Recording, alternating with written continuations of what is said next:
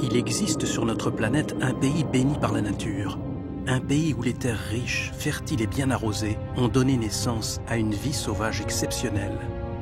Ce pays, c'est le vôtre, et vous allez le découvrir comme vous ne l'avez jamais vu.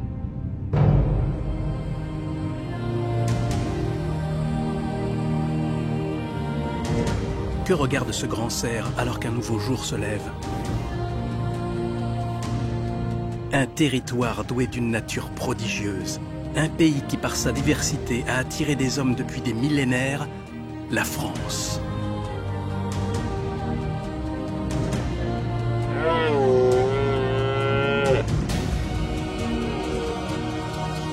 Les animaux qui peuplent nos contrées ont de fabuleuses aventures à nous raconter. Ils vivent là, tout proche de nous, à l'abri de nos regards.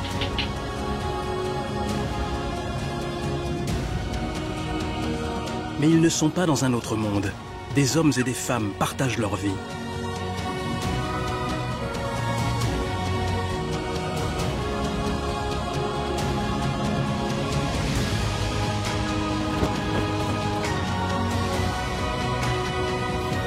Ils luttent pour survivre, se battent et se réconcilient.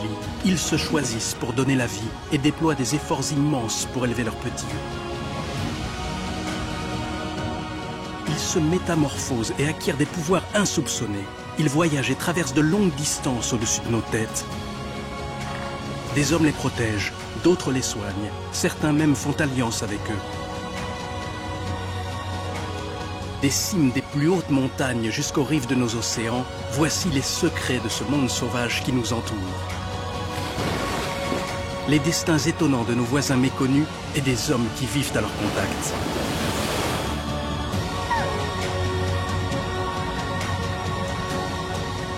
Un grand voyage dans ce pays secret qui est le nôtre, le plus beau pays du monde.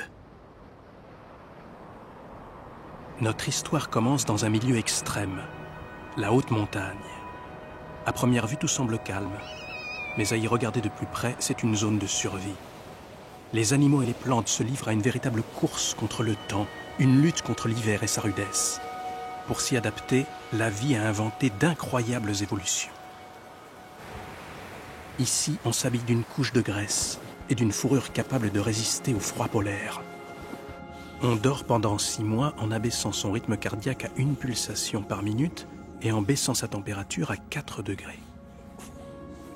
Pour profiter du soleil le plus longtemps possible, les plantes commencent à fleurir sous la neige. Et quand arrive le printemps, tout le monde sort de son refuge. Nous sommes dans la chaîne des Pyrénées. C'est là que vit l'animal le plus puissant du continent.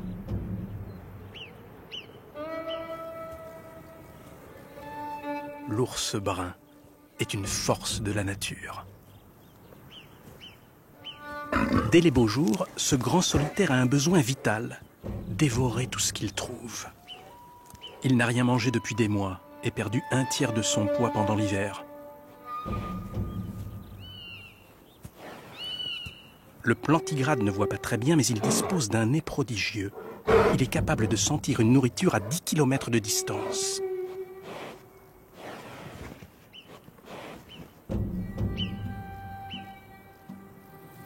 Son odorat a repéré un mouflon mort au-delà des cimes.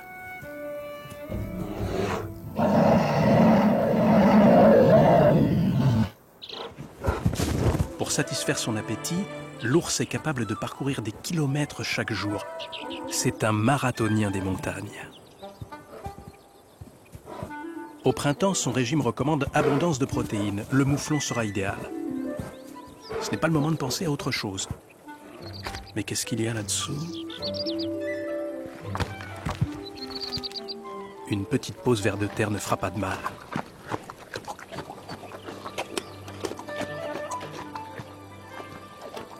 Pas de quoi reconstituer ses réserves de graisse, mais tellement succulent. C'est reparti. Direction le mouflon.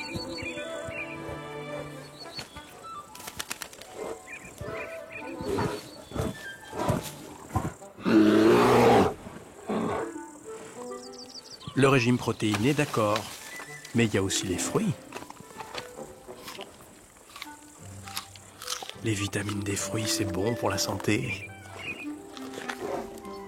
Maintenant, le gibier, on ne s'arrête plus.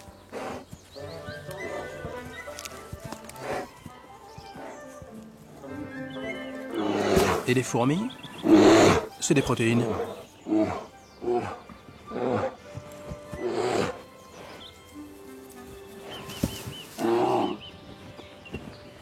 Le problème avec les fourmis, c'est que ça gratte.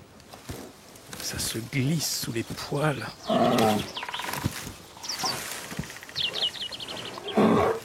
Tiens, il y a bien quelques termites sous l'écorce. Ah non, mais ça gratte trop.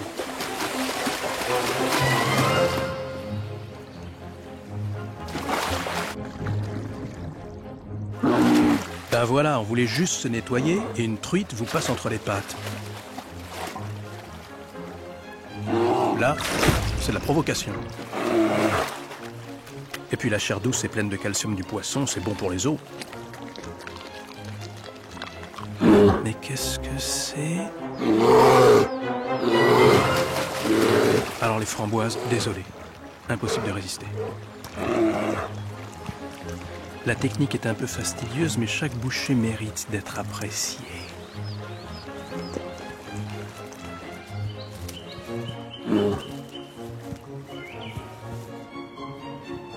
Notre gourmet essaime dans les montagnes les graines qu'il a ingérées.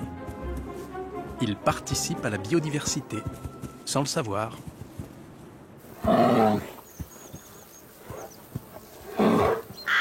L'ours vit dans nos montagnes depuis 250 000 ans et il a bien failli disparaître au XXIe siècle. Mais la bonne nouvelle, c'est qu'on a réussi à le réintroduire.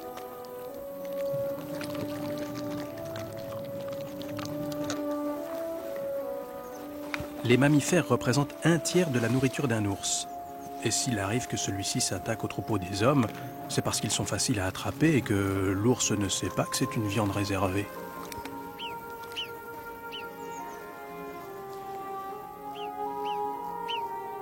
Les anciens racontaient aux enfants que si l'on rencontrait un ours, il fallait lui parler poliment, car il a le don de comprendre les hommes. Si vous en croisez un, restez calme, ne courez pas et allez-vous-en tranquillement. Sur notre flanc est se dressent les Alpes, un arc montagneux de 1200 km, un colosse qui orchestre notre climat et garde pour nous les réserves d'eau qui irriguent nos plaines. Nous sommes dans le parc national des Écrins, 150 sommets dépassant 3000 mètres d'altitude et 10 000 hectares de glaciers. Ce territoire est le royaume d'un animal de légende, l'aigle royal.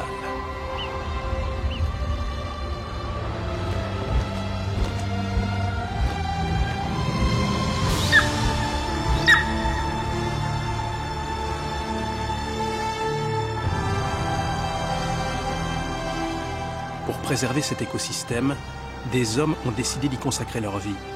Parmi eux, il en est un qui arpente ces montagnes depuis son enfance. Christian Kouloumi est passionné par tout ce qui vit ici.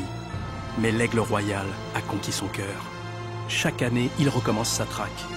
Trouver leur nid, connaître le nombre de petits et être sûr qu'ils ont autour d'eux toutes les conditions qui leur permettent de survivre et de continuer à peupler nos cieux. Les premiers éleveurs se sont installés sur ces montagnes il y a 5000 ans. L'aigle y vit depuis 300 000 ans. C'est un oiseau terriblement jaloux du territoire qu'il occupe.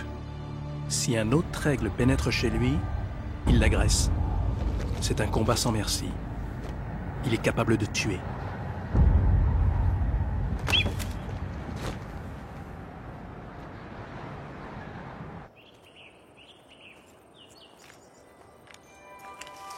Dans son ascension, Christian traverse de nombreux milieux très différents.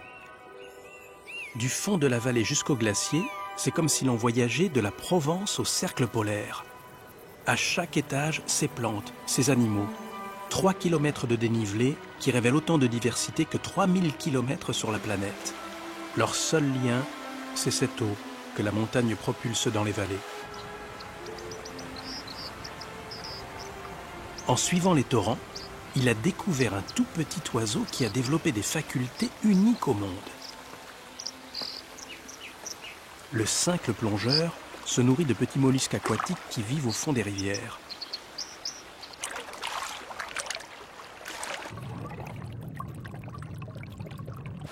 Aussi étrange que cela puisse paraître, il est capable de plonger dans l'eau glaciale. Aucun autre oiseau ne sait comme lui se mouvoir sous l'eau. Il nage avec ses ailes.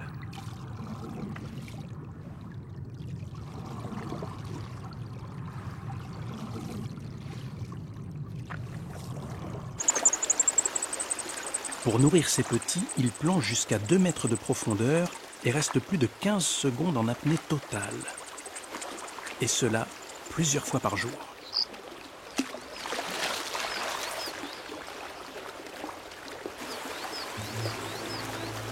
L'étage montagnard où vivent les hommes s'arrête ici.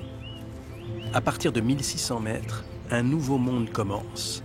La grande forêt de conifères, les mélèzes, les sapins, les épicéas, un milieu semblable à la grande taïga de Sibérie. À la lisière de la forêt, l'aigle aime fabriquer son nid. Mais trouver son refuge n'est pas gagné d'avance, car le grand oiseau est extrêmement discret.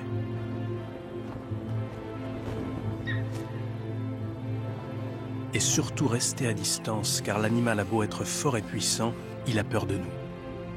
Le roi est farouche.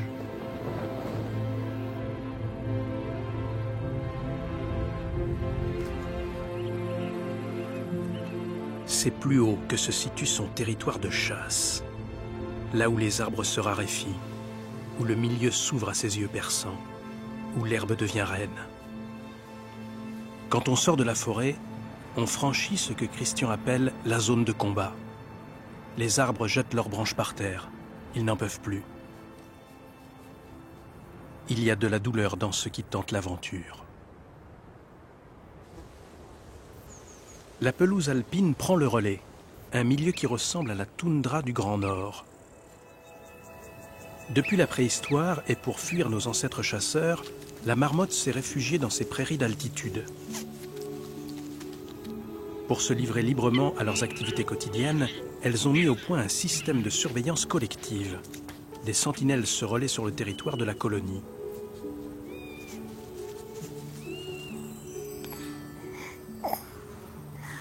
Ainsi, elles peuvent en toute sérénité élever leurs marmotons et passer du temps à jouer et à vivre ensemble.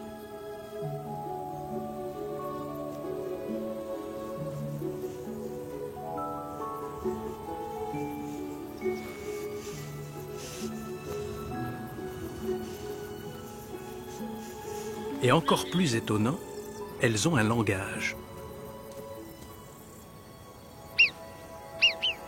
Elles peuvent à distance indiquer aux autres la nature et la proximité d'un danger. Le sifflement répété signifie « Le danger approche, soyez sur vos gardes ». Le sifflement bref « Tout le monde aux abris ». Depuis le temps que Christian l'observe, le rapace s'est habitué à sa présence. Et parfois, un miracle se produit. L'aigle a une vue 8 fois supérieure à celle de l'homme et un champ de vision de 300 degrés. Rien ne lui échappe.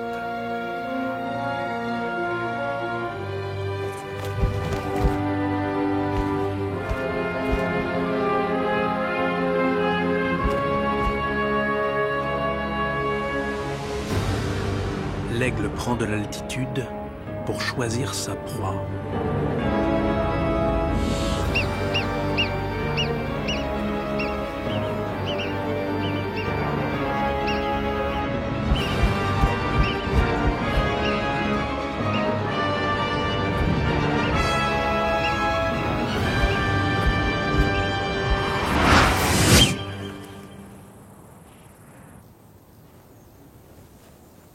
C'est la dure loi de la nature.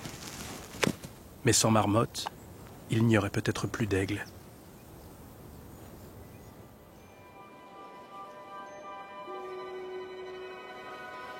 Dernière étape de cette ascension, les sommets. Sur ces pentes vertigineuses, on entend parfois rouler des pierres. Ce sont les chamois. Leur refuge à eux, c'est la verticale.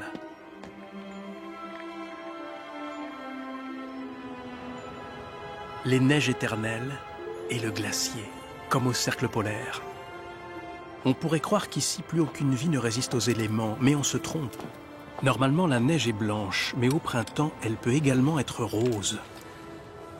C'est une algue qui prospère sur la neige. Et de quoi se nourrit-elle? D'eau. Ces particules microscopiques colorent la neige.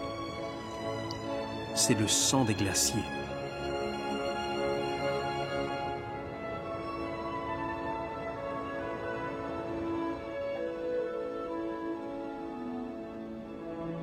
Plus au sud des Alpes, le massif du Mercantour. Ces jours-ci, un événement d'importance s'est produit dans les entrailles de la Terre. Au premier jour d'avril, une naissance a été annoncée. 2 frères sont nés dans une tanière profonde et obscure.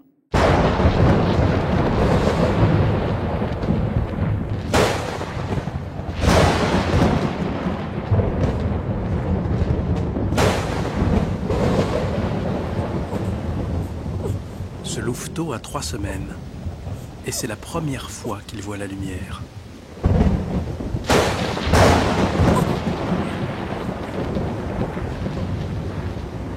Poussés par la curiosité, par les odeurs et les sons qui parviennent jusqu'à eux, les 2 frères ont soif d'aventure.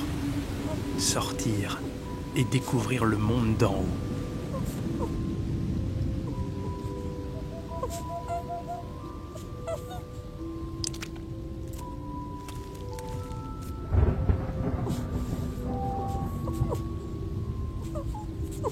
Leur mère n'est pas là.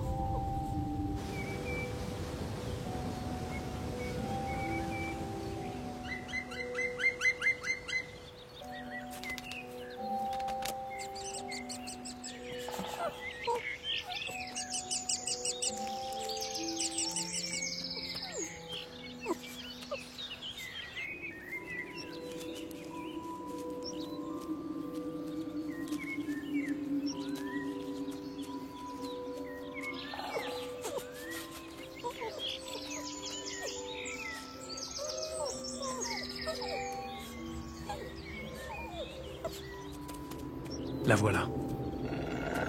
Il n'aurait peut-être pas dû sortir.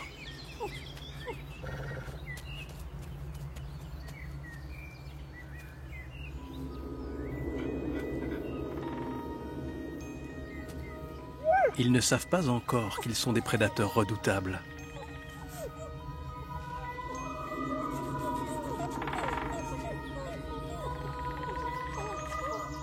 Comme leur mère, ils ne comprendront jamais que les troupeaux de moutons leur sont interdits, qu'ils font peur aux enfants sans raison, et que certains aimeraient qu'ils ne rôdent plus sur les terres de notre beau pays. Mais malgré la crainte qu'ils inspirent, la loi les protège.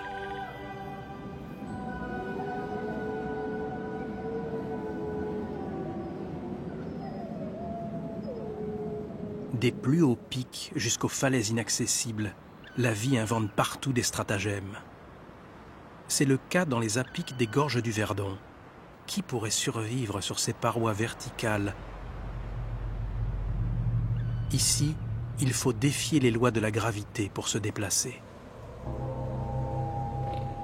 Il existe pourtant un animal étonnant, rare et très peu connu, un funambule qui a su trouver l'équilibre parfait.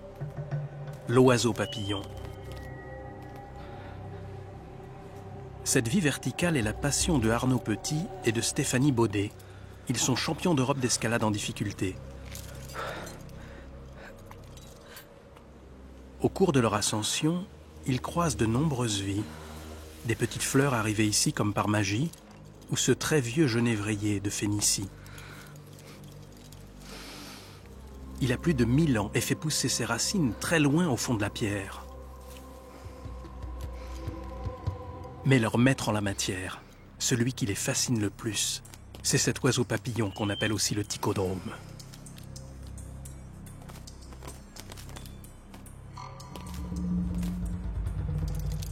Il tient à la verticale grâce à la morphologie de ses pattes. Il a de grands pieds, avec des griffes solides et très recourbées, et des pouces orientés vers le bas.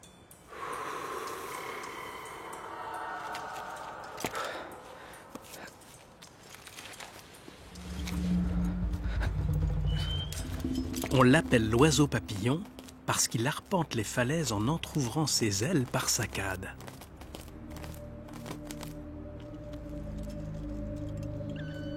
Ses grandes ailes larges lui permettent de tirer avantage des courants ascendants et d'atteindre les hauteurs avec un minimum d'effort.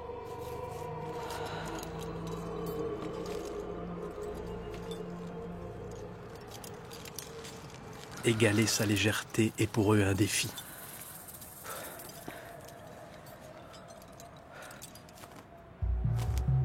Mais le défi a ses limites.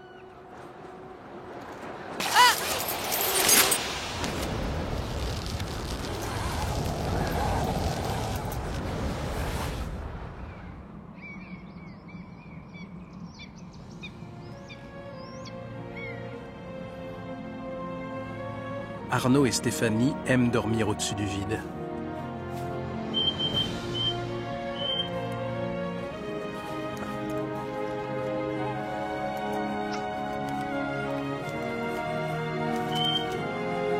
S'endormir sur les falaises, c'est suspendre un moment le passage du temps.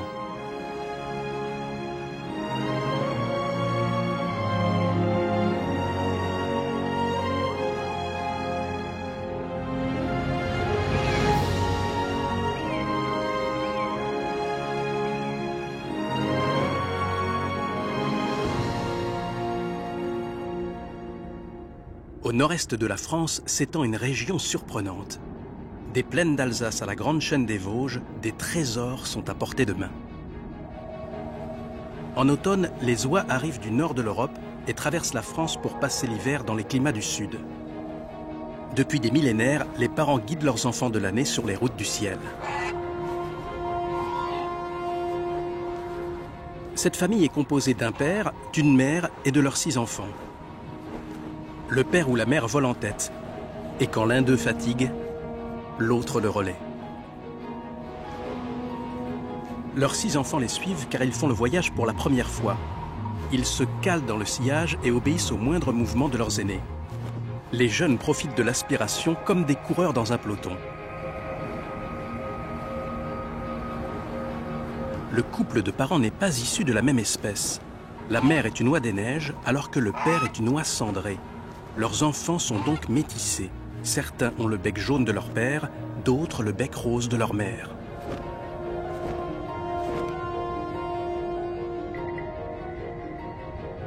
Cette année, tout ne se passe pas comme prévu. Une jeune femelle donne du fil à retordre à ses parents. Elle passe son temps à faire des acrobaties inutiles, alors qu'elle devrait économiser son énergie. Cette jeune oie ne veut rien faire comme les autres. Toujours à la traîne, jamais dans le rang, son comportement sème la pagaille dans le groupe.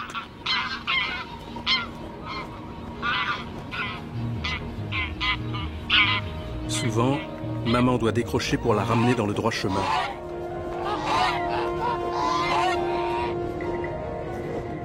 Les parents voyagent grâce à des repères visuels, les fleuves, les montagnes et même parfois nos routes.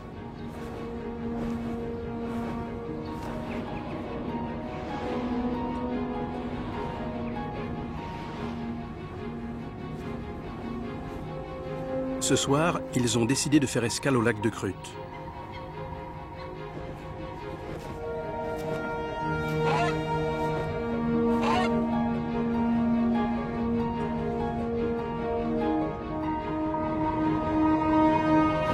Évidemment, la jeune rebelle en profite pour faire son original.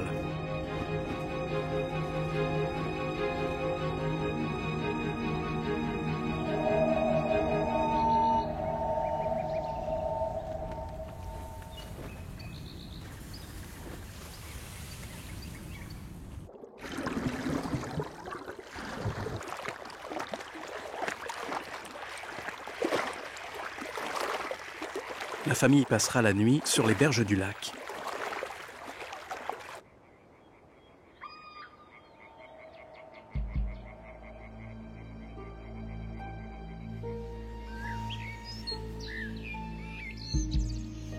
Nos oies sont déjà réveillées depuis l'aube, mais il est encore trop tôt pour voler.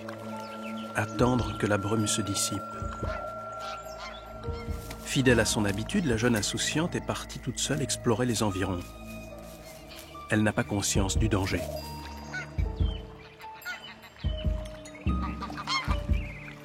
La famille est prête à partir. Le père est confiant et donne le signal du départ.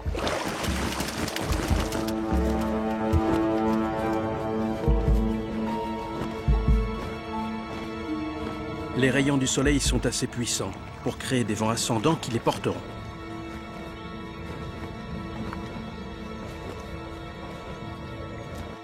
Mais à l'autre bout du lac, Mademoiselle l'Original est en train de se rendre compte qu'elle n'entend plus les cris de sa famille.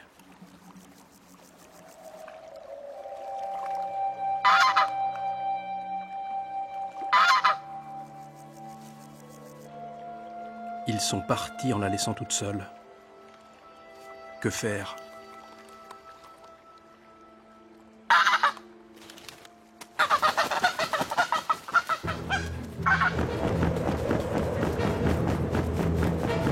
Les jeunes oies n'ont pas l'instinct de la migration. Sans leurs parents pour les guider, elles ne savent pas où aller. Suivre l'eau, monter dans les cieux et espérer les voir. Appeler sa mère en espérant que ses cris lui parviennent. Cap sud-ouest. La famille est repartie pour une longue journée d'efforts. Traverser les plaines, puis franchir un massif montagneux. 300 km à parcourir dans la journée.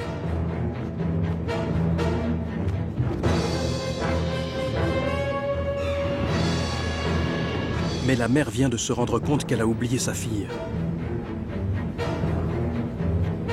Il faut la retrouver immédiatement.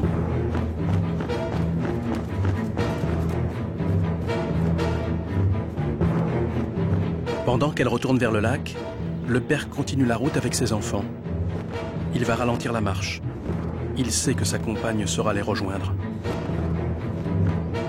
La mère scrute chaque recoin du paysage.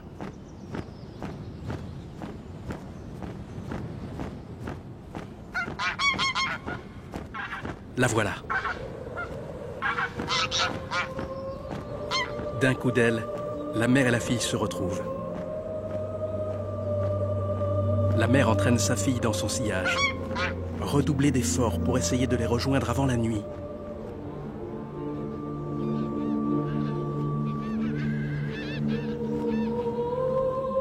Ils sont là-bas.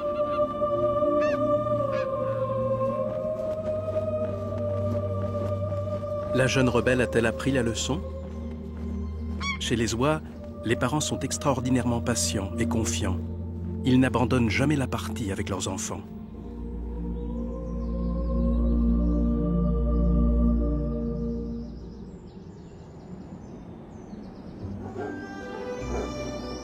En Alsace, les plaines sont riches et fertiles.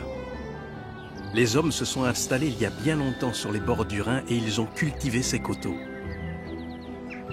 Juste au-dessus de ces villages médiévaux se dresse un massif de moyenne montagne, les Vosges. Une flore somptueuse transforme ce relief en forêt magique.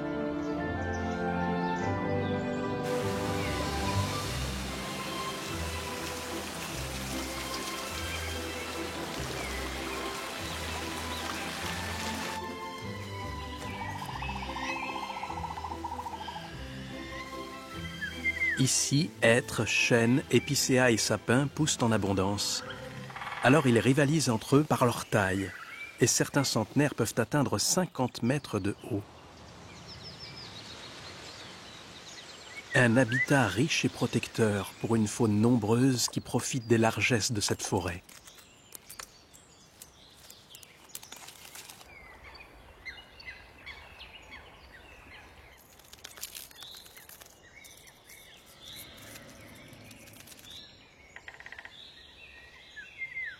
Dans ces forêts vit un autre glouton. Plus discret que l'ours mais tout aussi énergique, le blaireau est le plus casanier des mammifères. Ici vit Madame Blaireau. Sa vie est organisée à la minute près. Réveil à 7 h. Petite commission derrière le gros arbre à 7h05. Petit déjeuner à 7h10. Toilette à 7h15. Et tour du propriétaire jusqu'à 8 h. Son emploi du temps ne souffre généralement aucun changement, mais aujourd'hui, un projet d'importance est venu perturber ses habitudes. Ce matin, elle éprouve le besoin pressant de fonder une famille. Trouver un monsieur blaireau est donc indispensable, et elle sait, car elle a déjà senti des odeurs qui ne trompent pas, où trouver un beau mâle reproducteur. Mais avant d'aller choisir l'heureux élu, Madame Blaireau doit chercher un domicile pour sa future famille. Comme tout blaireau qui se respecte, elle doit se doter d'un logement comportant une entrée principale et plusieurs sorties secondaires. Le plus important est d'abord de trouver le terrain qui convient. Alors on creuse.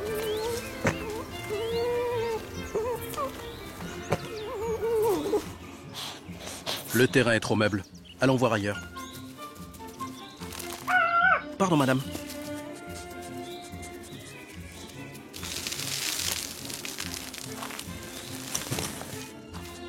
Ici, c'est bien. Non, finalement, c'est pas bien. Et là? Bof, pas terrible. Ah, voilà le bon endroit.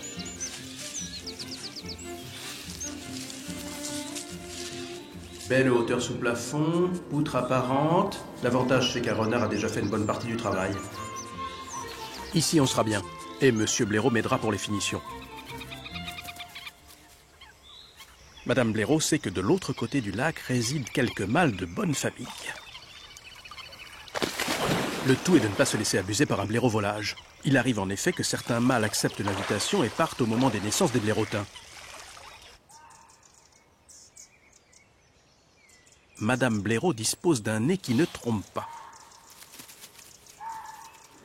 Un mâle a laissé ici l'odeur de son passage. Où se cache-t-il ?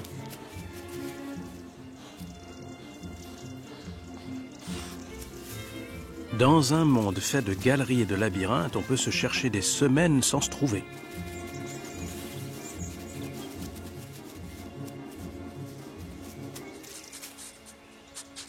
Le voilà. En plus, il a l'air travailleur. C'est bon signe. Il est d'accord. Madame Blaireau est contente.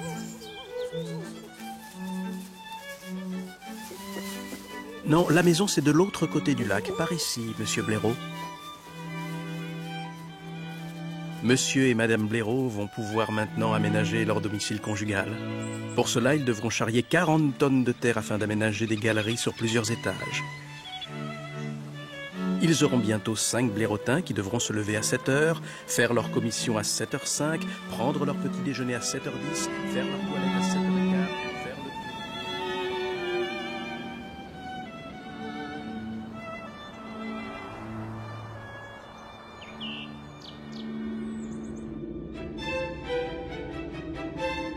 En descendant vers les plaines du centre de la France, des milliers d'hectares de nature enveloppent les espaces où vivent les hommes. Aux portes de Paris, il est une forêt dont la beauté et la singularité ont attiré depuis des siècles les souverains de France. Fontainebleau, forêt royale. Depuis 1500 ans, les rois de France l'ont protégée.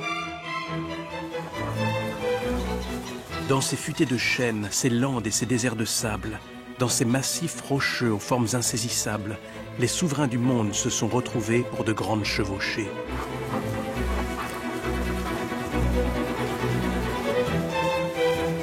Les chiens ont parcouru 1000 fois les sous-bois de cette forêt féerique.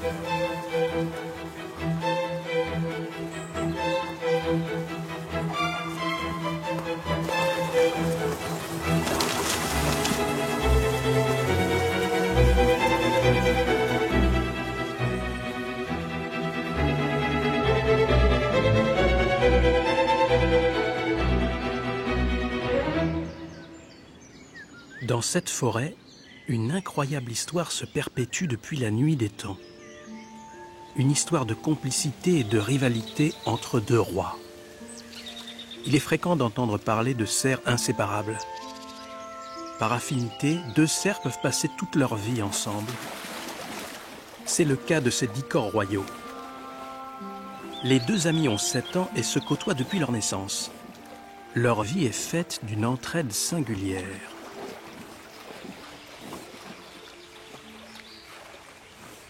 Le premier est craintif, un cerf profondément inquiet qui passe son temps à l'affût des dangers. alors que le second est insouciant et parfois imprudent. Il faut dire que les oreilles du craintif entendent le moindre craquement à 300 mètres à la ronde. En revanche, l'insouciant a une qualité qu'il cultive à la perfection, son nez. Il sait en toute saison trouver les meilleurs aliments, la feuille du saule et le lierre tendre.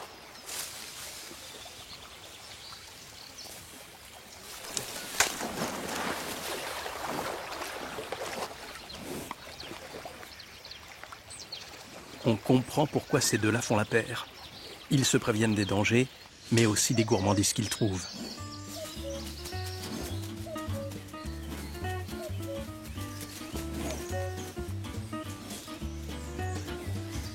Ils sont associés en tout et ne se quittent jamais du regard. Les cerfs ont un territoire qu'ils connaissent par cœur et des réseaux de sentiers qu'ils empruntent toute leur vie et qui croisent nos chemins. Des voies qui se transmettent de biche en cerf de génération en génération.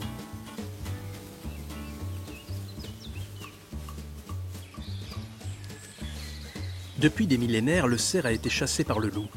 Pour échapper aux meutes redoutablement organisées, il a développé de nombreuses ruses. Aujourd'hui, même si les loups repeuplent la France, le danger vient plus souvent de leurs descendants, les chiens.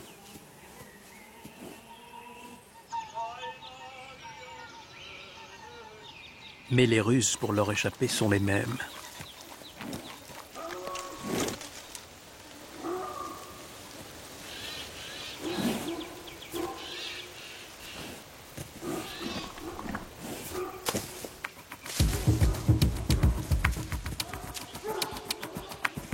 Distancer la meute le plus vite possible, mais surtout faire disparaître son odeur que les chiens peuvent suivre pendant des heures.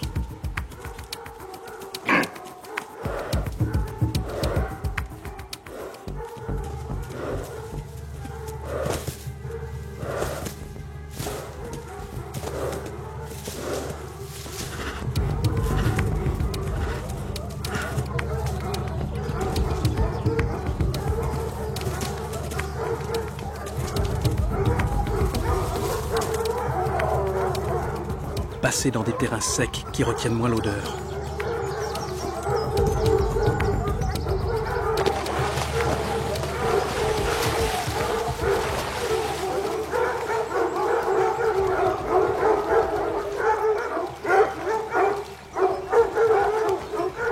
Entrer dans l'eau et s'y cacher, s'y camoufler.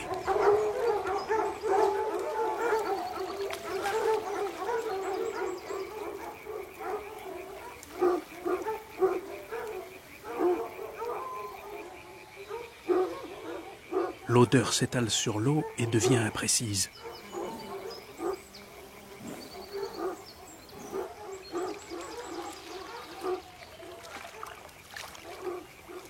Les museaux affûtés des chiens perdent le chemin de leur proie.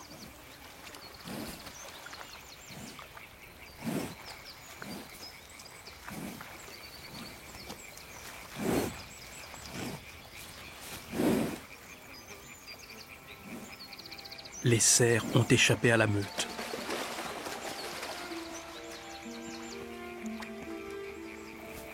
L'insouciant est calme, mais le stress du craintif persiste. Et là encore, les deux animaux s'entraident.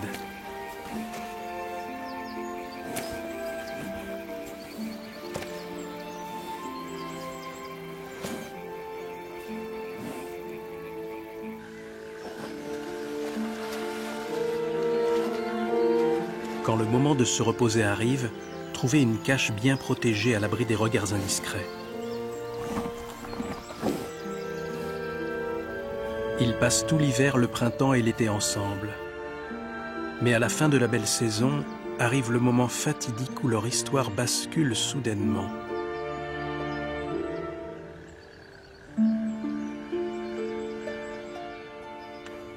Nous sommes en automne. Leurs bois ont perdu leur velours, leur poil a poussé et s'est noirci. Une hormone s'est multipliée par 1000 à l'intérieur de leur corps, la testostérone. Du coup, ils ne pensent qu'à une seule chose, les biches. Ils approchent la harde chacun de leur côté. L'un par la plaine, l'autre par l'eau. tester son pouvoir de séduction. Se mêler aux biches pour sentir leurs effluves. Le brame stimule l'ovulation qui va déclencher leur chaleur.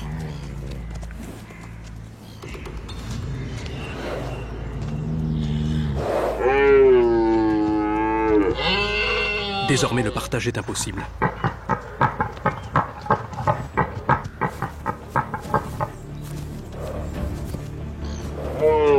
Le craintif n'a plus peur de rien.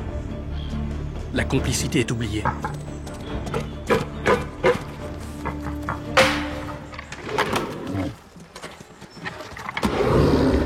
Forcer l'autre à abandonner la lutte devant les biches.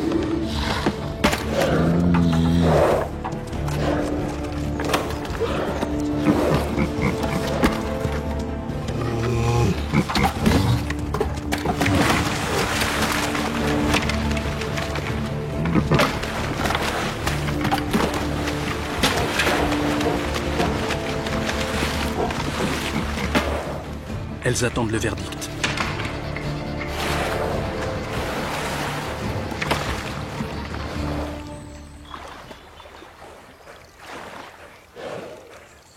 Le craintif est le plus fort. Son dernier brame sonne comme un cri de victoire.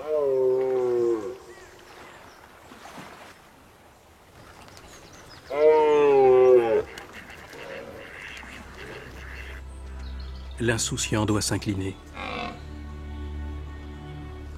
Les biches resteront autour de leur vainqueur. Il les couvrira pendant 1 mois et empêchera tout nouveau prétendant de venir les séduire.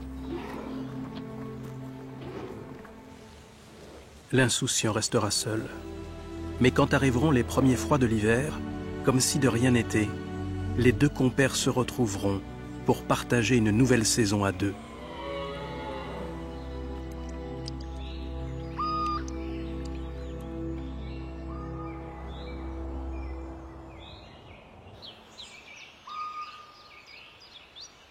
Les animaux sauvages vivent à nos côtés depuis des millénaires. Ils ont dû s'adapter à notre présence et à nos activités. Il en est des dangereuses, mais aussi des bienfaitrices.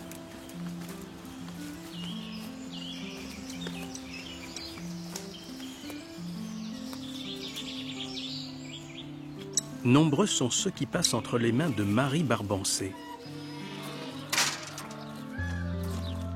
Depuis sa tendre enfance où elle a découvert son don, Marie vient en aide aux animaux. Sa réputation a franchi les limites de son canton et dès qu'on repère une bête en difficulté, c'est elle qu'on appelle. Les blessures les plus fréquentes proviennent des accidents avec les voitures. Il y a les petits tombés des nids pour des raisons diverses et aussi parfois la chasse.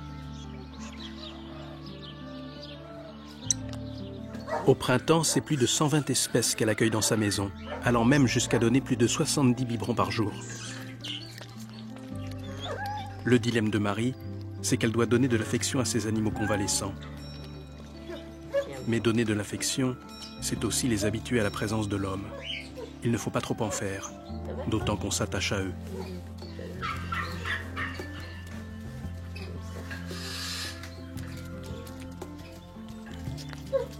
Elle est comme une mère de substitution. Et avec chaque animal, une relation maternelle se crée.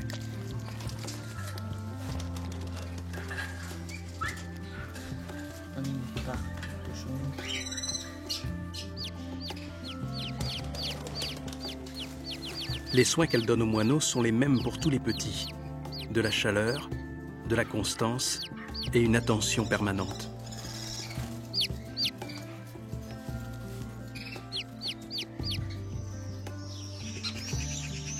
Les chouettes chevêches sont ces petites coquines.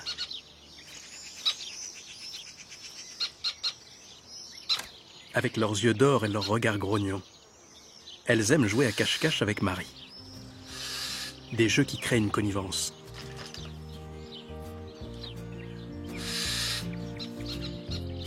La plupart de ces animaux savent l'appeler quand ils ont besoin d'elle.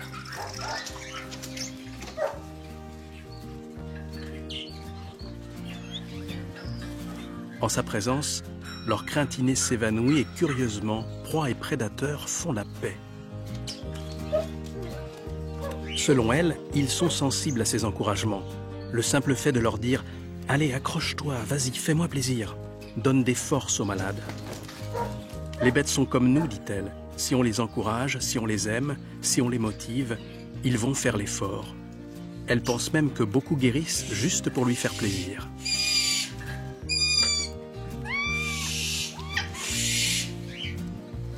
Mais elle ne veut pas qu'ils s'attachent trop à elle et oublient leurs réflexes sauvages.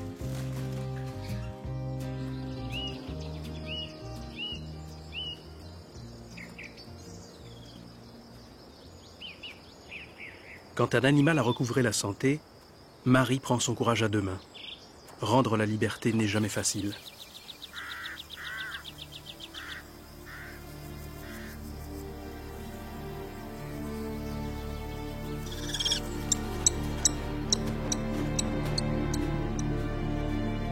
Marie part un peu avec lui. Leur donner la liberté, c'est son trésor à elle.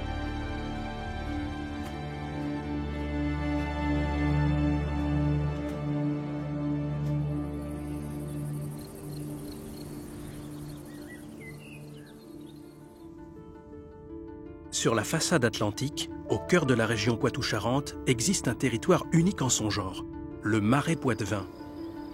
Un espace naturel façonné par l'homme. 100 000 hectares de terres inondées que des générations ont modelées, sculptées. Aujourd'hui, ces espaces où se marient l'eau de mer et l'eau douce sont devenus un fabuleux écosystème où s'épanouit la vie sauvage.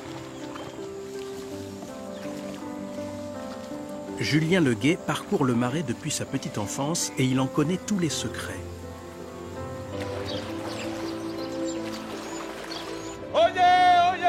Citoyens du monde! Julien est la mémoire de ce territoire. Sa passion, c'est de le raconter comme les crieurs d'autrefois.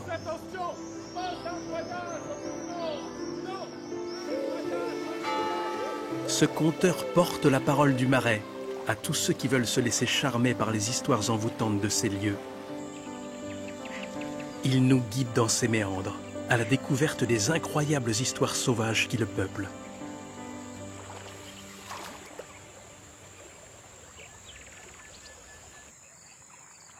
Une partie du Marais reste en eau toute l'année, la roselière. En mai, toutes les créatures mettent au monde une génération foisonnante. Mais il en existe une qui, pour venir au monde, opère une transformation digne des plus grandes histoires de science-fiction. La libellule se métamorphose. La petite larve a passé plus d'1 an sous l'eau. Sa périlleuse transformation est pour cette nuit. Trouver un point en hauteur. Ce soir, elle change de vie. La vilaine larve aquatique va devenir la somptueuse Anax imperator. La libération peut commencer.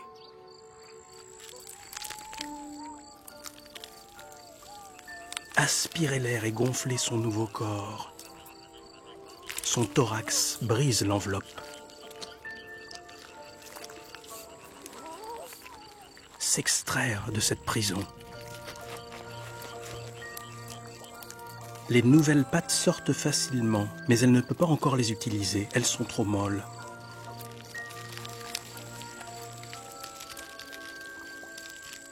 Ne pas tomber maintenant. Attendre que les pattes durcissent.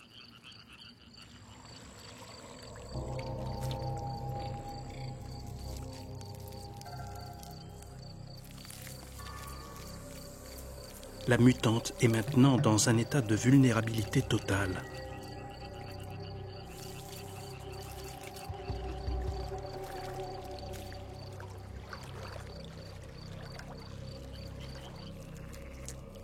Ça y est. Ses pattes sont prêtes. Elles vont pouvoir s'agripper à son ancienne tête. Extraire son abdomen, sortir définitivement de cette peau. La jeune libellule déploie son nouveau corps.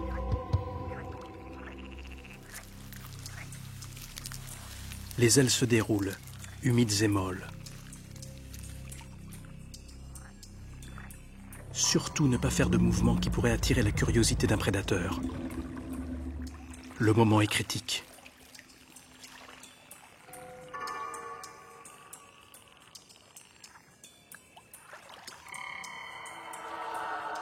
Et soudain, le miracle.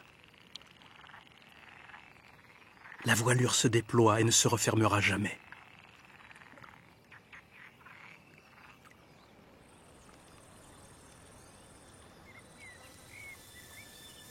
Au petit matin, elle est fin prête.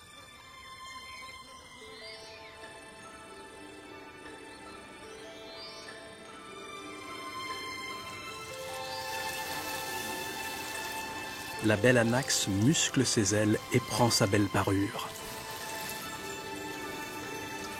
4 ailes indépendantes sur un corps parfaitement aérodynamique. La petite larve aquatique qui est sortie de l'eau hier soir est devenue une des créatures volantes les plus sophistiquées de la création. Aucune machine n'approche la perfection et la dextérité de la libellule en vol.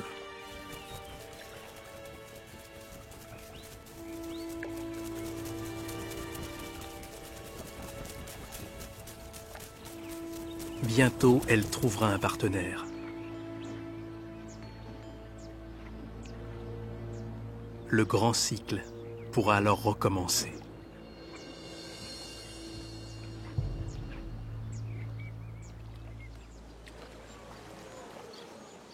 Quand les hommes sont arrivés ici à la préhistoire, l'endroit était un immense marécage envahi d'insectes. Au XIIe siècle, des communautés de moines bénédictins s'y installent et entreprennent des travaux gigantesques pour assécher le marais. Ils construisent des digues pour empêcher l'eau de mer de remonter. Ils creusent des canaux pour évacuer l'eau de pluie et libèrent ainsi des terres d'une fertilité inouïe. L'agriculture et l'élevage prospèrent et donnent à ces terres hostiles une richesse inimaginable. Dans une partie du marais, Julien connaît un endroit laissé en friche par les hommes et dont les animaux se sont emparés. Les frênes têtards, ces arbres qui servaient au bois de chauffage, ont été abandonnés. Ils se sont déployés et ont donné lieu à un espace merveilleux.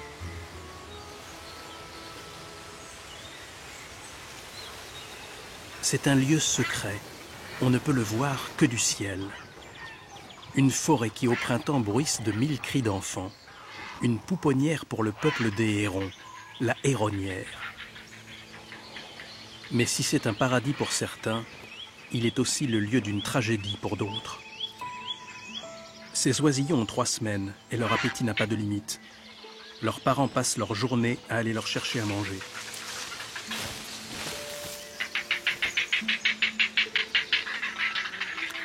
Mais déjà quelque chose ne va pas. Un des 3 petits reste en retrait pendant que les 2 autres dévorent tout ce que leur mère régurgite. Il a pourtant faim, lui aussi.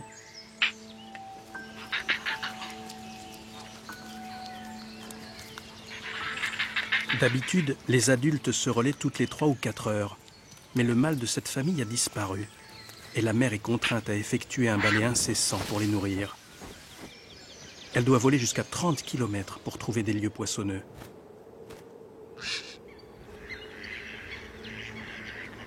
Dans le marais, la concurrence est rude. Elle n'est pas la seule à pêcher pour 4. La mère redouble d'efforts pour ses 3 petits. Mais une lutte entre frères a déjà commencé. Les 2 plus forts se sont ligués contre le plus faible.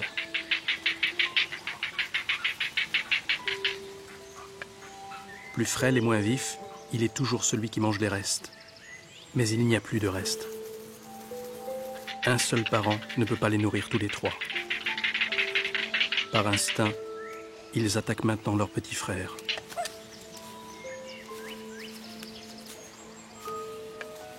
Il ne s'agit pas là d'une simple rivalité, mais d'une lutte fratricide. Le plus faible des 3 va mourir, pour que les 2 autres vivent. La mère n'y pourra rien. C'est la loi, impitoyable.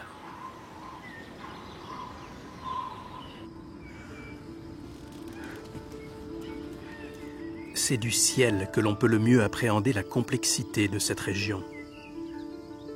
le marais Poitevin est un véritable labyrinthe de canaux se multipliant à l'infini. Il draine l'eau vers la mer. Ce réseau de terre vascularisée agit comme un filtre sur l'eau qui descend du centre du pays. Le marais capte ces alluvions, la traite et libère dans la mer une eau propre et saine.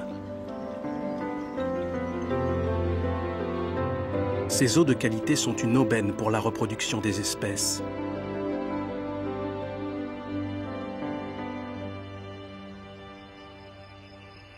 Nombreux sont les oiseaux qui viennent nicher ici pour pondre leurs œufs.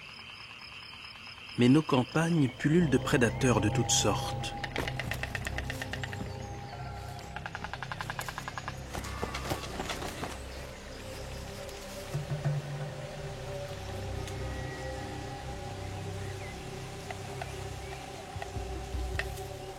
Franck Ibanez est un de ceux-là. Sa passion consiste à trouver en quelques jours le plus grand nombre d'oisillons. Mais un prédateur bienveillant pour ses proies. Il faut qu'il grandisse. En mission pour le Muséum d'histoire naturelle, Franck donne une carte d'identité à tous les jeunes oiseaux qu'il parvient à trouver.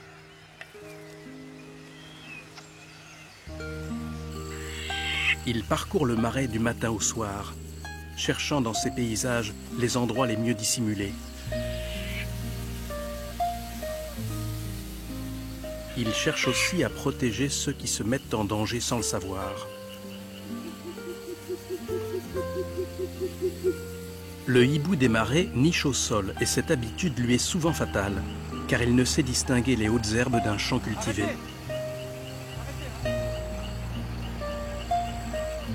Ce hibou est menacé d'extinction et la démarche de Franck consiste à alerter les agriculteurs. Sous leurs pieds gît un trésor qui est à eux. Il leur demande de prendre ce trésor sous leurs ailes, pour qu'ils fassent attention au moment de la fauche de ne pas couper les oiseaux en rondelles. Cette connaissance et cet amour du vivant permet à chacun d'entre nous d'être capable de préserver ce qui est à ses côtés.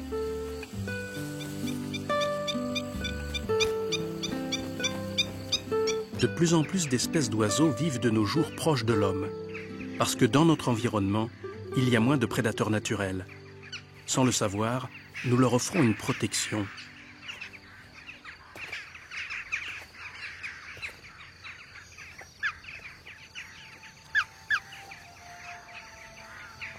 Le chouka est un petit oiseau malicieux dont Franck adore l'odeur délicate. Pour lui, sentir le parfum d'un oiseau, c'est une façon de le capturer tout en lui laissant sa liberté.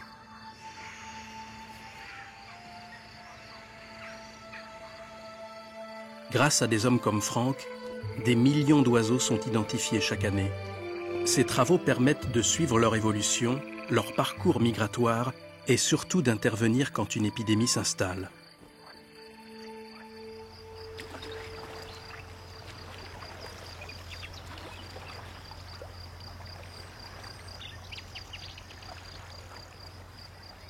Julien, lui, n'a pas fini de nous surprendre. Quand la nuit tombe sur le marais, d'autres créatures s'éveillent et partent en chasse. Les grands rhinolophes sont une des nombreuses espèces de chauves-souris qui peuplent nos contrées. Mais pour l'une d'entre elles, la chasse ne va pas durer. Elle doit vite rentrer là où niche la colonie, car le moment est venu. Ce soir, elle va donner naissance à son premier enfant.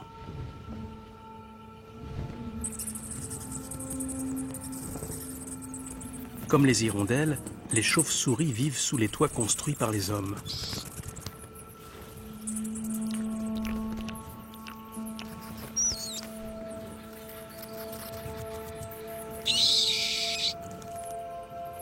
Les rhinolophes préfèrent vivre en essaim, mais notre maman trouve un endroit à l'écart. C'est dans la discrétion qu'elle va donner la vie. Les contractions commencent. Sortir la tête d'abord.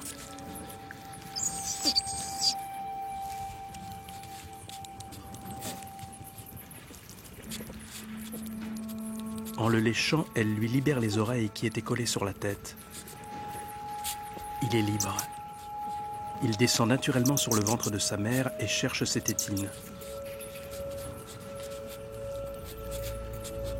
Avec ses ailes, elle l'enveloppe et le protège d'une éventuelle chute. Elle l'allaitera pendant 1 mois.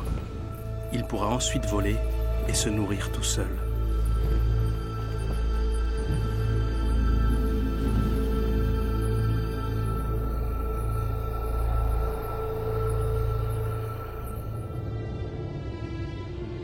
Au milieu de la France, le Massif central, ces anciens volcans érodés par le temps. Plus au sud, les Cévennes et son incroyable diversité nous tendent les bras.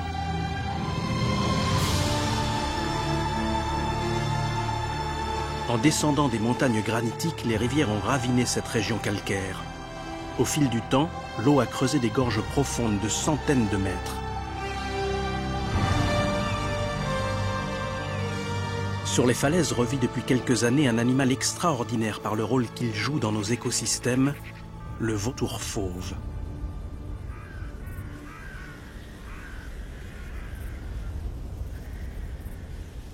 Il vit en colonie et dépend des performances du groupe. Le vautour a mis en place une stratégie collective pour trouver ses proies. Un procédé sophistiqué qui se répète chaque jour. Il est 6 heures. Le soleil ne pénètre pas encore dans les profondeurs des gorges. Tant que le soleil ne chauffe pas, le vautour ne peut voler.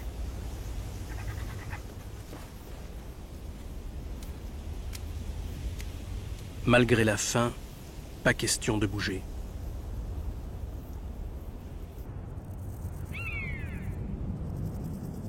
Ça y est, l'air va pouvoir les porter.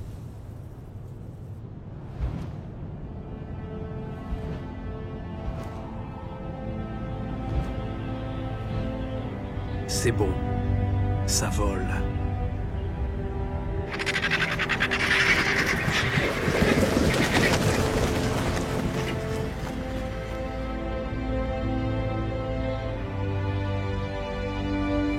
Telle une escadrille, des dizaines de vautours s'élancent. Ils prennent de l'altitude en s'appuyant sur les courants chauds. Ils vont maintenant faire preuve d'un comportement incroyable. Se répartir le territoire. Les grands oiseaux prennent leur position sur des kilomètres. Ils observent le sol mais ne quittent jamais des yeux leurs congénères et il y a une raison à cela. Si l'un d'entre eux aperçoit une proie, il plonge aussitôt. Les autres n'ont pas vu la proie, mais ils ont remarqué son absence. Et si un seul d'entre eux manque dans le ciel, c'est qu'il y a quelque chose à manger en bas.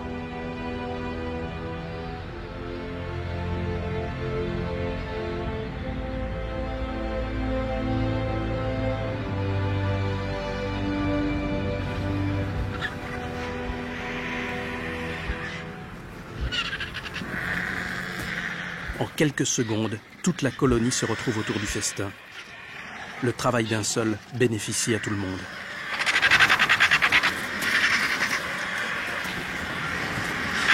Le partage est nécessaire. C'est le prix à payer pour la survie de la colonie. Chacun va maintenant rejoindre son nid et apporter à ses petits sa part du butin. Le formidable travail des vautours débarrasse la nature des cadavres, de leur pollution bactériologique et empêche ainsi la contamination des nappes phréatiques.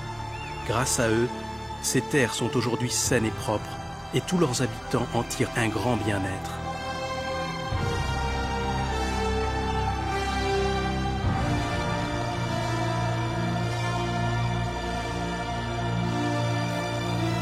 Au nord des Cévennes, la Lozère et ses hauts plateaux battus par les vents.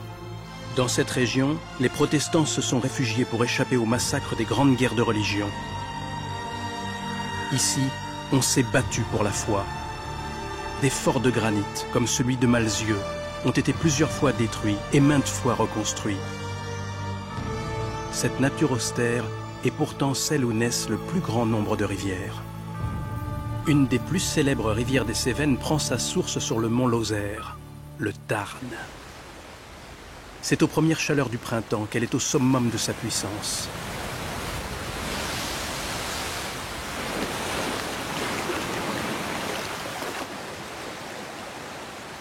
Éric de Guill est champion du monde de kayak extrême et il veut la défier quand elle est à l'apogée de sa dangerosité.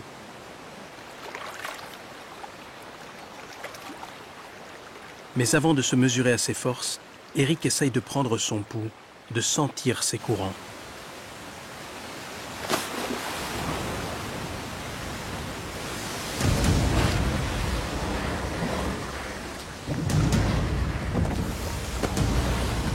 Il veut s'y fondre, aller au bout des limites qu'elle lui laissera franchir.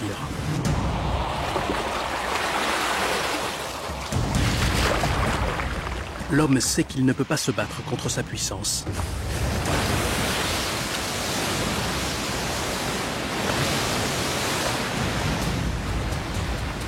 L'erreur est interdite. La force des flots pourrait le broyer, le fracasser et le noyer.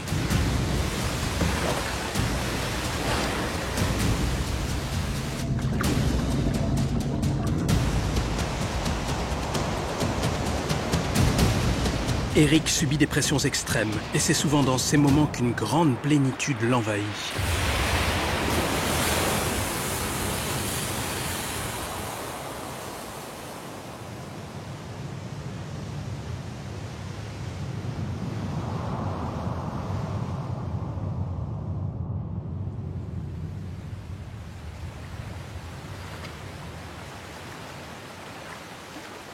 Sur cette rivière, sa passion est née. Et depuis, à chaque printemps, il lui rend hommage.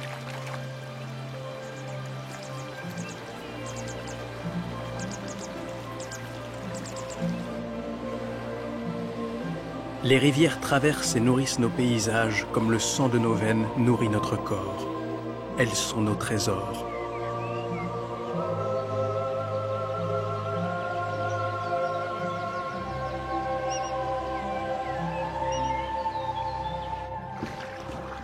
Les rivières de France attirent à nouveau une sirène un temps disparue, la loutre.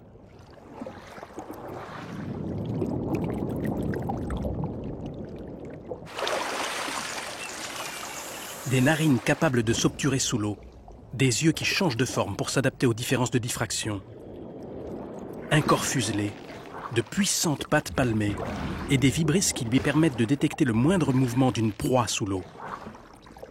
La loutre est un être doué de 1000 pouvoirs.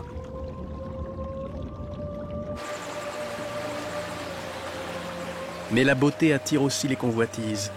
Sa fourrure si dense, si douce et si chaude lui a valu un temps d'être chassée pour vêtir les rois et les reines.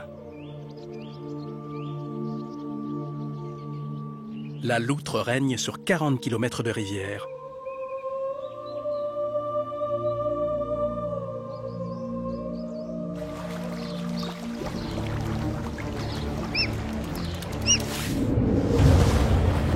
Quand elle part en chasse, cette déesse aquatique sème la terreur. Tout le monde se cache. Quand on est poisson et qu'on aperçoit la loutre, c'est qu'il est déjà trop tard.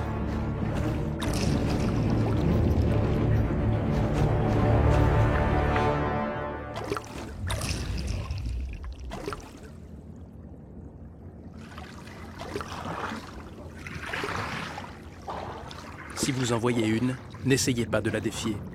En apnée, elle peut rester 8 minutes sous l'eau.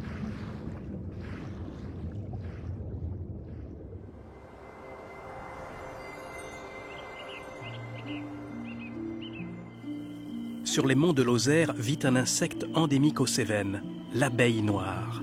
Elle est sur notre planète depuis la préhistoire. Elle aurait pu disparaître, mais des hommes veillent sur elle et la protègent.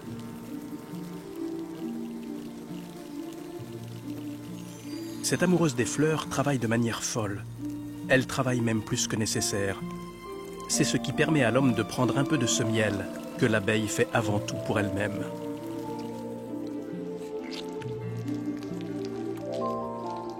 Yves est un apiculteur d'un genre très particulier et son miel est réputé pour son parfum et son goût unique. Mais si cet homme sait tirer le meilleur de ses abeilles, c'est qu'il en connaît intimement la société et ses règles. Son savoir-faire est une véritable alchimie.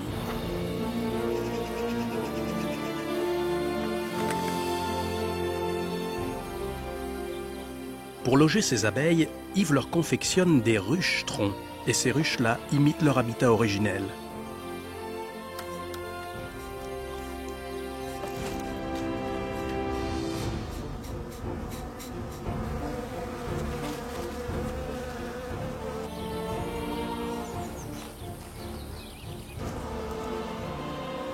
Dans ces troncs de châtaigniers vivent des milliers d'ouvrières autour de leur reine.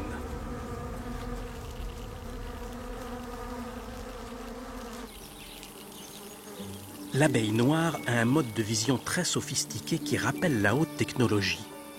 Attirée par les couleurs vives, elle cherche le nectar des meilleures fleurs. Mais lors du vol retour à la ruche, pour économiser son énergie, elle passe d'une perception en couleur au noir et blanc. Subtile modération de l'abeille. Quand l'éclaireuse a détecté une vaste source de nourriture, elle transmet les informations à la ruche. Par un ensemble de danses et de frétillements, elle indique l'orientation, la distance et même la quantité de pollen à récolter. C'est ainsi qu'elle recrute des butineuses.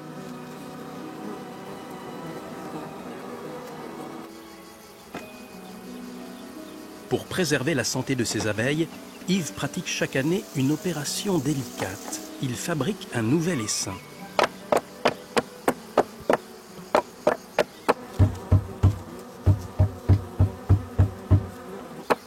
Il provoque la vieille reine pour qu'elle monte dans le piège qui se trouve au-dessus.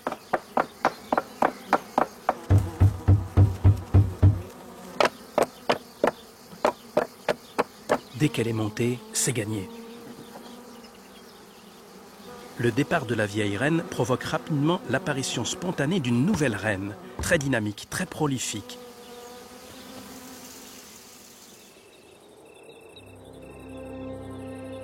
Mais il veut aussi conserver et protéger l'espèce, éviter que l'abeille noire disparaisse en se mélangeant avec d'autres abeilles. Alors il transporte la vieille reine dans un endroit tenu secret, où ne vit aucune autre variété d'abeilles.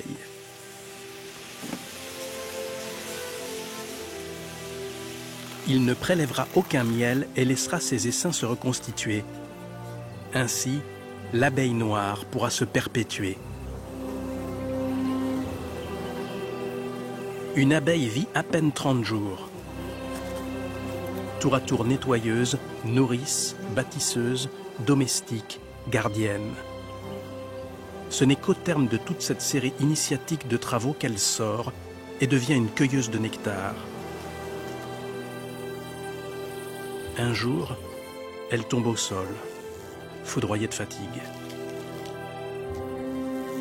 Toute sa vie durant, elle a collecté de quoi faire environ 7 grammes de miel.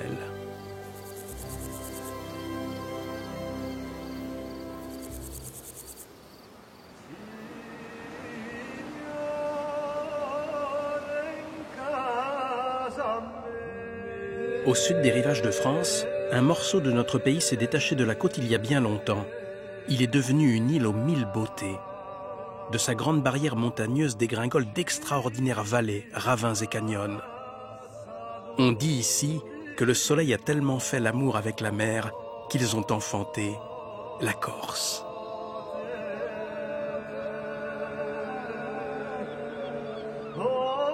Nous sommes dans la réserve de Scandola. Dominées par les tours génoises de Galeria, les falaises plongent dans une Méditerranée douée d'une grâce originelle. Ce site est dédié à la préservation des richesses naturelles, terrestres et marines.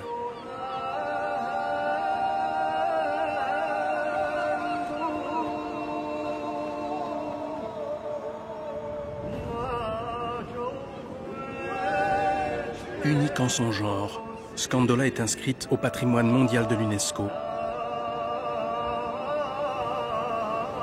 Emblème de cette réserve, le balbuzard qui a failli disparaître la repeuple.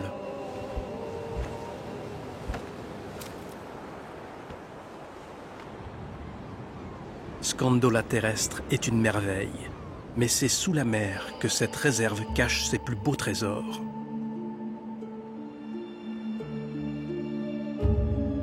Pour protéger ce patrimoine exceptionnel, un homme y consacre sa vie depuis plus de 30 ans. Il s'appelle Jean-Marie Dominici et il est le conservateur du site. Jean-Marie a rendez-vous avec une créature des profondeurs.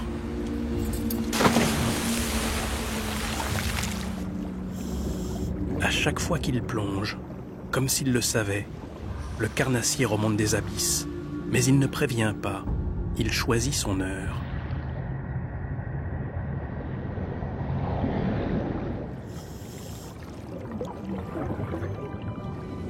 Ici, les poissons ne craignent pas l'homme. Ils ne sont pas chassés et ne nous voient pas comme un danger. Cet herbier de Posidonie est un écosystème majeur de la Méditerranée. Une prairie sous-marine qui rend à la nature 20 litres d'oxygène par jour et par mètre carré.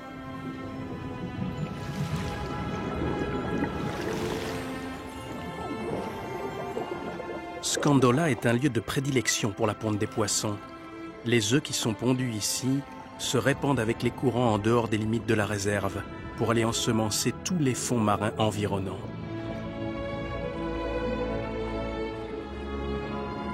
Toutes ces espèces de poissons vont rayonner et assurer le peuplement de nos côtes.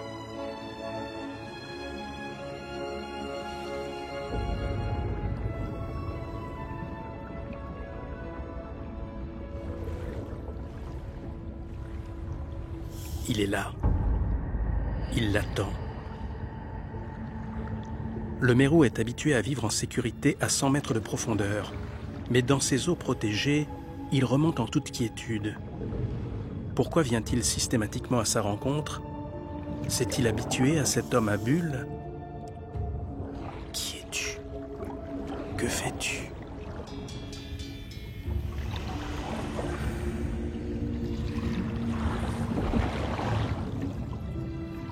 La vie amoureuse des mérous est l'une des plus surprenantes de la création. Le mérou est hermaphrodite.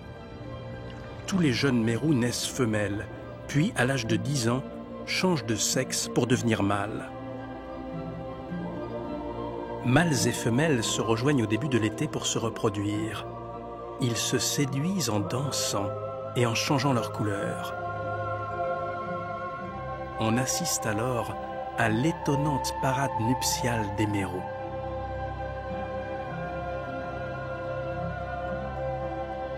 Le mérou a failli disparaître des côtes méditerranéennes, mais il règne à nouveau grâce à des réserves comme Scandola.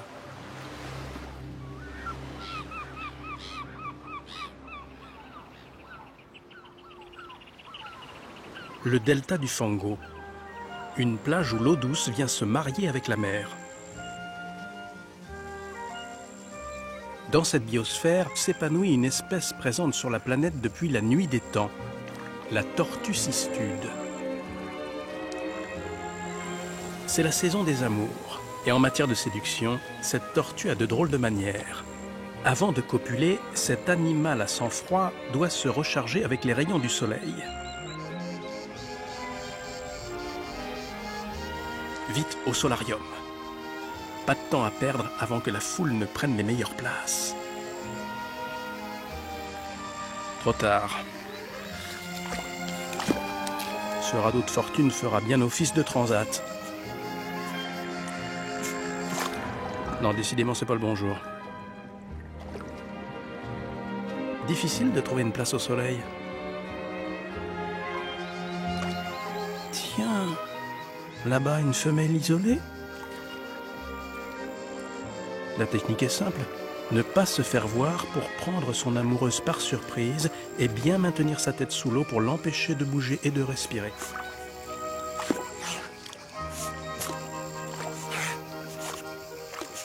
Dans la colonie, personne ne semble s'en offusquer. La tortue cistude est bien cavalière, mais c'est ainsi qu'elle se reproduit.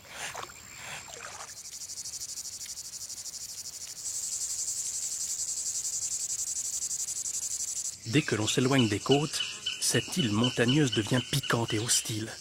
Un maquis de roncières denses et d'épineux aux pointes tranchantes. Pour survivre entre ces barbelés végétaux, il faut être forgé dans le bronze, avoir une peau incroyablement épaisse et être court sur pattes. Le roi de ce domaine, c'est le sanglier. La plupart des sangliers vivent en groupe et ne se séparent jamais.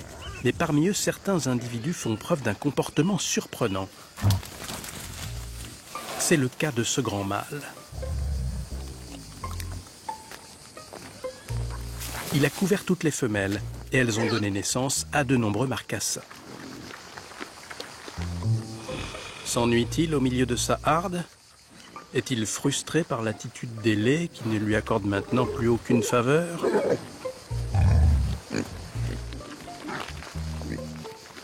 À moins qu'il ne soit animé d'un esprit de conquête irrépressible.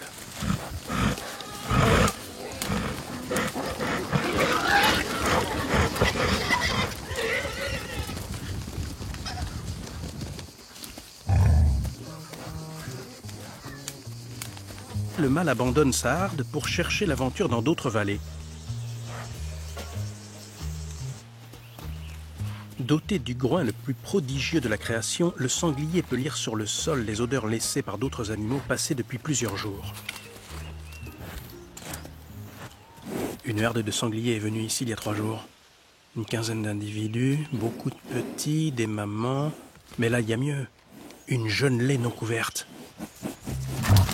C'est exactement ce qu'il lui faut. Il a 3 jours de retard et en 3 jours, le groupe a pu parcourir de grandes distances.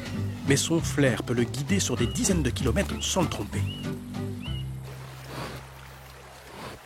La seule chose qui puisse lui faire perdre sa trace, c'est l'eau. La femelle a-t-elle franchi cette rivière? C'est là-bas. Il faut traverser.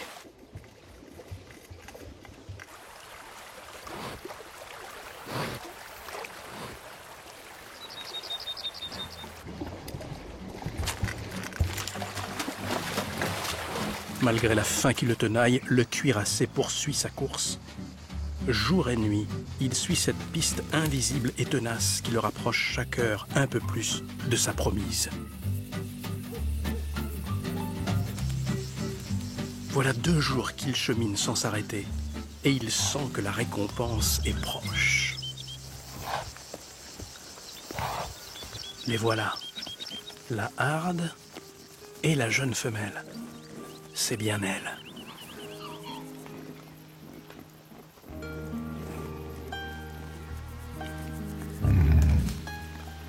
Comme s'ils s'étaient compris avec une pudeur propre à leur espèce, les 2 animaux se concertent pour trouver un endroit à l'abri des regards.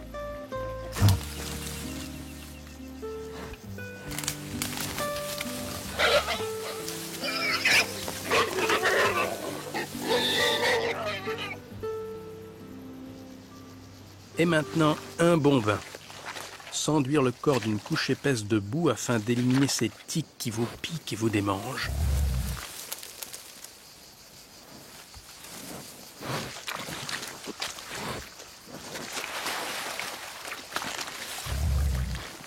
Mais l'aventure qu'il vient de vivre lui a ouvert à nouveau l'appétit. Le grand mâle est déjà prêt à repartir pour de nouvelles conquêtes.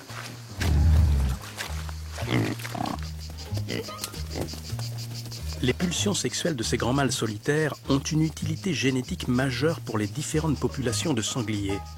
Grâce à ces individus aventureux, les hardes de sangliers ne sont pas dégénérées par la consanguinité.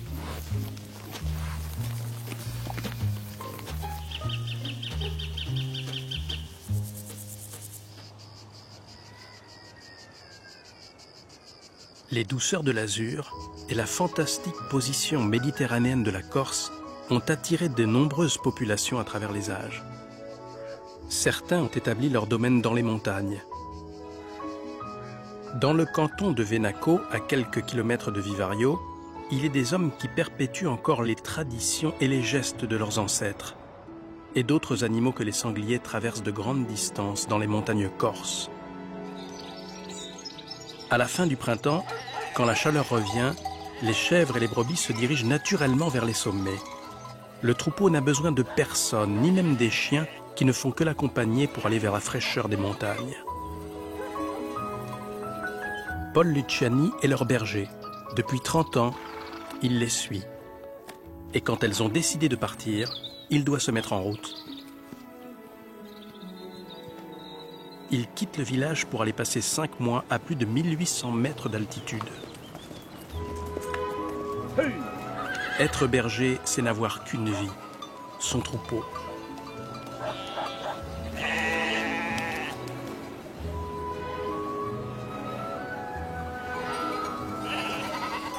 En une journée d'ascension, les bêtes trouvent par elles-mêmes les pâtures où elles vont passer la saison chaude.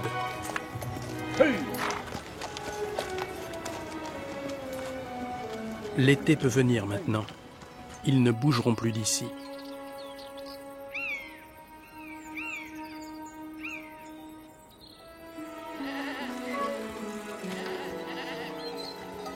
Un instinct indompté coule dans les veines de ces animaux. Des brebis sont autrefois parties dans les montagnes et sont redevenues ce qu'elles étaient avant d'être domestiquées par l'homme, des mouflons.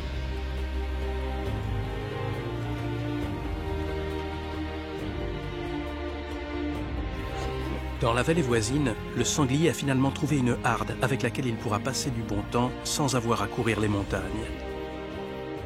À quelques centaines de kilomètres de là, notre ours cherche une tanière pour l'hiver. Il rassemble quelques branches et se fabrique un nid douillet à l'abri des épicéas. Les cerfs se sont retrouvés. Nos deux rivaux ont oublié leur querelle. Une nouvelle année d'amitié peut commencer. Les vautours cherchent toujours un butin dont ils pourraient se délecter sans partage.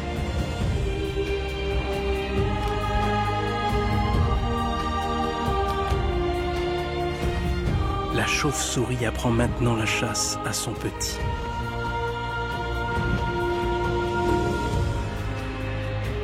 Nos deux louveteaux sont devenus adolescents et ils suivent leur meute sans avoir peur des éclairs. La libellule a trouvé un partenaire. Elle pourra donner naissance à une nouvelle génération de libellules. Les marmottes profitent des derniers jours de soleil avant leur grande hibernation. Monsieur et Madame Blaireau ne se sont pas bien entendus et ils se sont séparés d'un commun accord.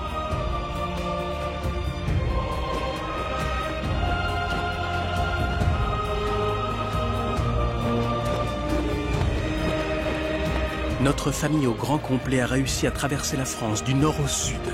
Il lui reste à franchir les hautes montagnes, à se hisser à 5000 mètres pour passer les glaciers, une dernière épreuve qui demande toute leur force. Les difficultés du voyage ont changé l'attitude de la jeune rebelle, et ses parents lui laissent parfois prendre la tête de l'escadrille. Avec un courage inouï, ces oiseaux affrontent les éléments depuis des millénaires afin de survivre et de nourrir notre imaginaire.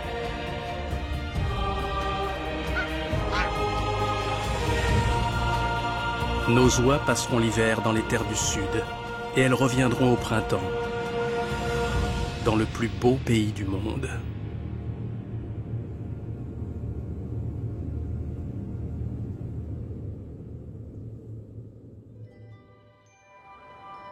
Je pense que pour comprendre la nature, il faut avoir de l'empathie, c'est-à-dire respecter ce qui est autour de soi et puis être humble.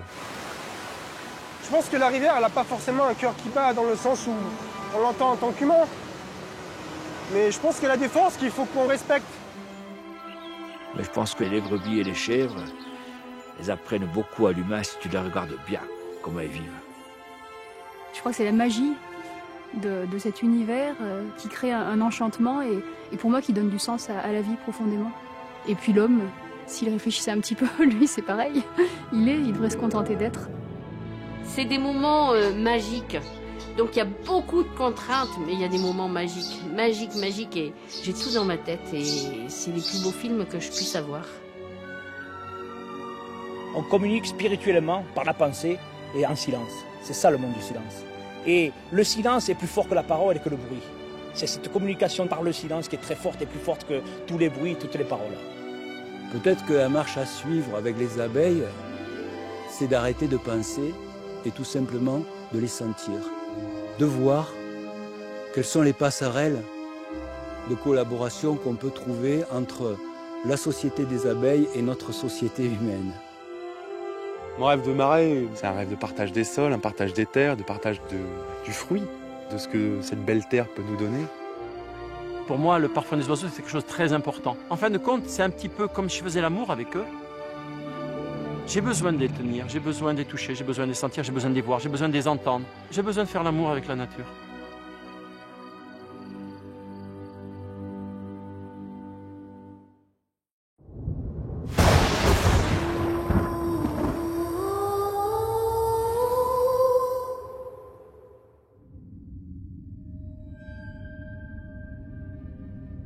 Les vents de l'Atlantique soufflent sur un pays béni par la nature. Un pays où les terres riches et fertiles ont donné naissance à une vie sauvage exceptionnelle. Ce pays, c'est le vôtre. Et vous allez en découvrir de nouveaux secrets.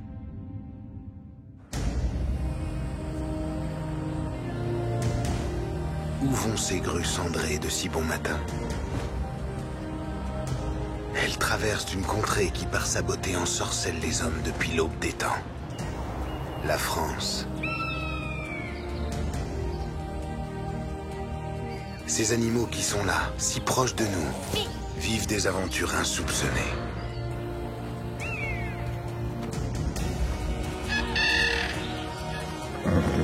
Ils se défient et combattent. Ils s'entraident et se lient d'amitié. Ils transmettent leur savoir à leurs petits.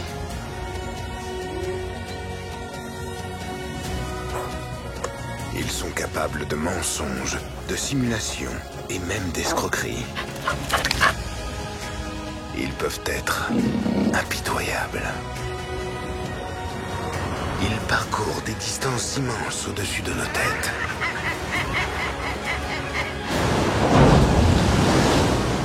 Ils se choisissent pour la vie ou juste pour une nuit. Des hommes veillent sur eux. Certains forment même des alliances avec eux. Des cimes des plus hautes montagnes jusqu'aux rives de nos océans. Voici les plus belles histoires de ce monde sauvage qui nous entoure. Un grand voyage dans ce pays indompté qui est le nôtre.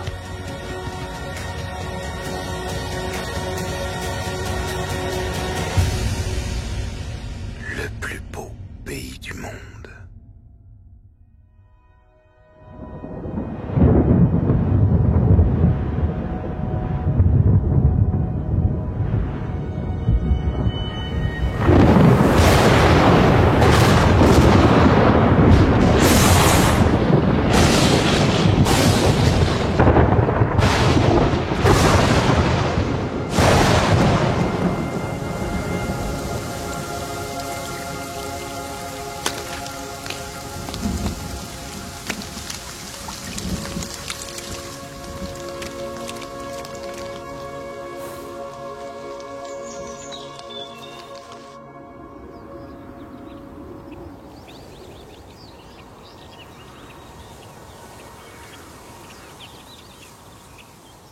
Notre histoire commence dans une vallée du Jura.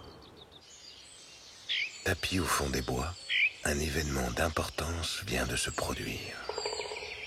Il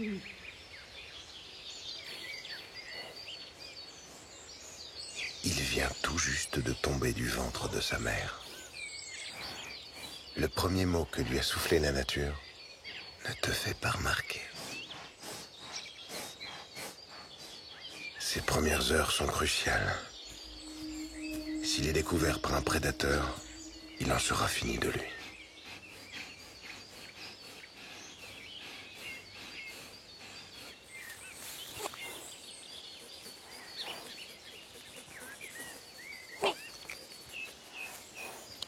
Peut-être est-ce la raison pour laquelle sa mère s'est éloignée.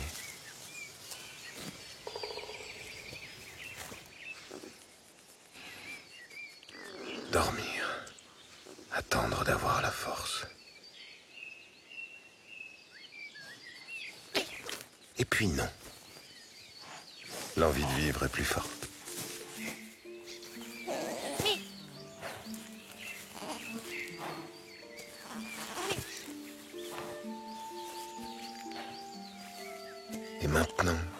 chercher l'équilibre.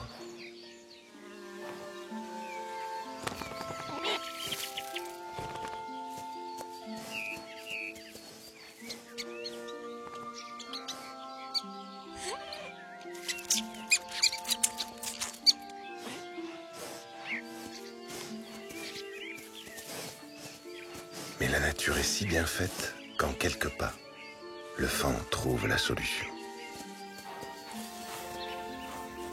La solution est sa maman.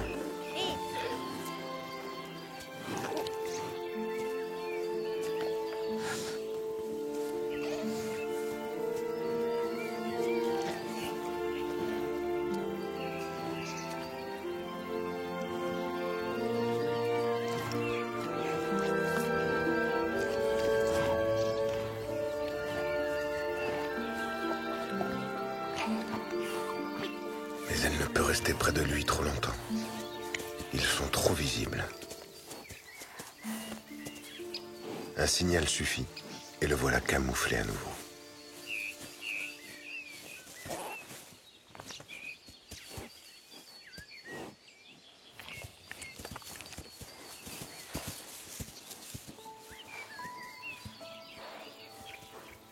Attendre maintenant qu'elle revienne.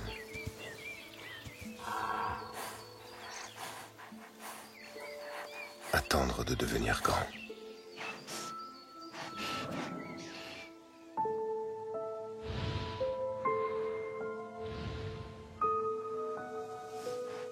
Un jour, le petit prince deviendra roi.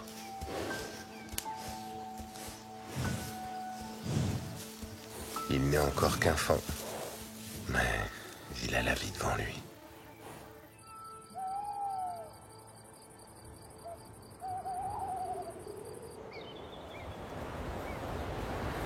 À notre frontière avec la Suisse, un arc montagneux de 300 km. Le massif du Jura. S'il s'appelle ainsi, c'est qu'il s'est formé pendant la grande période du Jurassique, il y a 200 millions d'années, au temps où les dinosaures couraient la planète. Autrefois submergé par des mers tropicales, il est aujourd'hui recouvert d'une immense forêt sauvage.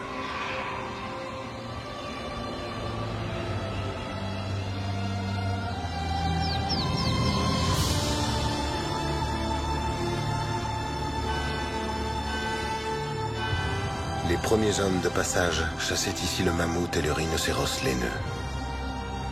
Puis les agriculteurs ont tenté l'aventure et sont restés. Ce territoire est le royaume du dernier grand félin d'Europe. Un animal mythique, le lynx. Mythique, mais fragile et encore en sursis. Le lynx avait disparu au XXe siècle. Il est maintenant de retour. Pour veiller sur lui, une poignée d'hommes. Stéphane Regazzoni fait partie de ceux-là. Depuis 20 ans, il arpente les montagnes et piste les grands félins. Savoir comment ils vivent et comment ils se portent.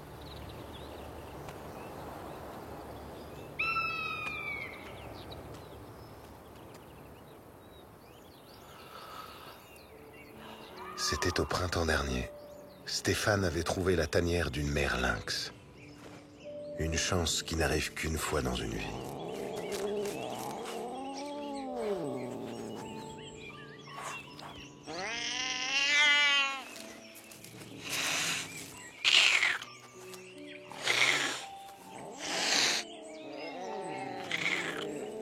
Il y avait là 3 petits encore à moitié aveugles.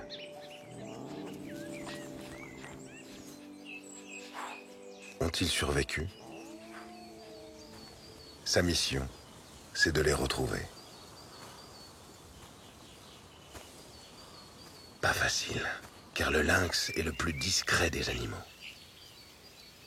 Ce fauve crépusculaire s'arrange toujours pour laisser très peu de traces de son passage.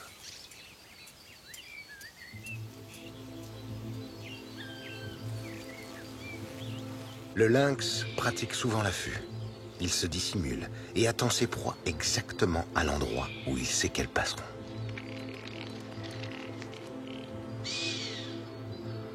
Mais sa chasse favorite est l'approche. Il suit ses proies sans faire le moindre bruit et s'en empare avant qu'elles aient eu le temps de fuir. Il recouvre ses victimes, puis revient plusieurs jours de suite pour s'en nourrir.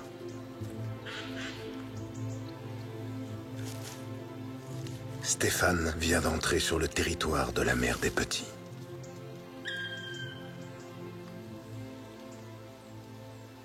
Quand on cherche le lynx, c'est toujours lui qui vous voit en premier.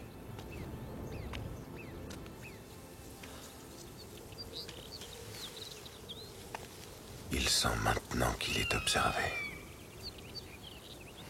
Si elle l'observe, c'est qu'elle protège ses petits. Ils sont donc toujours en vie.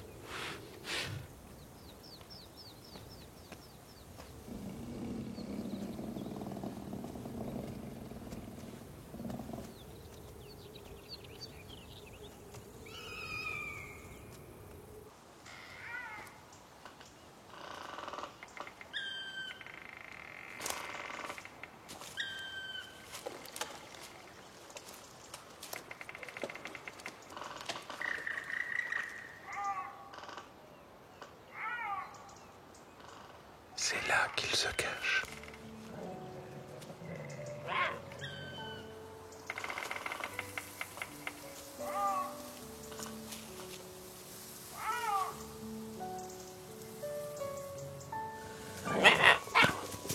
Ils ne sont plus que deux. Le troisième a dû périr.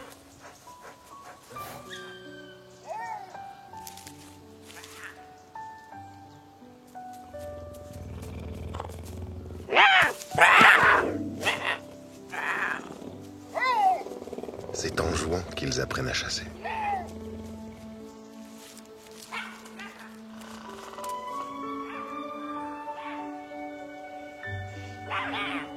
Leur mère veille sur eux.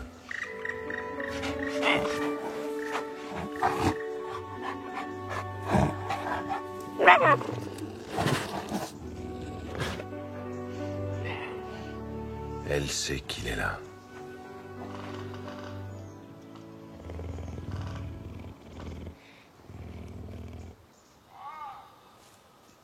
Ils ont tout ce qu'il faut ici pour vivre.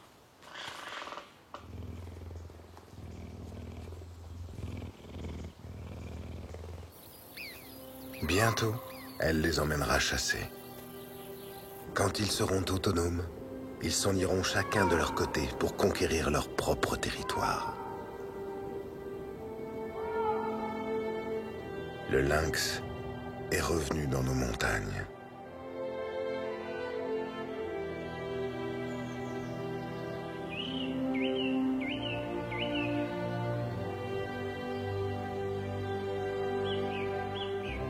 Dans nos forêts vit un autre être de légende. C'est un géant qui regarde depuis longtemps les hommes passés. Le chêne. Et son aventure, vous n'allez pas la croire. Le chêne est arrivé d'Italie il y a 10 000 ans. Mais comment a-t-il voyagé jusqu'à nous? C'est un des plus beaux secrets de notre nature. Il vit des centaines d'années et rend service à une multitude d'êtres vivants. Il y a ceux qui l'ont choisi pour leur logement. Il y a ceux qui se nourrissent de son écorce. Il y a ceux qui mangent ses feuilles et ceux qui mangent ceux qui mangent ses feuilles. Il y a ceux qui se nourrissent de ses racines et ceux qui se nourrissent de ses fruits, les glands. Mais son principal problème, c'est que ces glands ne peuvent devenir des chênes sous son ombrage. À l'endroit où ils sont tombés, il n'y a pas assez de lumière. Parmi les êtres vivants qui l'habitent, un petit animal rend au chêne sans le savoir un immense service.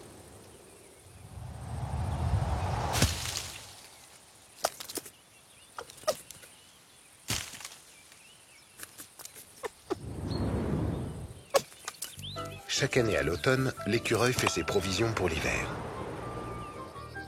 Dès que les glands sont mûrs, il se lance dans une activité frénétique.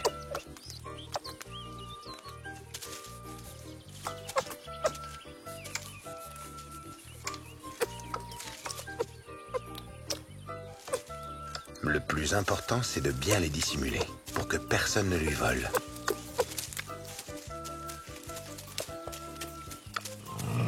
Mais il y a des espions partout.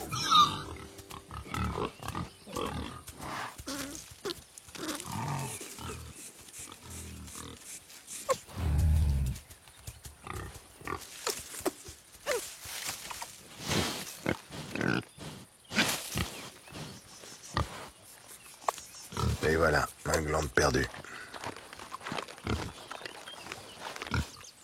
Tous ses voisins sont des voleurs. Ils n'ont de cesse de le suivre et de guetter ses va-et-vient dans le but de découvrir où il enfouit ses richesses.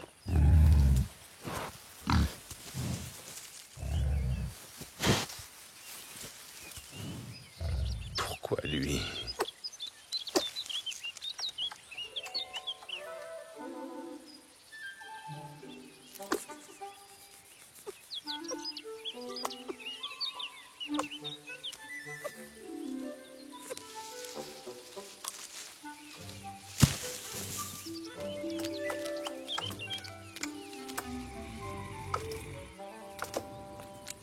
Le gros nez n'a rien vu.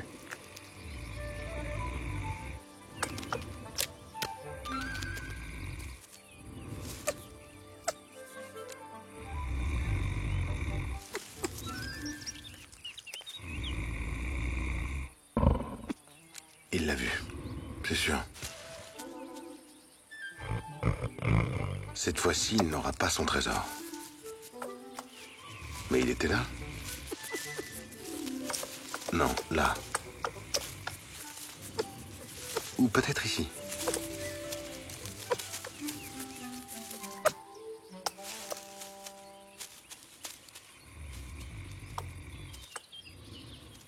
Ici, c'est bien.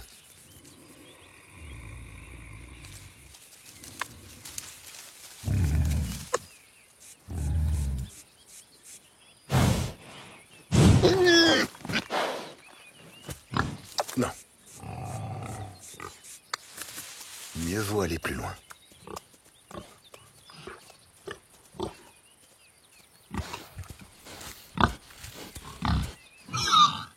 À cette distance, il ne viendra plus. Les gros nez sont des paresseux. C'est ça, va-t'en.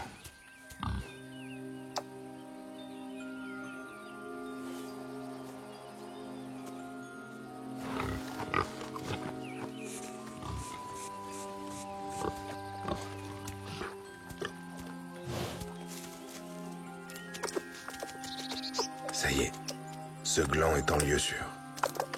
Et un prodige de la nature vient de s'accomplir. Pendant des semaines, notre écureuil va enfouir des milliers de glands dans la forêt.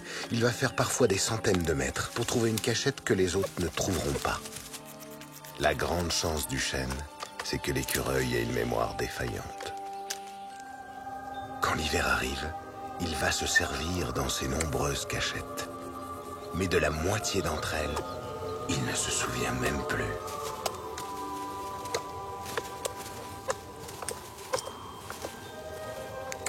De cette mémoire défaillante, le chêne va retirer un grand bénéfice. Car au printemps suivant, dans une clairière à quelque distance, germeront ces fruits oubliés par l'écureuil. Et ainsi, en pleine lumière, ils pourront à leur tour devenir des chênes. C'est ainsi qu'au cours des millénaires, ces géants immobiles ont conquis notre pays. Venus du sud de l'Italie, les chênes ont réussi à essaimer bien au-delà des frontières.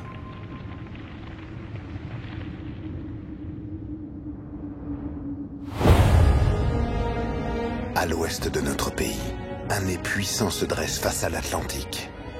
Une péninsule de granit caressée par un océan d'une richesse inouïe. Des lignes d'horizon pour de nombreux voyageurs.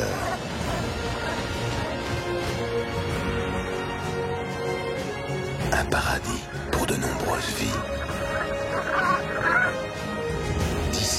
les hommes sont partis conquérir le monde. Ici, ils sont revenus et ont bâti les cités de leurs rêves.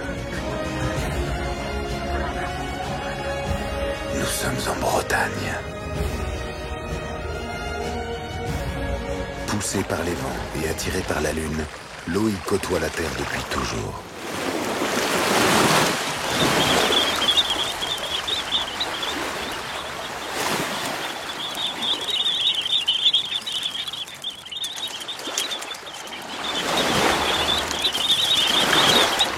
Il y a très longtemps, la vie a quitté le fond de l'océan pour conquérir le littoral. Du fond des âges, les pierres s'en souviennent.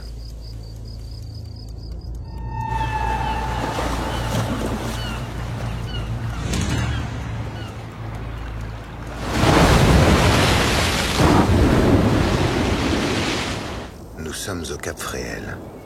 Tous les ans se joue une fabuleuse histoire de vie et de mort.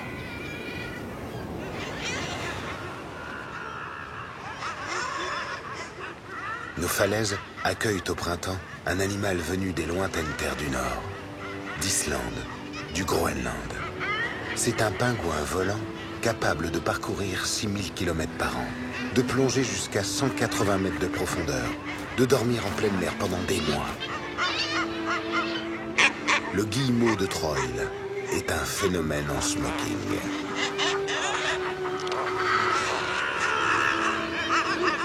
S'il vient nicher sur les murailles du Cap, c'est que ses parois les protègent des goélands.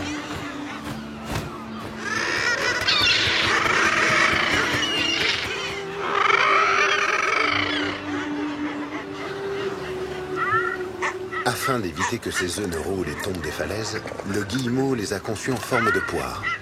S'ils roulent, ils reviennent. Malin. Pour l'un d'entre eux, aujourd'hui est le grand jour. Le jeune a 3 semaines. Ses parents l'ont couvé, nourri, protégé. Mais le moment est venu de quitter son nid et de rejoindre la mer. Ses parents savent qu'il faut maintenant le laisser seul.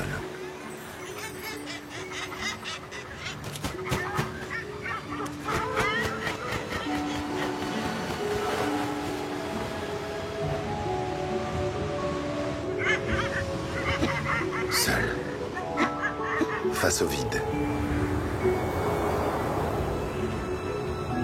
L'obliger à sauter. L'appeler jusqu'à ce qu'il se décide. Mais comment faire? Il ne sait pas voler. La seule option, c'est de se jeter dans le vide.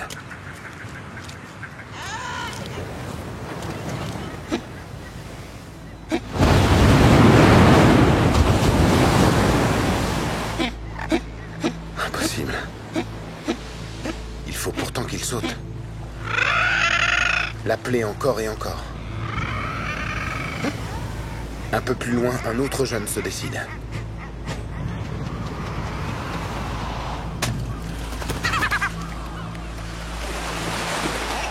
Mais les grands becs sont à l'affût.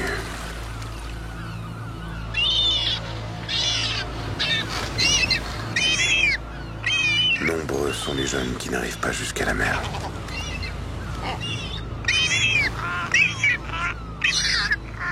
Et maintenant, c'est son tour. Ils l'ont repéré.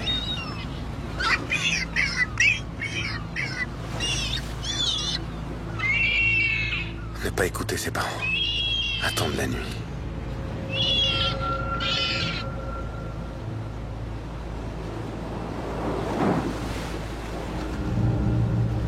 Sait-il que les goélands s'arrêtent de chasser au coucher du soleil? Ça y est, il peut sauter.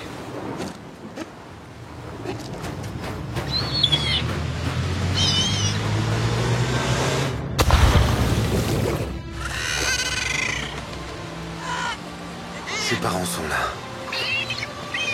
Maintenant, ils peuvent partir.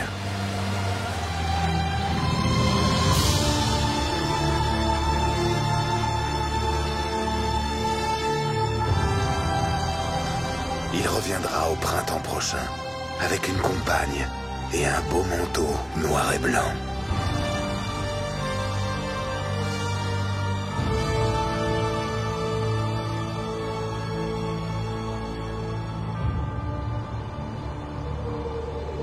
L'appel de la mer ne séduit pas que les animaux. Des hommes et des femmes ressentent cette même attirance inexplicable pour le monde des profondeurs. Et c'est le cas de Frédéric Pichard. Depuis plus de 20 ans, elle a noué une relation d'amitié avec un dauphin ambassadeur. On appelle les ambassadeurs ces dauphins qui choisissent de quitter leur groupe et de se rapprocher du monde des hommes. Quelques individus vont ainsi de port en port. Ils semblent vouloir tisser des liens avec nous.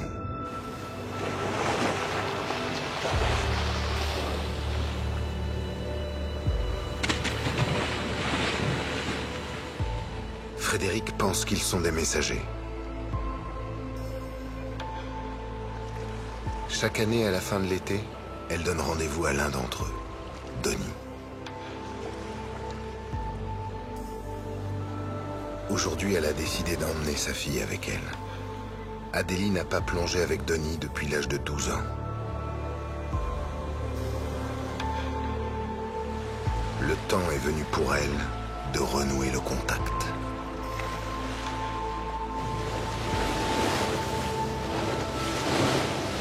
Le lieu de rendez-vous avec Donnie varie d'une année sur l'autre. Elle sent maintenant que son ami est proche.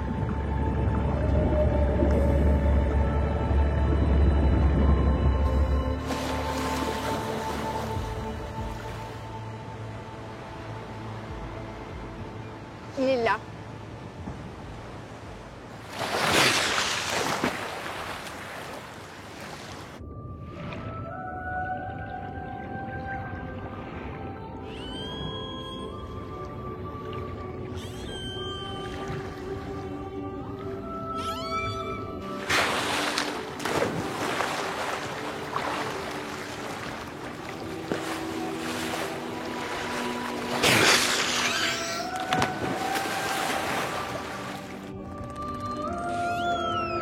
Le dauphin nous rappelle notre enfant intérieur, notre source de vie, la joie.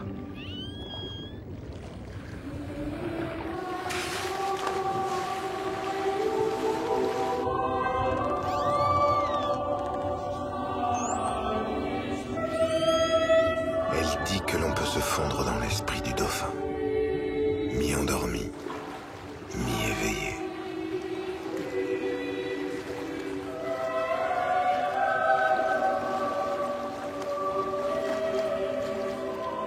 Donnie l'aide à se reconnecter avec elle-même.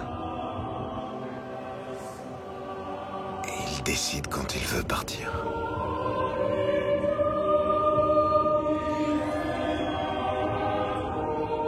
Pour retrouver les siens.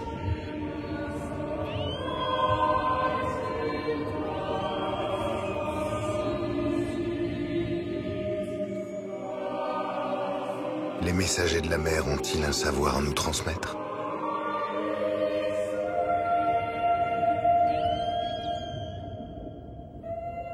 Peut-être l'apprendrons-nous dans l'avenir, quand Donnie reviendra.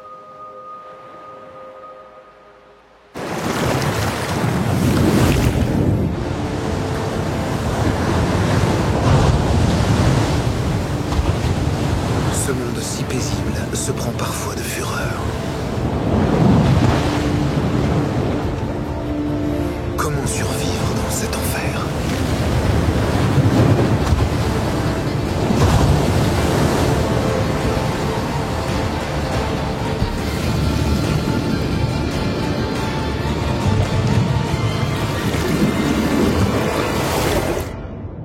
Sur les côtes bretonnes, un mammifère a décidé de vivre toute sa vie dans l'eau.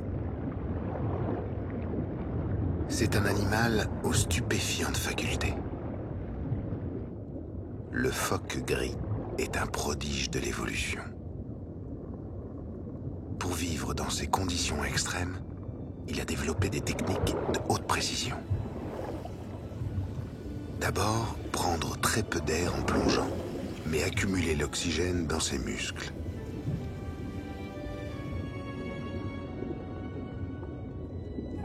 Ensuite, faire baisser son rythme cardiaque à 5 pulsations par minute.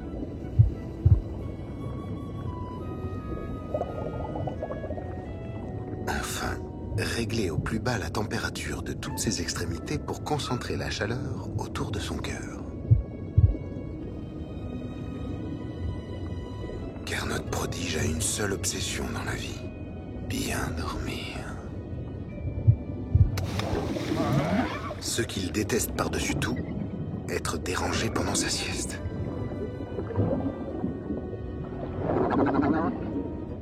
Les jeunes ne respectent rien.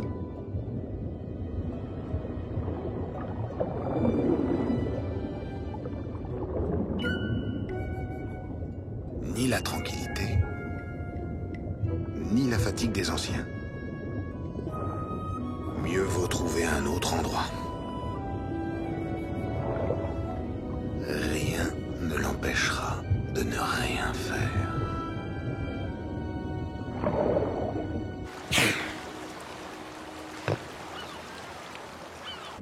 Finalement, la position du bouchon a d'autres avantages. On se laisse bercer, on ouvre les narines une fois tous les quarts d'heure. Ça suffit.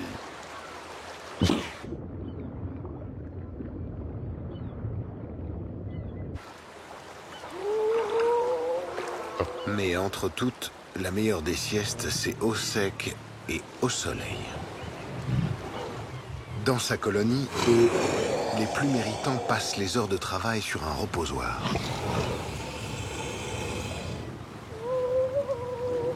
Il y a là les femelles et un grand mâle qu'il vaut mieux ne pas déranger. Alors, on essaye ailleurs.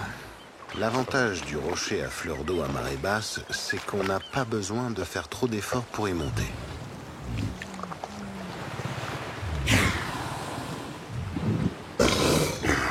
Et là, le top du top, c'est la position de la banane. Surtout ne pas mouiller ses pattes. À travers elle, la chaleur du soleil irradie tout le corps. Un bonheur intégral. Et quand la marée remonte, se laisser porter. Et maintenant, pour changer, il est temps de trouver un endroit au calme.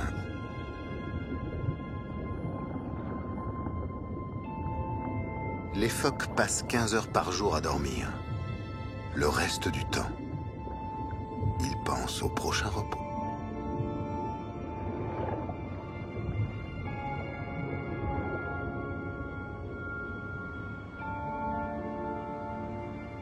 Un grand fleuve sauvage traverse la France en son centre, la Loire. Il a dessiné au fil du temps les courbes d'une majestueuse vallée. Ses longs tentacules guident les oiseaux migrateurs depuis des millénaires. Parmi eux, il en est un que l'on pense bien connaître. Mais sa vie intime est bien plus surprenante qu'on l'imagine. Ce couple de jeunes cygnes voyage depuis plusieurs jours. Ils cherchent un endroit tranquille pour passer leur lune de miel. Dans les bras du Cher, sous les arches du château de Chenonceau, ils vont enfin pouvoir convoler et fonder une famille.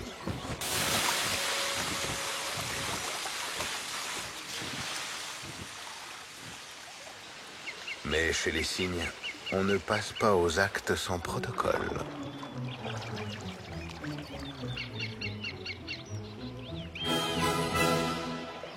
La demoiselle est chaste et n'accordera ses faveurs aux damoiseaux qu'après une cour assidue.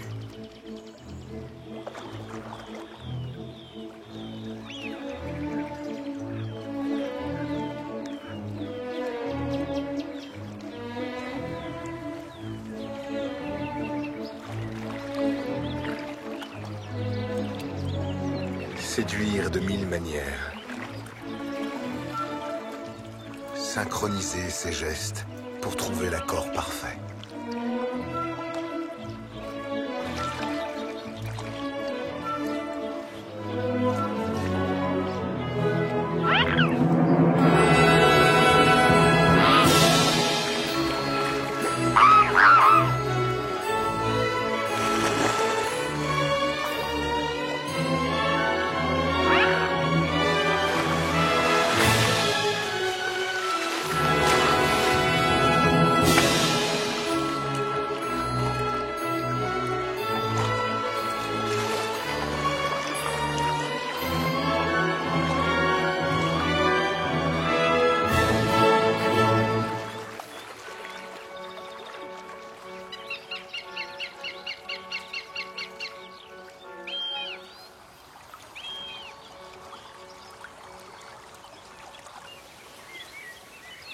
6 semaines d'attente et soudain, c'est la vie qui éclot.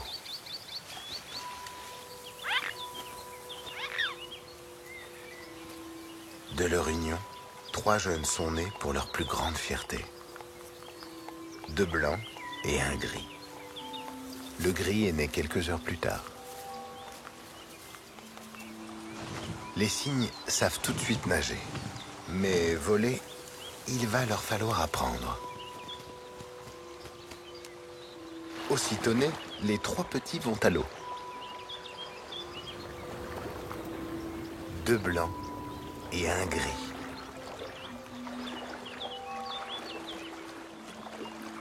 Est-ce à cause de sa couleur ou de son retard à la naissance? Voici le gris maintenant un peu à l'écart.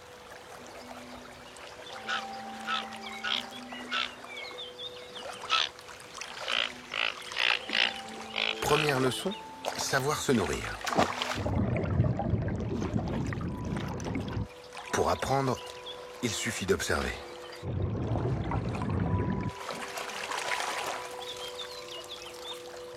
Comment fait-elle?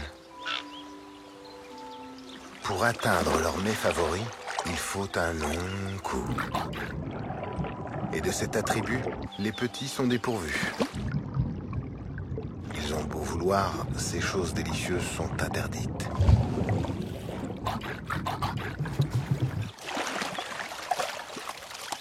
Alors, de guerre lasse, ils se nourrissent des gourmandises cueillies par leurs aînés.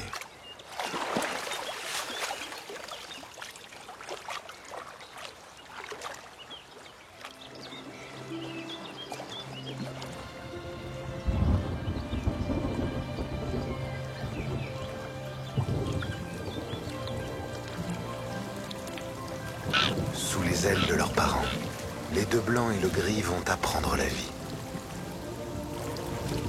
Leur duvet deviendra bientôt des plumes.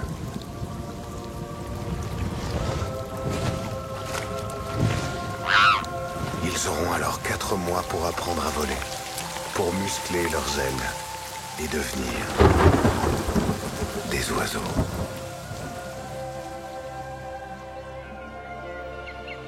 Nous sommes en septembre.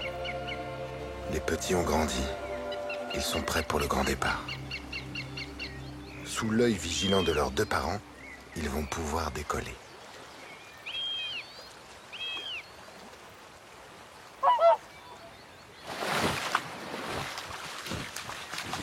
Les 2 blancs s'élancent.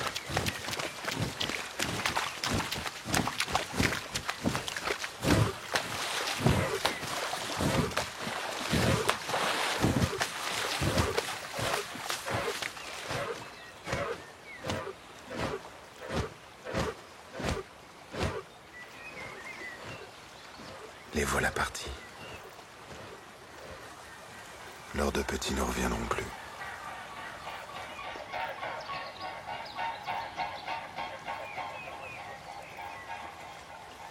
Maintenant, c'est au tour du gris.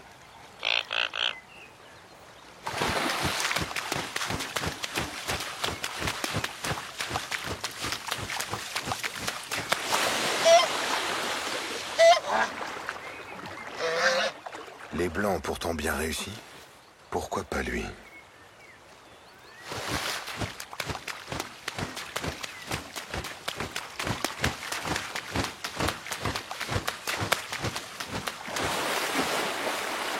Veut-il rester pour toujours auprès de ses parents? Chez les cygnes, les enfants doivent partir et trouver leur nourriture ailleurs. C'est une question de survie. Le père attaque maintenant son petit.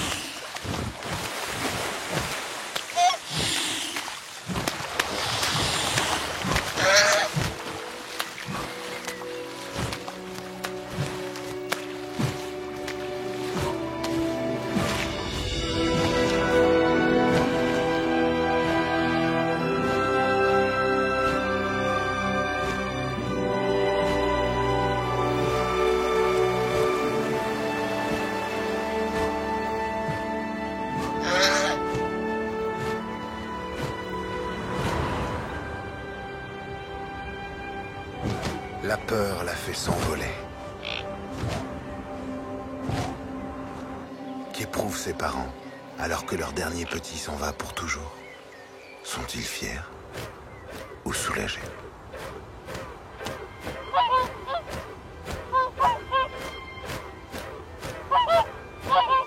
Leur mission est maintenant accomplie. Leur seule obligation, c'était l'éducation des petits. Qu'ils soient blancs ou gris. Quant à lui, il trouvera bientôt une bande de jeunes de son âge.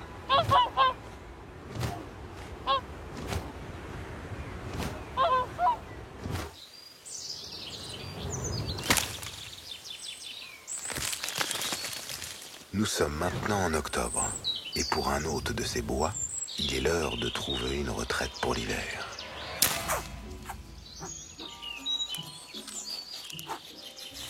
Ce matin, Hérisson doit rejoindre l'endroit où il dormira pendant les grands froids. La vieille souche au fond du parc. Hérisson est aussi myope qu'une taupe. Alors pour se déplacer, il fonce droit devant. La souche est de l'autre côté du parc, derrière le château. D'abord, traverser le jardin de Diane de Poitiers. Le parc du domaine est entretenu par un jardinier d'un style particulier. Pour le bonheur de tous ceux qui le fréquentent, Grégoire y pratique un jardinage exempt de tout produit chimique. En déposant quelques chrysopes sur ses rosiers, il se débarrasse d'une grande quantité de pucerons. Des renforts pour les coccinelles qui ont déjà pas mal de travail.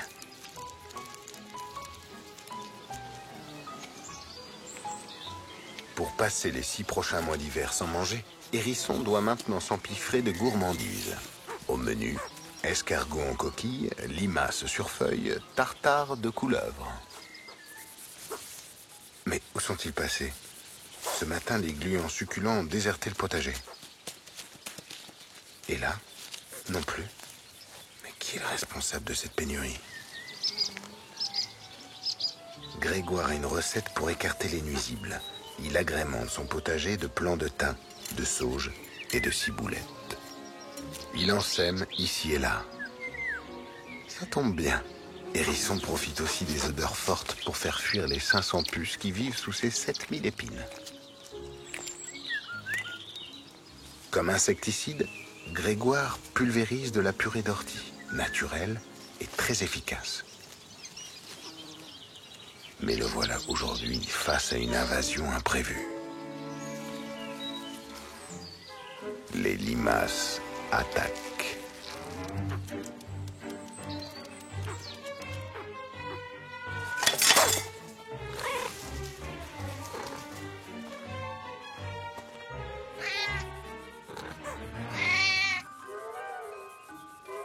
Grégoire a trouvé la solution. Hérisson. Voilà un repas servi qui tombe bien à point.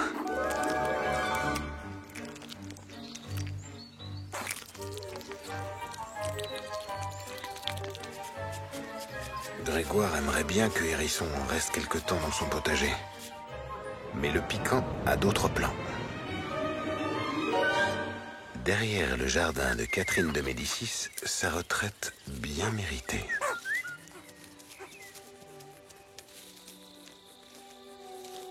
Le voici dans son jardin d'hiver.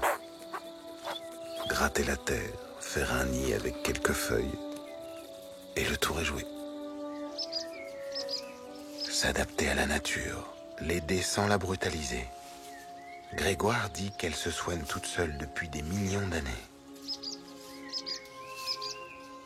Pour dormir tout l'hiver, Hérisson est capable d'ajuster la température de son corps en se maintenant tout juste 3 degrés au-dessus de la température extérieure.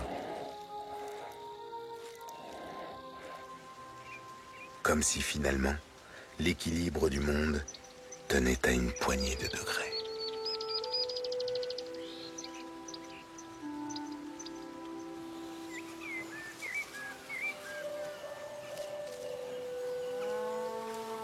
Un autre globe-trotteur se réveille à la fin de l'hiver pour effectuer un grand voyage. Il vit souvent tout proche de nous, mais se dissimule sous la terre en octobre et hiberne en attendant la fin des gelées.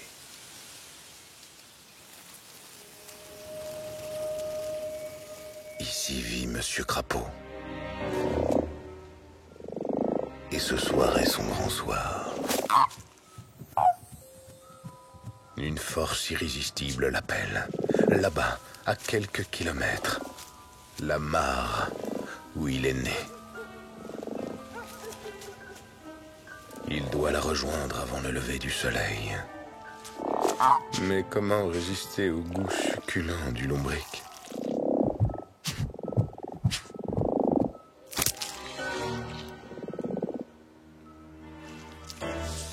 Il n'a pas mangé depuis 6 mois.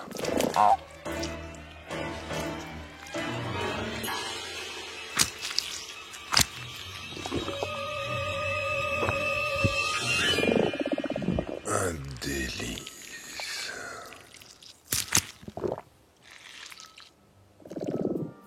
C'est reparti. Pourquoi ce voyage? Pour se reproduire. Car au bout du chemin, une charmante demoiselle Crapaud lui est promise.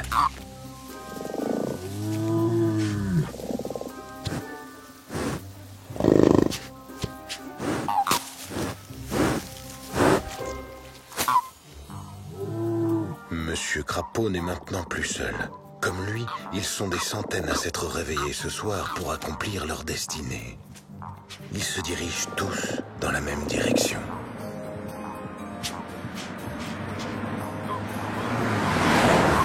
Certains mâles ont même trouvé un moyen moins fatigant pour y arriver.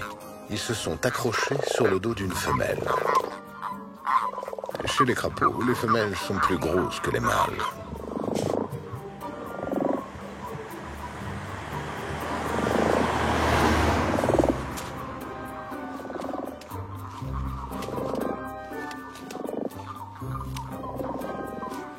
Ça passe ou ça casse.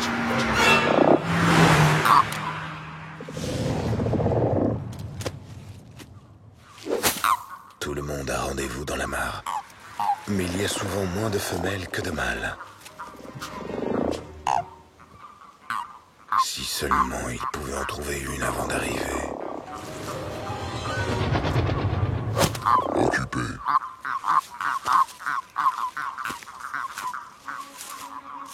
C'est pas grave. Par ici, un crapauduc construit par les hommes. Ça permet de passer la route tranquille. Enfin, presque tranquille.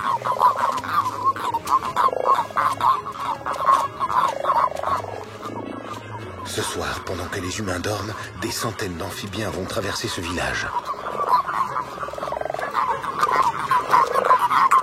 Tous n'y arriveront pas. Monsieur Crapaud s'est résigné à y cheminer seul. Mais pour trouver une belle, il doit être parmi les premiers.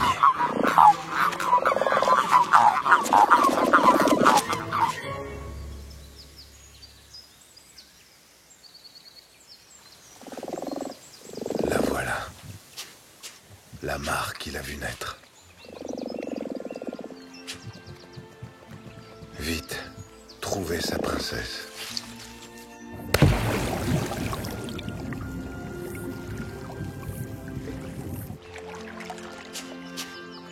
C'est elle. Ses yeux d'or. Cette peau. Monsieur Crapaud est conquis.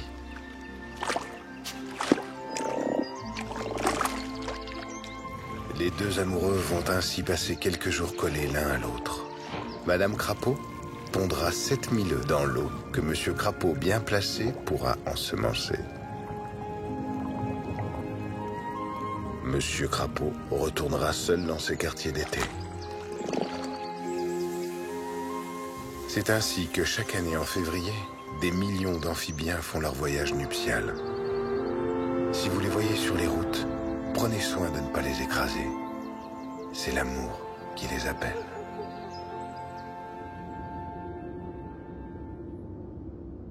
Au sud de la Loire, le massif central descend en pente douce vers les grandes plaines. Dans les boucles de l'Aveyron, le pays des 100 vallées. Sur ce territoire de plateaux et collines, les hommes ont bâti 1000 villages et forteresses. En accord avec la nature, ils ont redessiné le paysage. Il vit ici un animal mystérieux qui ne se laisse jamais voir.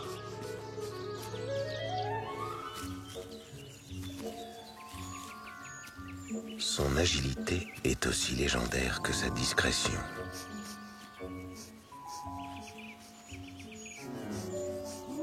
Cette créature aux yeux d'or s'appelle la Jeunette.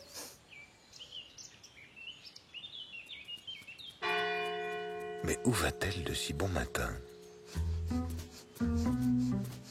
Cette prédatrice aux airs de panthère est venue d'Afrique au Moyen-Âge. Apprivoisée par les seigneurs pour sa grâce et sa noblesse, elle a rapidement pris une place de choix dans les châteaux. Cette compagne élégante et serviable semait la terreur parmi les rongeurs. Elle protégeait aussi de la peste. C'est ainsi qu'elle se fit auprès des hommes et des femmes une place de choix. Une place qui depuis lui a été ravie par un autre prédateur plus docile, le chat.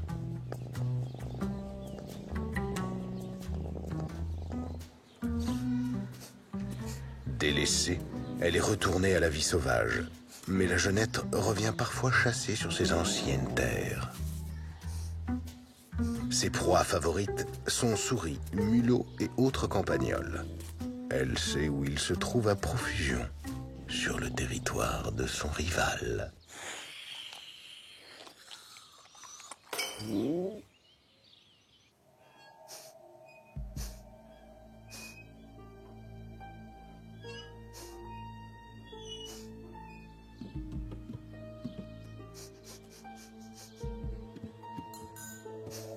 Pourquoi lui a-t-on préféré le chat, ce profiteur à qui l'on accorde toutes les faveurs? Elle a choisi la liberté et l'inconfort, plutôt que les croquettes.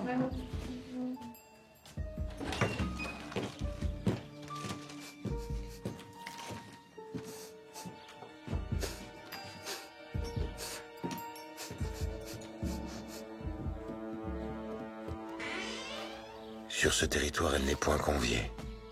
Mais ce n'est pas ce piètre chasseur qui l'empêchera d'y rôder.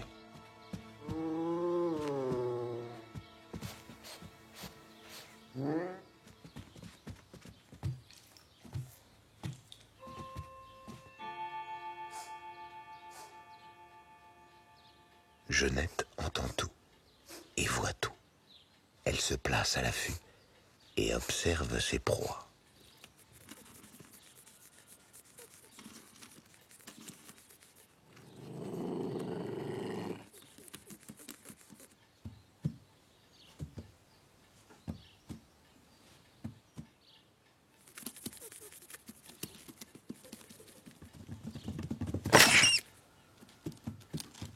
Comme chasseresse, elle n'a pas son pareil. Au temps des rois, jamais on ne le contestait.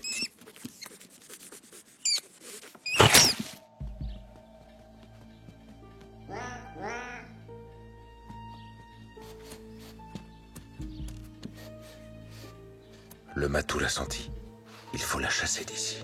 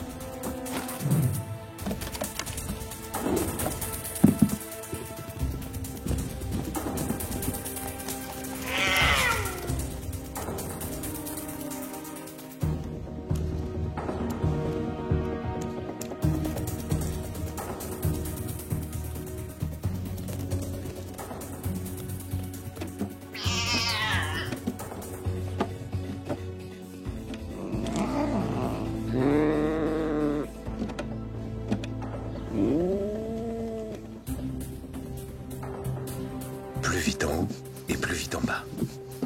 Son appétit pourtant assouvi, Jeannette ne se prive pas d'offrir à l'imposteur une punition de son choix.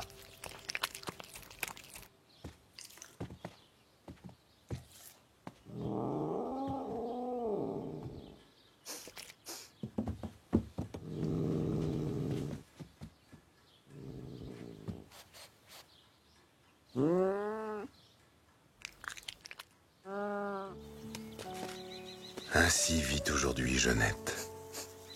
Des hommes, elle refuse la compagnie. Et même s'il lui arrive de venir chasser sur nos terres, c'est dans les arbres qu'elle fait son nid.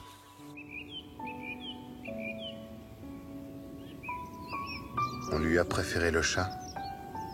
Elle a choisi sa vie.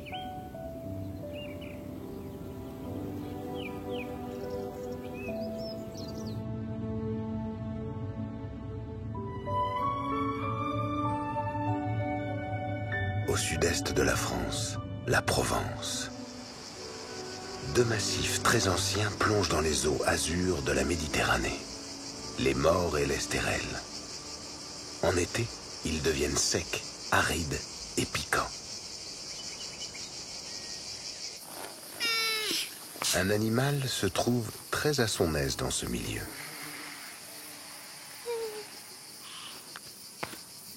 Au réveil, la priorité de Tortue, c'est de trouver un coin au soleil. Contrairement à nous, elle ne chauffe pas de l'intérieur. Elle a besoin de la chaleur du soleil. Et pour être au maximum de son bien-être, il lui faut du 25 degrés.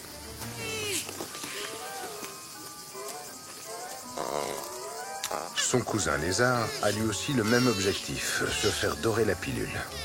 Et s'il peut le faire avec le moindre effort...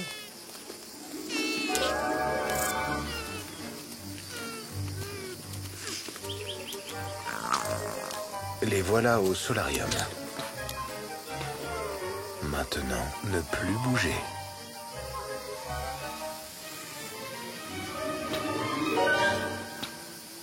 Réchauffer toutes les parties de son corps. Mais ce matin, un visiteur imprévu s'est invité au programme.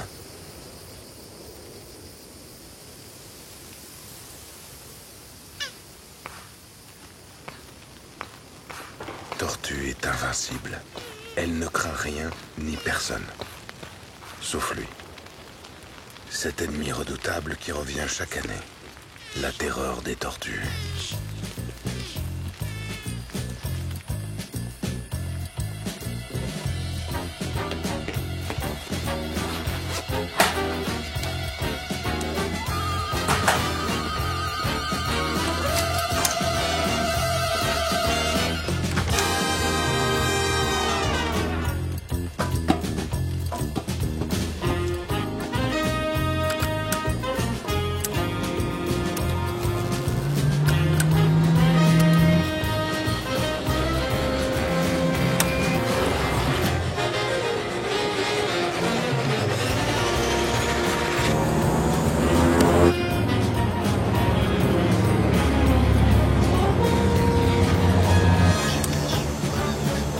Daniel Monzo, pilote de Canadair, commandant de l'unité de Marseille-Provence.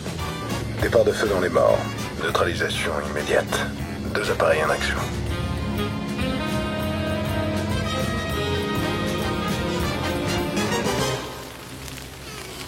Tortue sait où trouver une mare sur son territoire, mais le feu est bien plus rapide qu'elle.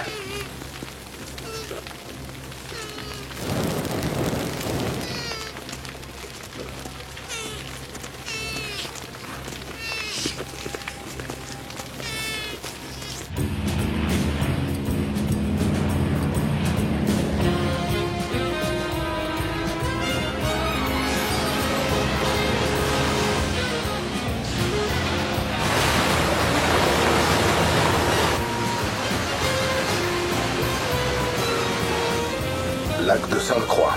Chargement de 6 tonnes d'eau. Objectif à 15 000.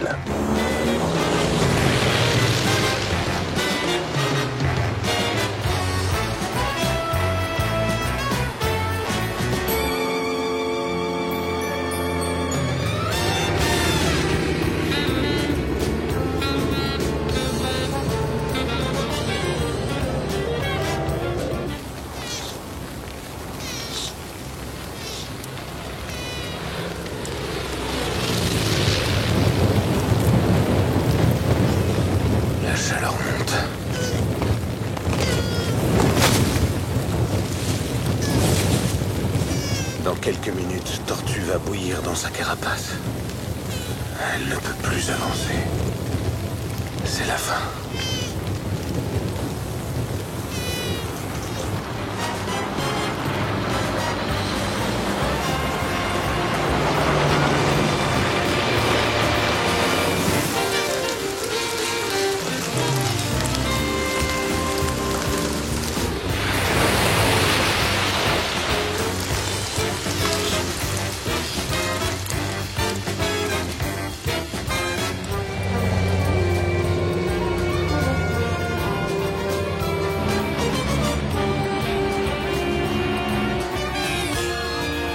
Tortue était parti au soleil pour faire monter sa température. C'est réussi. Maintenant, il faut la faire redescendre.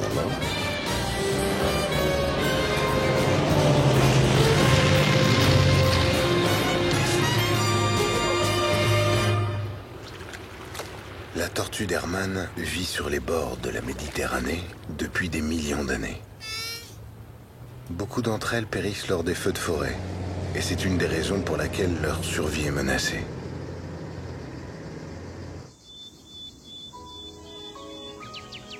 Le cœur de la Provence bat dans les collines qui relient la mer aux montagnes des Alpes. Un territoire de parfums et de couleurs. Une contrée où la lumière si particulière a séduit les plus grands peintres. Mais aussi une douceur qui a plu à de nombreuses espèces. La Provence recèle 1000 histoires, mais il en est une qui, sous nos yeux incrédules, transforme de misérables créatures rampantes en majestueuses princesses volantes. Et c'est sous un olivier qu'a lieu cette incroyable histoire. Deux voisines prospèrent ici sur le fenouil sauvage, la flamboyante Macaon et la discrète Morosphinx. Dès le départ, tout oppose les deux futurs papillons.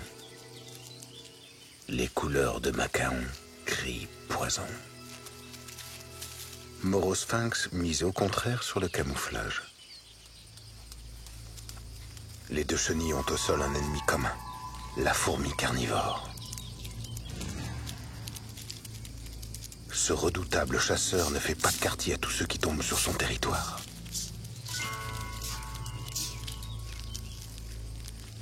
Pour devenir papillon, Macaon doit vite trouver une tige rigide. Morosphinx, qui au passage a changé de couleur, doit s'enterrer et ne plus bouger. L'une va vers le haut, l'autre vers le bas. Macaon s'attache avec une ceinture de soie. Morosphinx dort sous terre, s'endurcit et devient chrysalide. Macaon devient nymphe. En 10 jours s'opère la fabuleuse métamorphose. Aujourd'hui, elle change de vie. Se gonfler d'air et briser son cocon.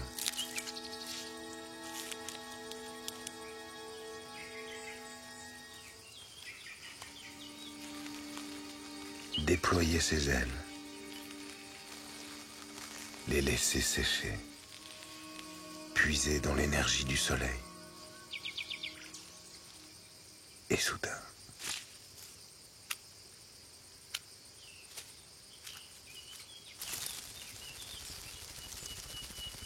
le sphinx est prêt.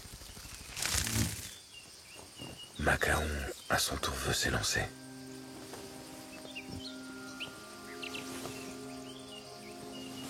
Elle a la grâce pour elle, pas encore la maîtrise. Avec des ailes qui battent 80 fois par seconde, Morosphinx est un prodige de précision.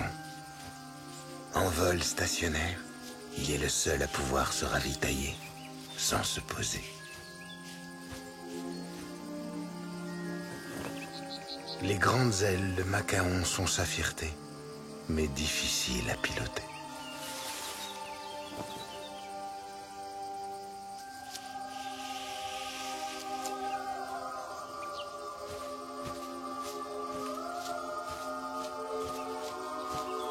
Voici les compères à nouveau réunis par le parfum d'une même fleur au nectar délicieux. La verveine retiendra quelques jours les deux amis. Puis ils partiront au loin, vers leur nouvelle vie.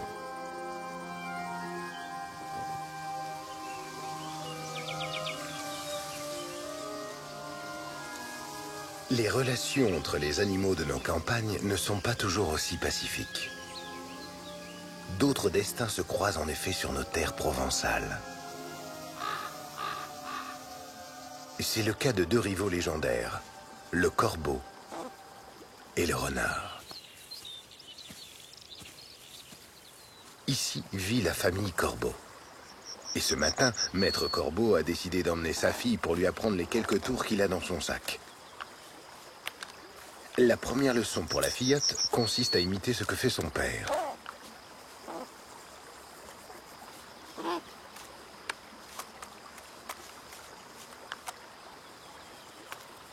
Bon, à la fois, c'est sa première sortie.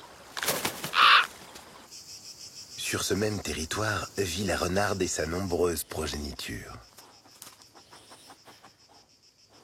Pour nourrir toutes ces bouches, Renarde est contrainte à un balai incessant entre la tanière et ses lieux de chasse.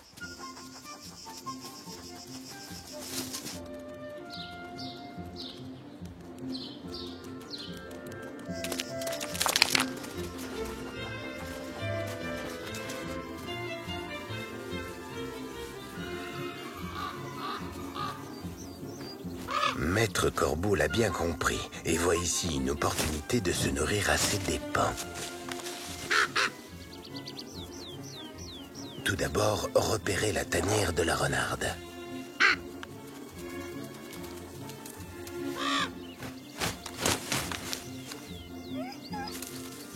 Voici une occasion de montrer à sa fillette comment se jouer de goupil.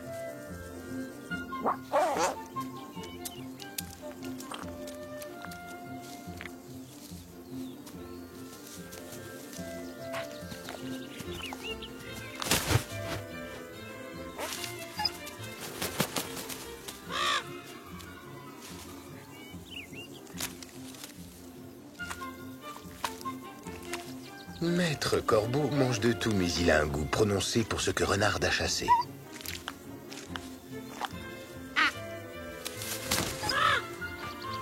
Voilà assurément un bon tour, mais le meilleur reste à venir.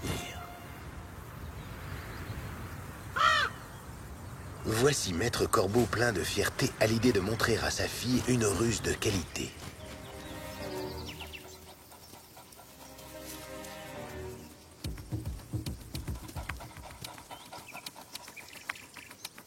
En matière de filouterie, le corbeau n'est pas le dernier de la classe.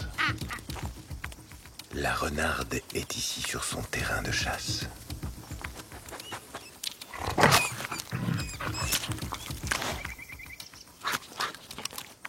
La malice consiste à détourner l'attention du renard.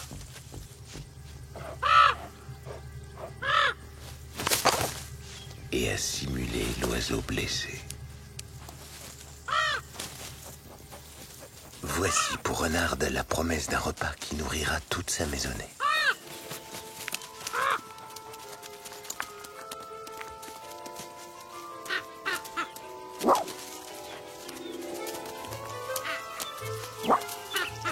L'éloigner le plus possible de sa proie délaissée.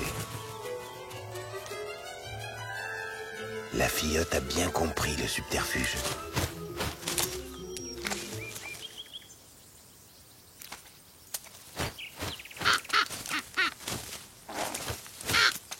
Elle ne veut point partager. Ça aussi, il faut lui apprendre.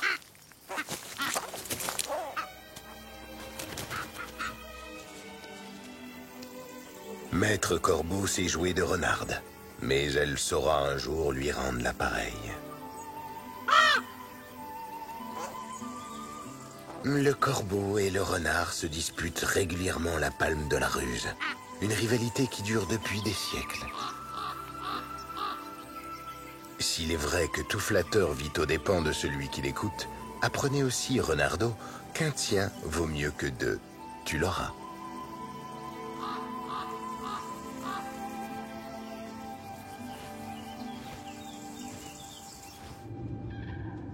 Au sud-ouest de notre pays, l'Aquitaine, la troisième plus vaste région de France et des espaces naturels préservés d'une grande diversité. Nous sommes en novembre. Une famille de grues traverse la France vers le sud. Cette famille est composée du père, de la mère et de leur dernière fille, Mademoiselle.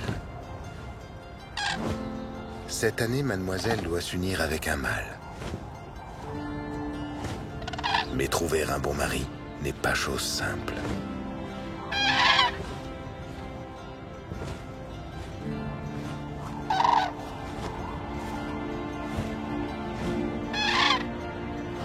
Elles arrivent de Suède et traversent la France du nord au sud en 2 jours.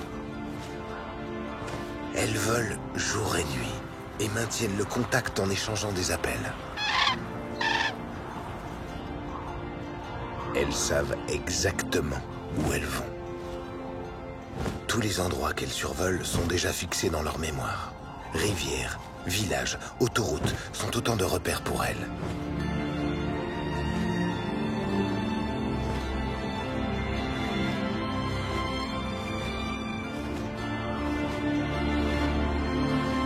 L'effort est immense, et Mademoiselle, moins habituée que ses parents, est à bout de force.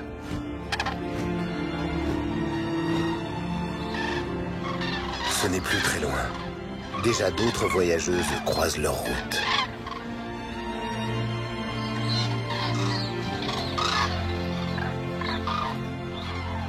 Arjusanx, ses lacs, ses landes, ses champs de maïs et ses merveilleux dortoirs.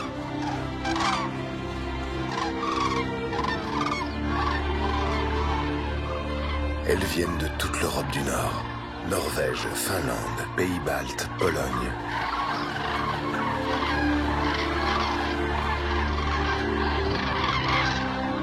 « 50 000 grues se sont donné rendez-vous ici pour passer les 3 mois d'hiver.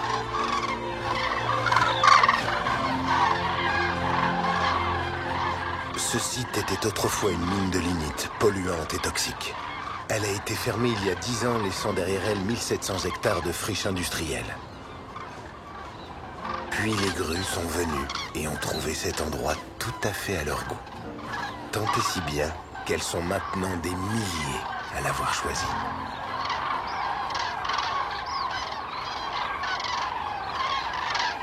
La famille de Mademoiselle a choisi le dortoir du Petit Marais.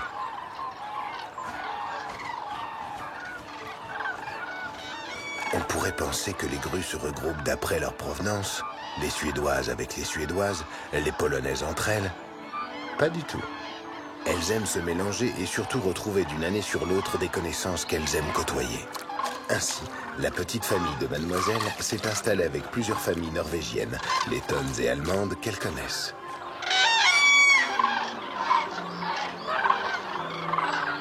Élégante et précieuse, Mademoiselle attire tout de suite de nombreux regards. Mais elle n'est pas une fille facile. Parmi les prétendants, il y a des veufs et des jeunes immatures qui ne savent pas encore ce qu'ils font. Elle n'est pas intéressée. Elle a tout l'hiver pour se décider.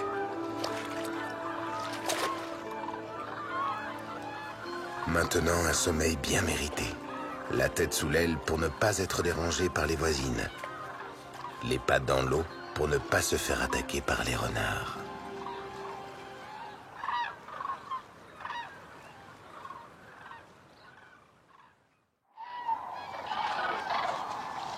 La vie à Arjusanx obéit à un rituel immuable.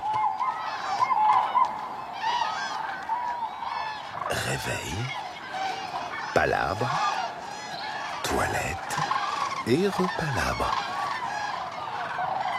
Mademoiselle en profite pour faire un tour des prétendants. Elle fait la grue. Cela ne lui plaise pas.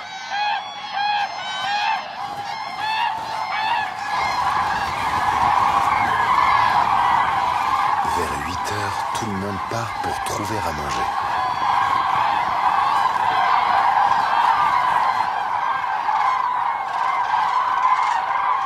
À proximité des dortoirs, de nombreux champs de maïs. Les restes des moissons sont bien suffisants pour la famille de Mademoiselle.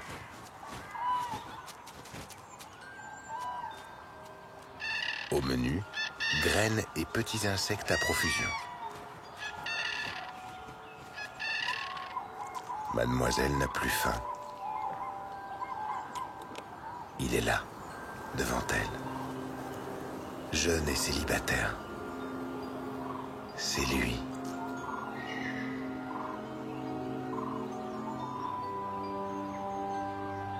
Ils sont hypnotisés l'un par l'autre.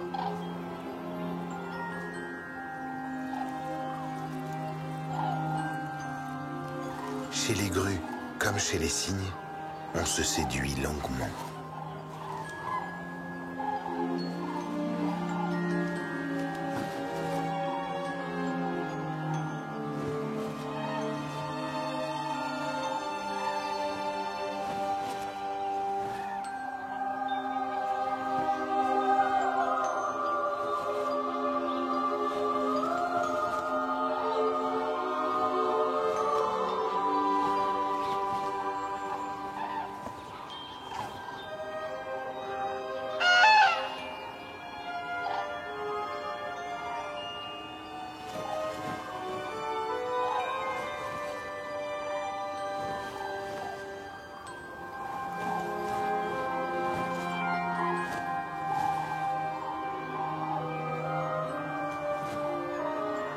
Ensemble, ils passent du temps pour être sûrs de leur choix. Il lui offre des cailloux et des herbes folles. Elle, ses plus belles acrobaties aériennes.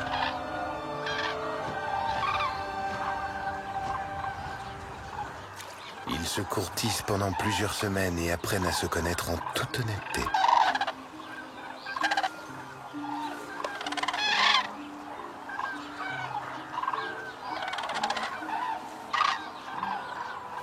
Mademoiselle a trouvé le mal de sa vie. Ils formeront un couple uni pour le restant de leurs jours. Au printemps, ils partiront pour le nord, pour nicher et y faire des petits. Arjusanx est bien le paradis des grues.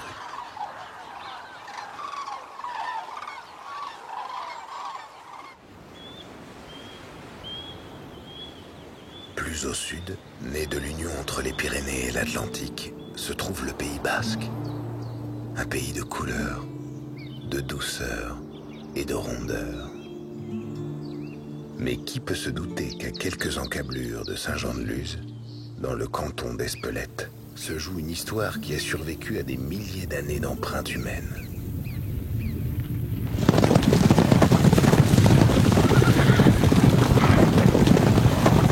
Dans ces montagnes, un petit cheval de race primitive vit encore de façon quasi sauvage.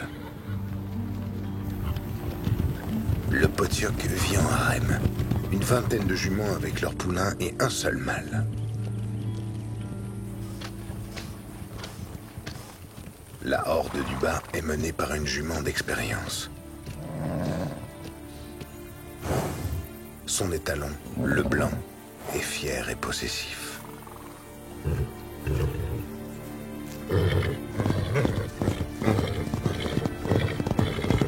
Et parfois, ses pulsions lui montent à la tête.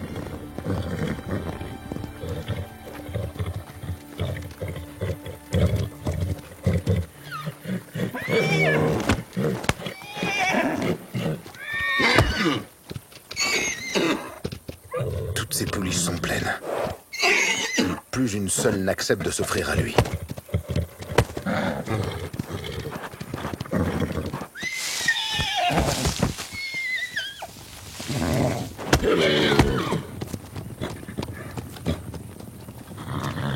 Impossible de soumettre des juments qui ne veulent plus.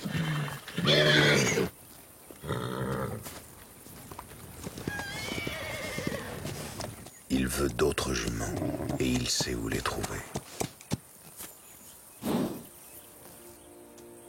Dans ce canton, il y a depuis des lustres 2 hordes, celle du bas et celle du haut. Le blanc est né là-haut, mais il a dû en partir. Là-haut, il y a de nombreuses juments, mais elles sont la propriété d'un puissant étalon qui y règne sans partage depuis 8 ans. Le noir est un mâle d'âge mûr, conciliant tant que l'on ne touche pas à son harem. Il laisse ses juments vagabonder là où bon leur semble. Du coup, la horde du haut est beaucoup plus paisible. Et ce calme ne va pas durer. Le blanc n'a maintenant qu'une idée en tête. Défier les talons du haut, lui voler 1 ou 2 femelles, peut-être même prendre son territoire et son troupeau.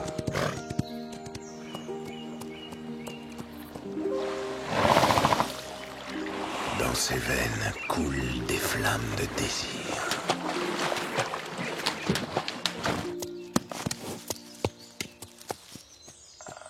Il sait que le noir n'est plus tout jeune. Il compte sur sa vigueur et sa fougue pour le renverser. En réalité, le noir qu'il s'apprête à affronter est son propre père. Ce matin, il sent que le monde lui appartient.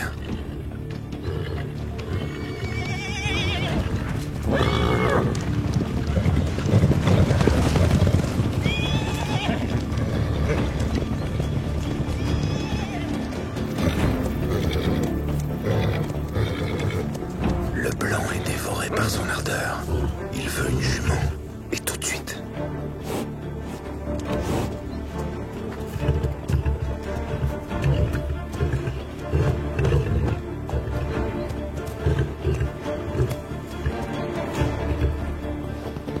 Mais le noir l'a vu.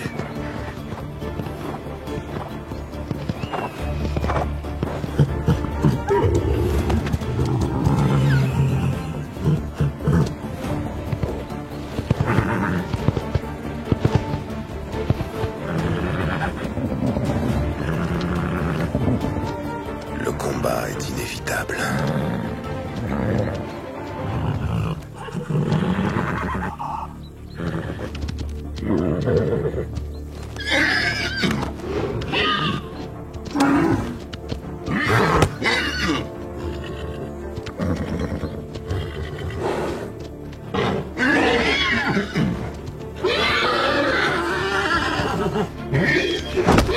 Le fils a pour l'instant l'avantage, mais moins rusé que le père.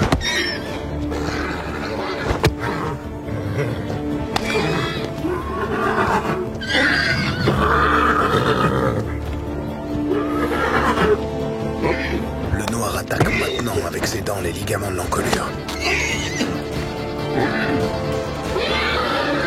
S'il réussit à les sectionner, le blanc mourra.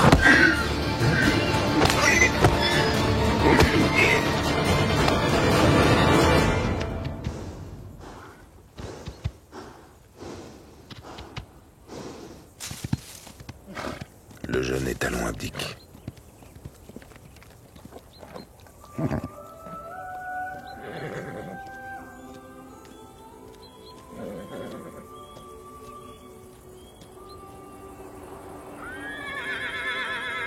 Le blanc ne craint ni la pluie ni le vent.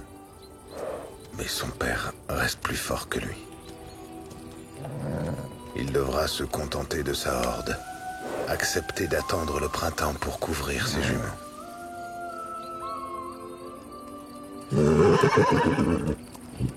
Un jour, il retournera là-haut et il vaincra.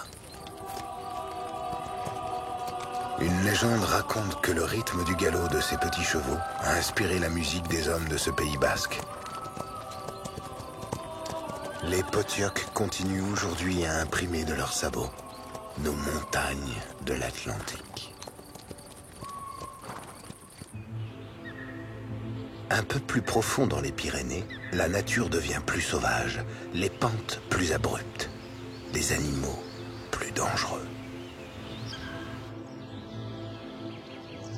Ici, les ours ont été réintroduits et le loup revient. Avec eux, une tradition ancestrale qui avait quasiment disparu renaît. Une invraisemblable alliance apparut au temps des premiers pasteurs.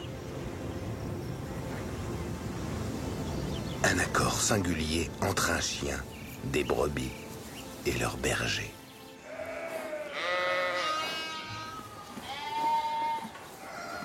Le petit Patou est né il y a quelques jours. Son destin se joue maintenant. Va-t-il être accepté? Il faut qu'il entende et qu'il sente les odeurs des moutons, le jour et la nuit.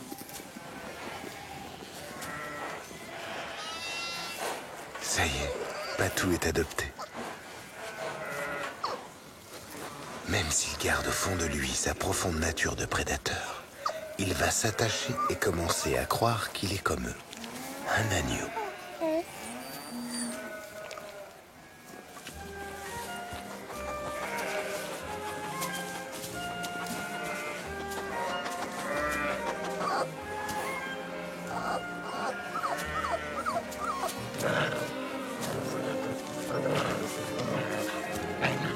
Il en est de même pour ses frères et sœurs.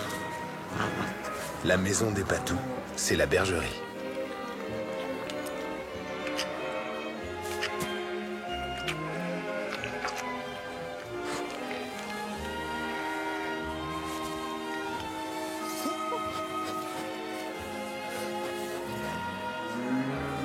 Pendant quelques semaines, il restera auprès de sa mère et de ses frères et sœurs. Mais bientôt viendra le moment où Patou devra être séparé d'eux. C'est dans une bergerie de la vallée de la Pique que les services de notre jeune Patou ont été demandés.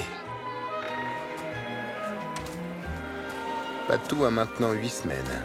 Et voici venu le moment de rencontrer la clique qui va devenir sa famille pour la vie, son troupeau.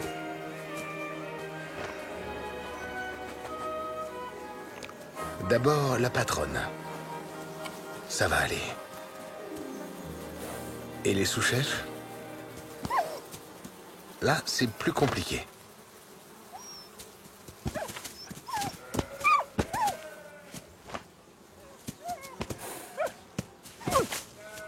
Pour elle, il est un intrus.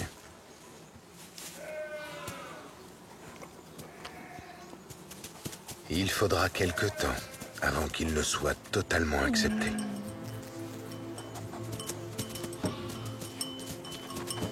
Pendant 1 an, il vivra avec eux. L'été prochain, il pourra enfin être lancé dans la grande aventure des Patous. Là-haut, dans les estives où règne l'ours.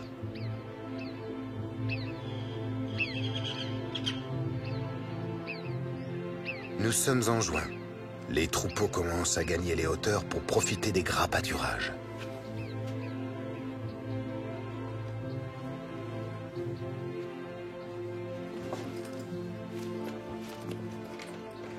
Christian est berger et il va passer 4 mois sur une des estives les plus périlleuses des Pyrénées. Il est accompagné par son chien de conduite, un border collie, pour manœuvrer les troupeaux.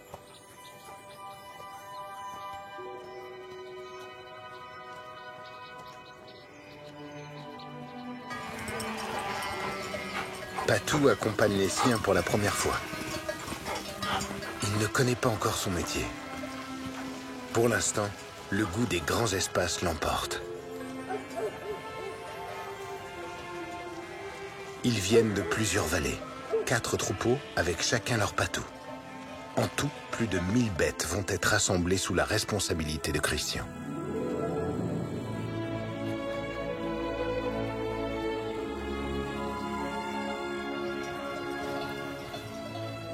Patou crée une zone de protection autour du troupeau. Il se tient prêt à éloigner tout intrus, animal sauvage, chien ou même l'homme. Mais il n'a jamais croisé un ours.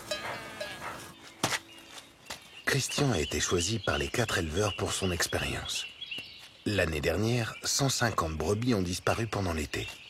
victime des chiens errants, du mauvais temps et de 3 ours particulièrement coriaces.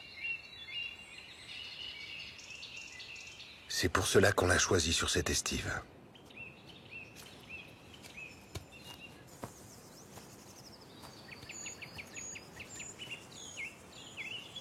Christian est devenu berger à l'âge de 30 ans, en passant une saison aux côtés d'un vieux berger. Il a choisi ce métier par amour de la montagne, des brebis et de la liberté. Les bêtes peuvent arriver maintenant. Il les attend. Mais le mauvais temps, cet ennemi juré du berger, arrive lui aussi.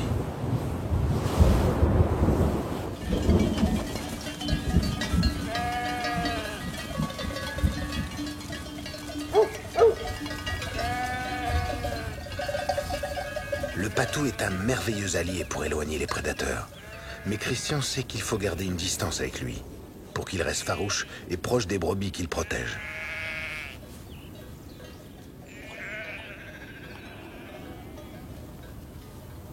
Les 4 troupeaux sont arrivés. Savoir les compter d'un seul regard. 4 chiens sont présents sur l'estive. Notre patou est le plus jeune. Il cherche tout de suite à faire connaissance. Mais les anciens n'ont que faire de lui. Il va devoir apprendre par lui-même.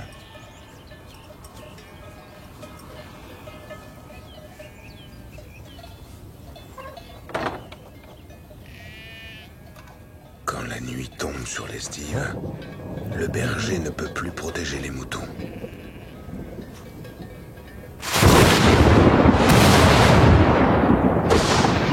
C'est l'heure où Patou veille.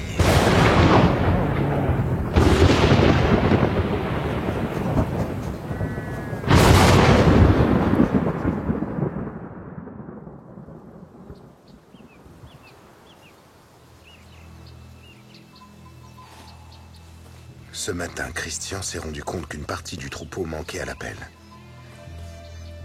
Des brebis se sont perdues. Il n'y a rien de pire pour un berger. Partir les chercher, et tout de suite.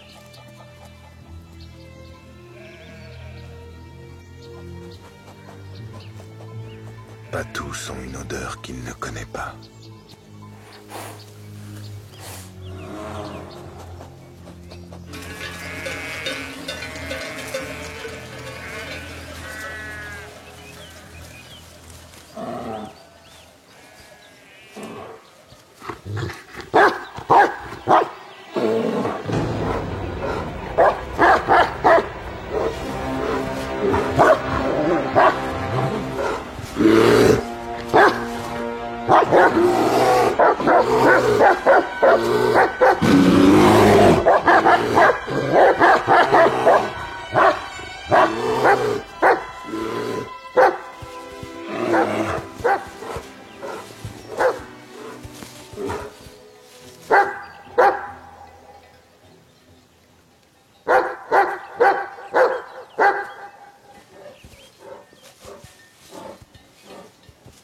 C'est la mission des patous.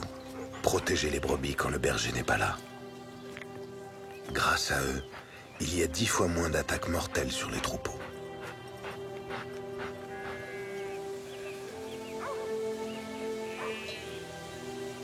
Christian a récupéré les brebis égarées. Il ne se doute pas de la bravoure dont Patou a fait preuve.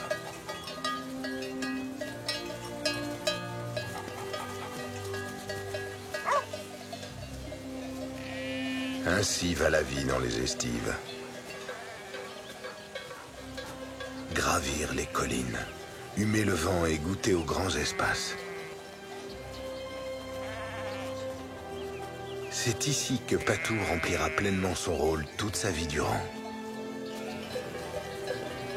Et même s'il ne sera jamais le chien de son maître, une alliance bien comprise unit l'homme et le chien. Si vous croisez des patous, respectez leur travail, contournez l'aire de pâturage. Et si vous ne le pouvez pas, faites demi-tour. Dans le le Jura. 2 mois ont passé depuis sa naissance. Le faon suit sa mère biche partout où elle va. Il voudrait être grand et cheminer par lui-même. Mais son instinct lui dit qu'il est une proie.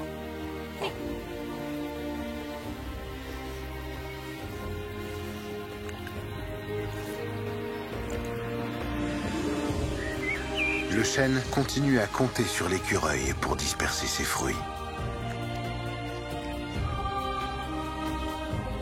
Hérisson a trouvé une copine. Il aimerait bien qu'elle se réveille, parce que là, les beaux jours ne vont pas tarder à arriver. Le phoque a repéré un endroit tranquille pour faire sa sieste sans être dérangé. Maître Corbeau et sa fille se chamaillent toujours pour la moindre peccadille. Monsieur Crapaud ne retrouve plus sa souche. Quelqu'un a dû la déplacer.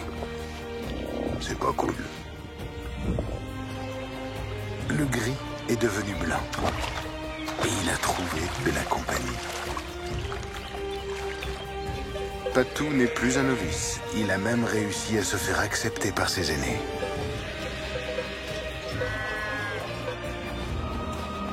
Les jeunes lynx sont partis faire leur vie ailleurs. Leur mère cherche maintenant un compagnon pour l'hiver.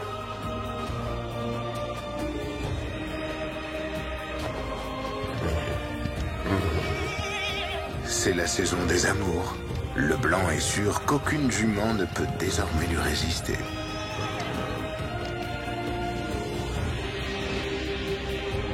Le moment est maintenant venu. Mademoiselle Grue et son compagnon s'envolent pour le nord de l'Europe. Ils s'accoupleront et donneront naissance à une nouvelle génération.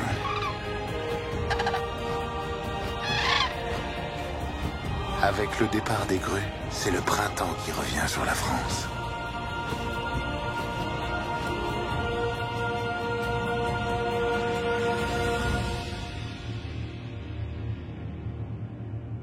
Elles reviendront l'hiver prochain, avec leurs petits, dans le plus beau pays du monde.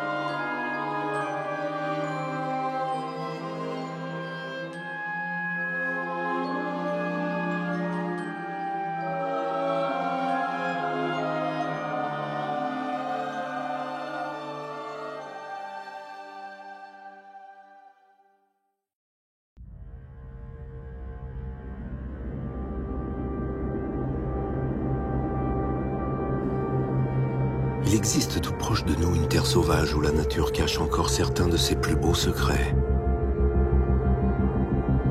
Les Alpes. Un colosse de pierre long de 1300 km. Des centaines de sommets dépassant 3000 mètres d'altitude, emprisonnant des millions de mètres cubes de glace. Des pentes vertigineuses. Des rocailles coupantes exposées au vent. Un air qui manque cruellement d'oxygène. Comment les êtres vivants se sont-ils adaptés à ces conditions extrêmes? À ce monde où l'hiver dure 8 mois, où les températures peuvent descendre jusqu'à -40.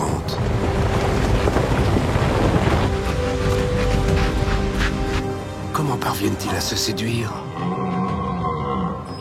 À éduquer leurs petits?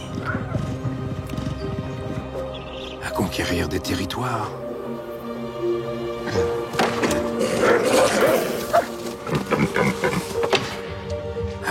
parcourir des distances immenses.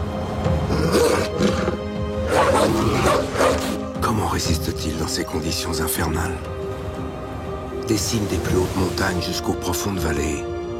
Voici les destinées surprenantes de ses voisins animaux, en prise avec la violence des éléments. Un grand voyage à côté de chez nous, dans le dernier sanctuaire d'Europe.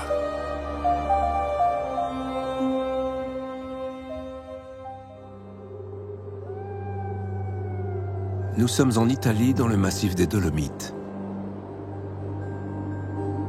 Ces roches sont d'anciens récifs coralliens. Ils ont été poussés hors de la mer il y a des millions d'années. Des coraux pétrifiés à 3000 mètres d'altitude.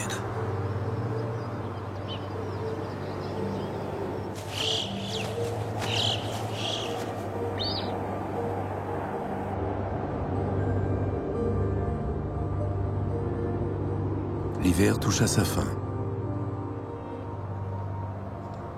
Plus rien à manger.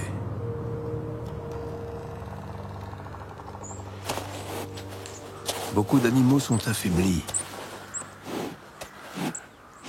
Ce jeune cerf traque la moindre trace de nourriture. C'est le pire moment de l'année.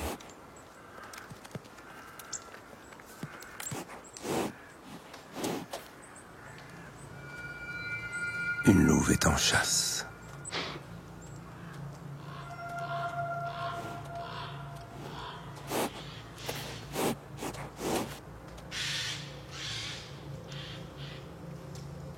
Mais elle n'est pas seule. Elle a placé toute sa famille autour d'elle.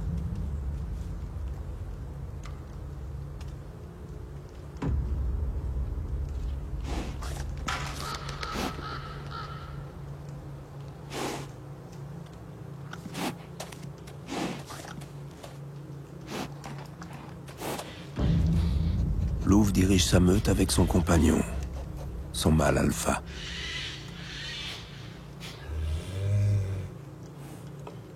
Ce jeune cerf n'est pas une proie facile, mais Louve a un plan.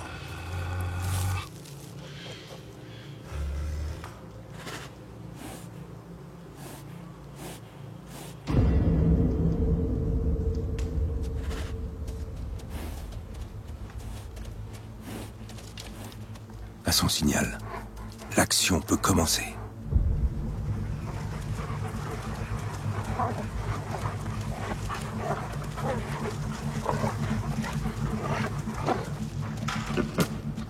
Ce jeune cerf n'a jamais vu de loup, mais il sait ce qu'il doit faire.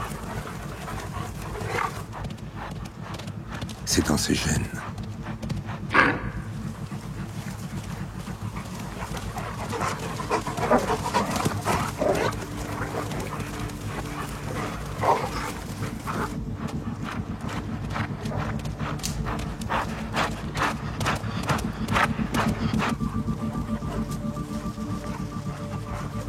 Il a une ruse pour leur échapper.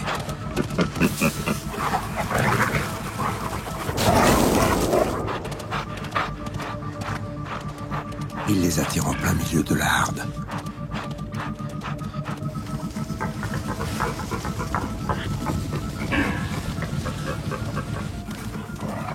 Mais c'est exactement ce que Louve avait prévu.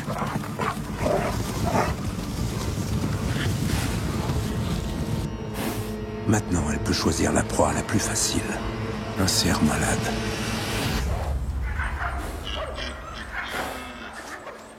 Le jeune cerf a pu échapper au loup en sacrifiant un des siens. Une réponse très efficace contre les attaques des loups.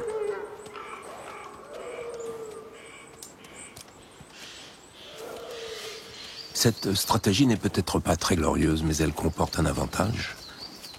Éliminer les malades et empêcher les épidémies. C'est le rôle du loup dans nos milieux naturels.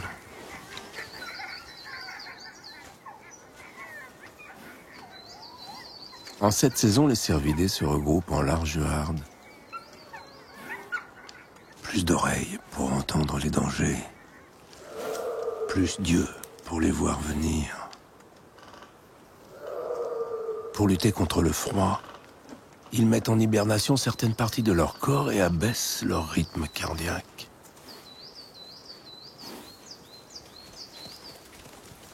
En ces contrées glaciales, c'est la clé de la survie. Dépenser le minimum d'énergie.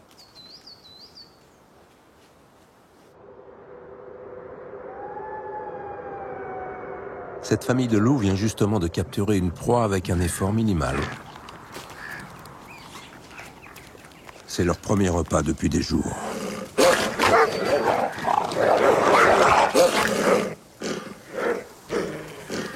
Excité par cette nourriture, l'aîné des fils teste les limites de la hiérarchie. Il défie son père, le mâle alpha.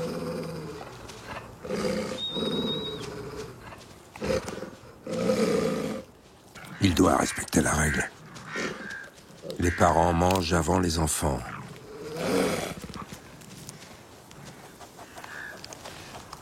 Mais le fils ne veut pas obéir.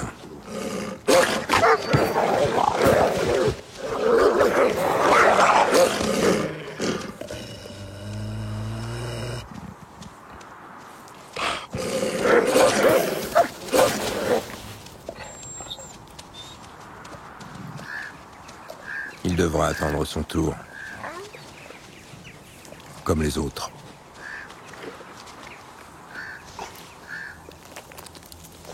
Le loup n'a dans les Alpes qu'un seul concurrent. L'ours brun.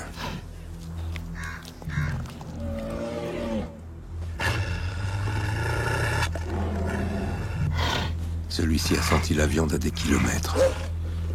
Et il a faim.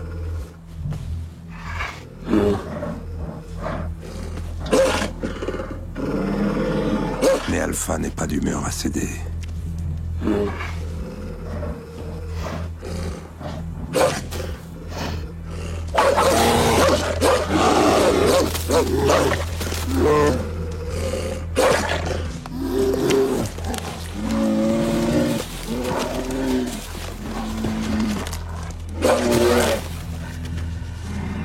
En temps normal, Alpha se serait mise à l'écart, comme Louve. Mais aujourd'hui, Alpha veut montrer à ses enfants qu'il est toujours le chef.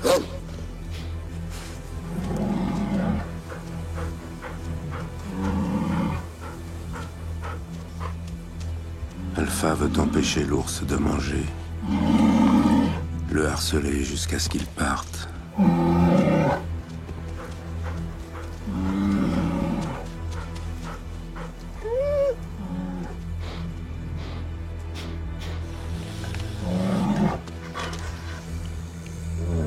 L'ours brun ne craint pas les loups.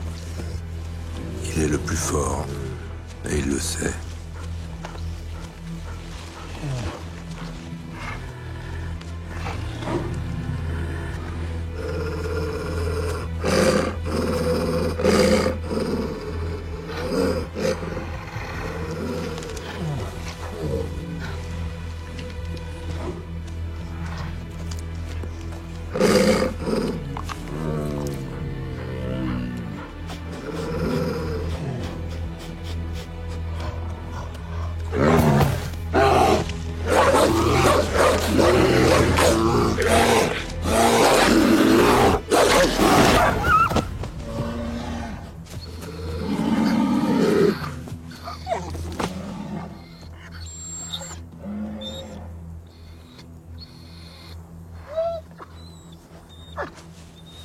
Alpha n'est plus en mesure de gouverner.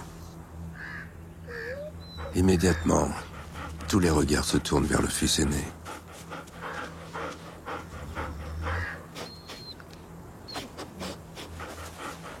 Et tout le monde se soumet à ce nouveau chef. Mais pas Louve.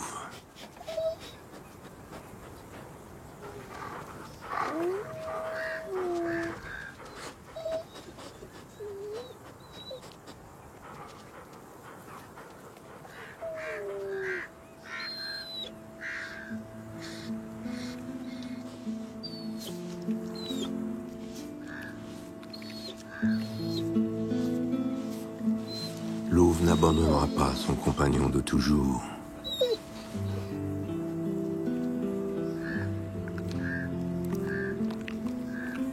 Chez les loups, un couple c'est pour la vie.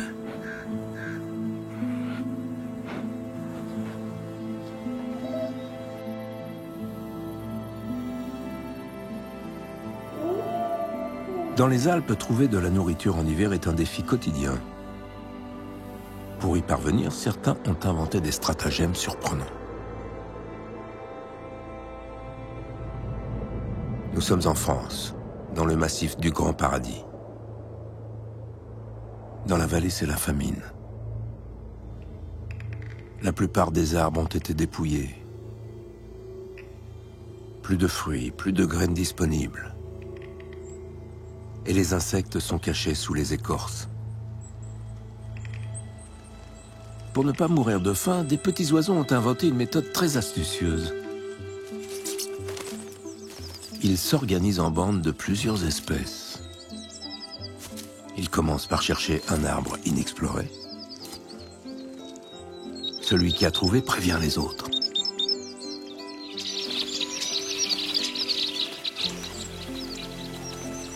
Chacun prend maintenant sa place sur l'arbre du jour. Tout en haut, les becs croisés. Ils jouent le rôle de vigie. Juste en dessous, les mésanges boréales cassent les cônes pour extraire les pignes. Plus bas, sur les branches, les mésanges huppés et les grimpereaux cherchent de petites araignées qui se cachent sous les lichens. Tout en bas, dans les rameaux du mélèze, la mésange noire et la mésange bleue raffolent d'une larve de papillon. Toutes ces espèces si différentes ont trouvé un moyen très efficace pour s'alimenter. L'entraide. Et si un danger survient, ils se préviennent.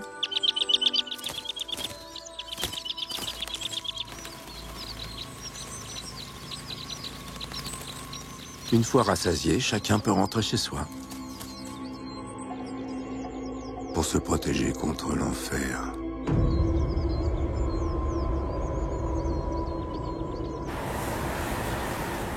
Le blizzard. Les températures qui chutent brutalement. Il peut causer la mort en quelques heures.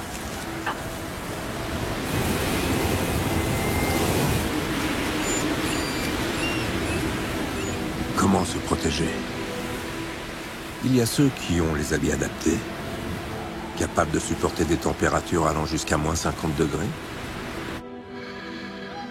Et il y a ceux qui ont choisi de passer l'hiver en sous-sol. On maintient le corps à 4 degrés. Le cœur bat une fois par minute.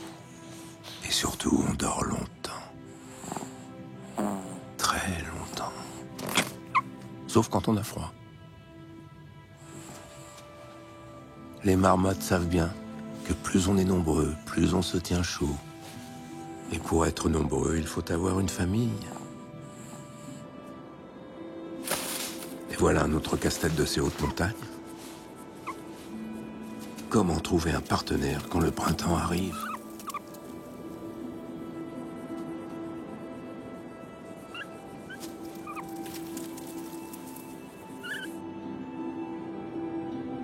Il y en a qui ont trouvé un drôle de moyen.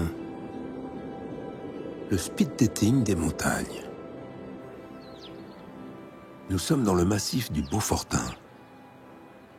Un rassemblement se tient ici une fois par an, à une date très précise, connue uniquement du peuple des grenouilles rousses.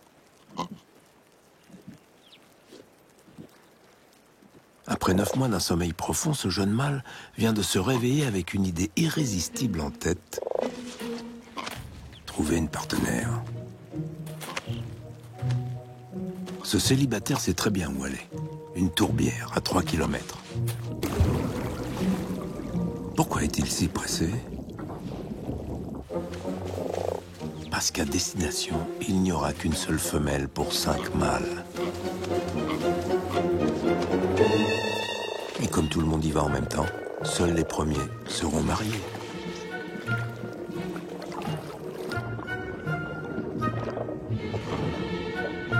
Ah, voilà une femelle disponible. L'idée, c'est de la ceinturer et de ne plus la lâcher. Non, c'est un mal. Voilà, on arrive enfin à destination. Une place de dégel au milieu des glaces.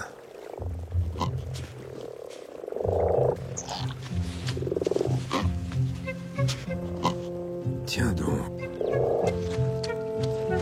Regardez cette beauté. Ses yeux d'or, cette peau rousse. C'est elle.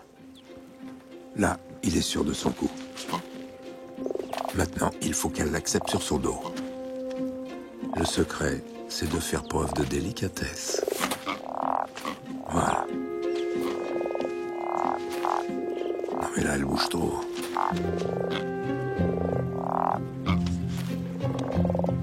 Le problème maintenant, c'est cette bande de célibataires prête à tout pour lui voler sa dulcinée.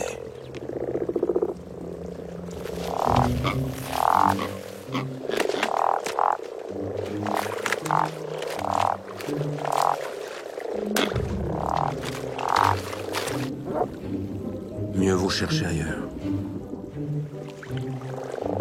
Et ici, on peut s'incruster.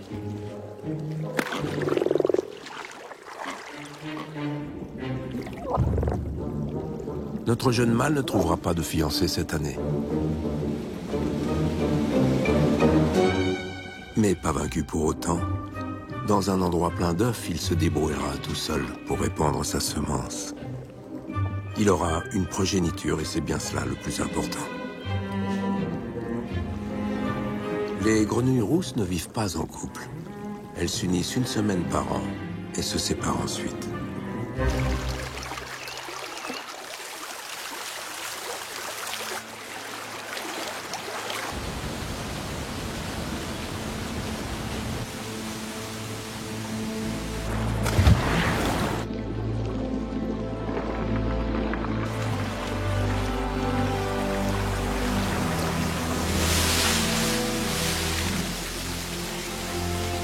Avec la fonte des neiges arrive la période des naissances. Soudainement, à tous les étages, des êtres fragiles et sans défense voient le jour. Pour protéger leurs petits, les parents aménagent des logements inaccessibles dans les arbres.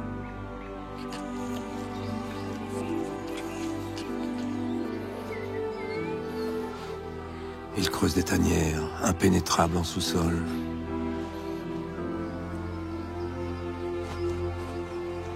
Ils bâtissent des nids dans des falaises abruptes.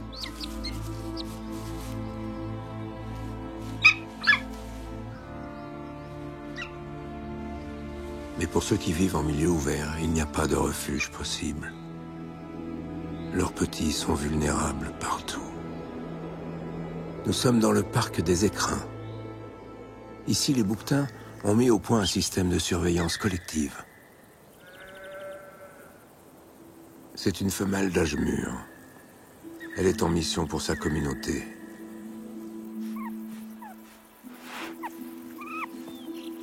Ce jeune bouquetin vient de naître. Il n'est pas le seul. Toutes les naissances ont eu lieu en quelques jours. La mission de la doyenne, guetter l'arrivée du voleur d'enfants. L'aigle royal.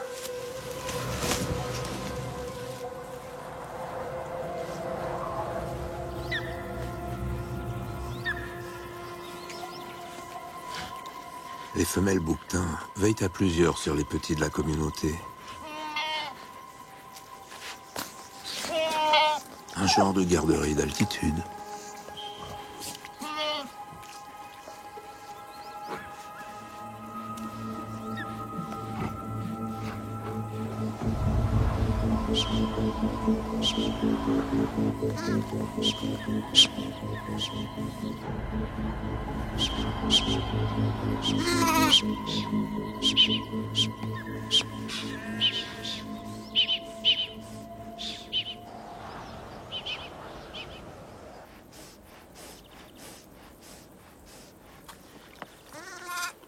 L'alerte est levée.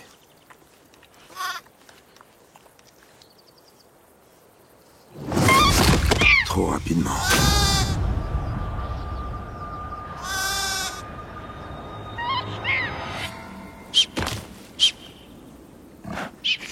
Malgré leur solidarité, les femelles perdent régulièrement leurs petits.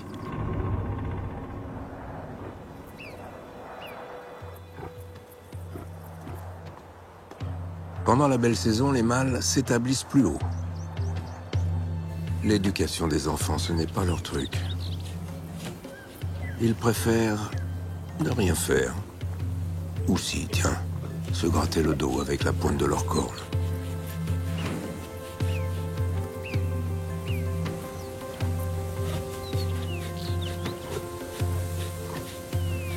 Pendant que les mâles travaillent d'arrache-pied, les femelles passent à une autre activité. Donner une éducation à leurs petits. Un jeune cabri et sa mère se sont mis en marche. Un voyage qui les mène vers une épreuve invraisemblable. Depuis un demi-siècle, toutes les mères de cette région emmènent leurs petits à 2 jours de marche pour accomplir ce qui ressemble étrangement à un rituel d'initiation.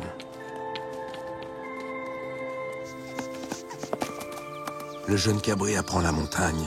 Il est subjugué par l'agilité de ses pattes, l'incroyable adhérence de ses sabots. Il teste ses limites et n'en voit pas le bout.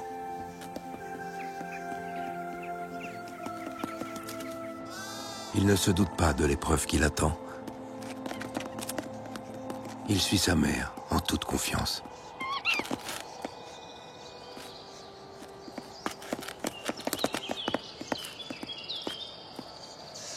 Cabri réalise soudain qu'il est au milieu d'une falaise vertigineuse.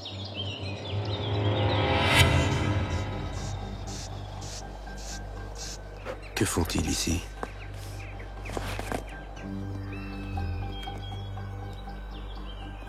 Ils sont sur le barrage du lac de Shingino. Une muraille verticale de 50 mètres.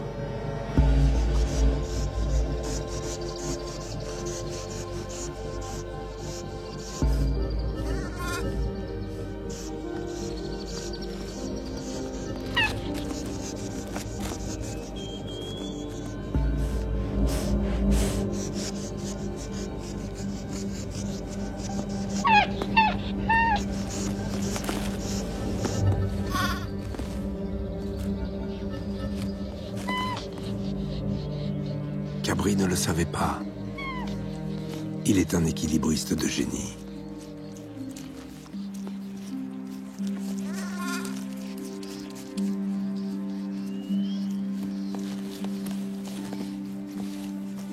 Pourquoi sa mère l'a-t-elle emmené ici?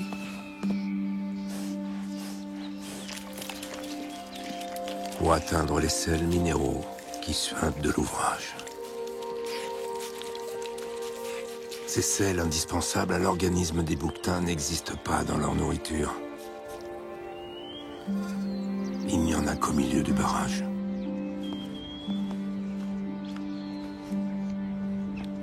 Cabri a vaincu sa peur, et maintenant il peut imiter sa mère et goûter ce succulent nectar de roche.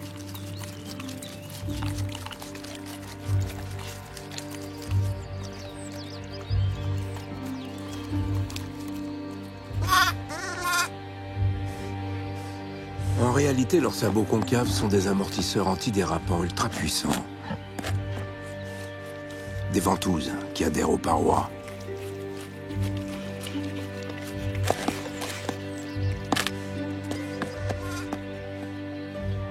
Quant à leur sens de l'équilibre, c'est un des prodiges de l'évolution.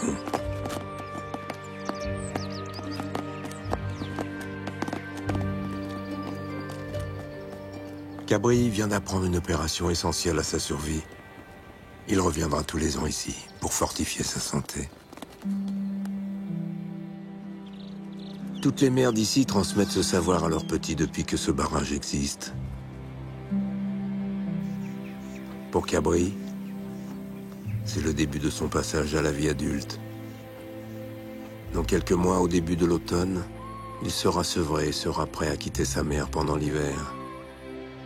Il ira avec les mâles Et quand ses cornes auront poussé, il pourra se gratter le dos avec, comme un grand.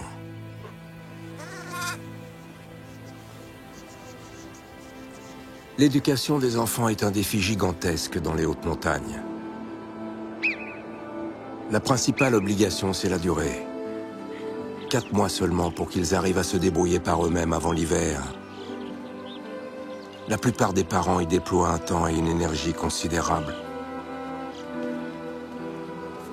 Mais les enfants, rendent-ils aux parents un peu de ce qu'ils ont reçu?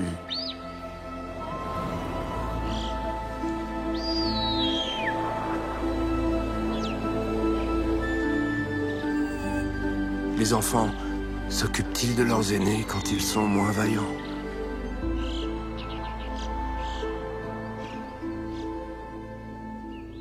Grâce au progrès de la connaissance, le voile se lève doucement sur un monde dont on n'imaginait pas la richesse. Le monde des arbres. Et justement, dans les grandes forêts de hêtres des Alpes, on vient de découvrir une histoire de parents et d'enfants qui n'existe que dans les contes.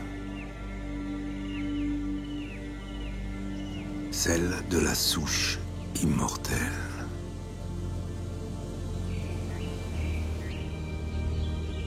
Cachée sous la mousse, cette souche est ce qui reste d'un arbre gigantesque tombé il y a plus de 500 ans. On pourrait penser qu'elle est morte. Pas du tout.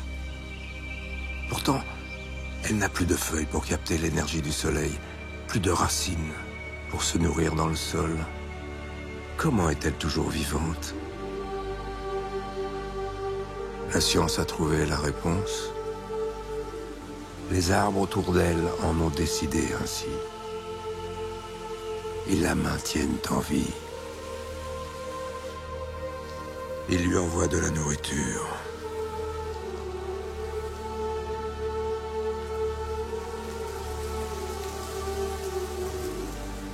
Qui sont ces arbres bienfaiteurs? Il y a le premier cercle, les descendants directs de la souche. Ils sont nés de ses fruits. Un peu plus loin, les petits-enfants et arrière-petits-enfants. Il y a même des arbres qui ne sont pas de la même famille, ni de la même espèce. Ils forment tous un réseau de soutien pour le nourrir. Pourquoi l'ont-ils protégé de la mort? Cette vieille souche sans aucune utilité. C'est peut-être qu'il tenait à elle.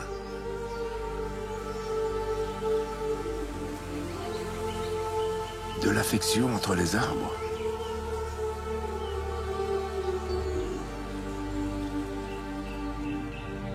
L'histoire de cette souche immortelle ouvre nos yeux sur un monde insoupçonné. Pourquoi les arbres s'entraident-ils? Un arbre à lui seul ne peut se protéger du froid et du vent. Il ne peut conserver l'eau dont il a besoin, ni répondre aux agressions des parasites. Une forêt peut le faire.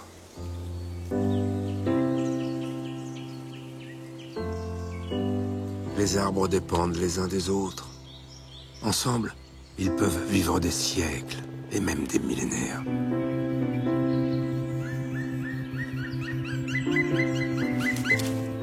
Ils apportent leurs bienfaits à un nombre incalculable d'êtres vivants. Ils servent de maison et de garde-manger, de refuge et de restaurant. Cette générosité est le fruit d'une force extraordinaire de la nature. La solidarité entre les arbres.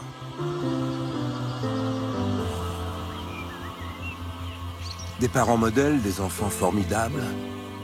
On pourrait croire à un monde idéal où tout le monde est gentil avec tout le monde. Ça n'est pas le cas. Parmi les parents, il y en a qui ne font absolument rien pour leurs petits et qui s'en sortent parfaitement. On pense tout de suite au pire d'entre eux. Il s'appelle l'azuré. Derrière ce joli papillon inoffensif se cache en réalité le plus grand escroc de la montagne.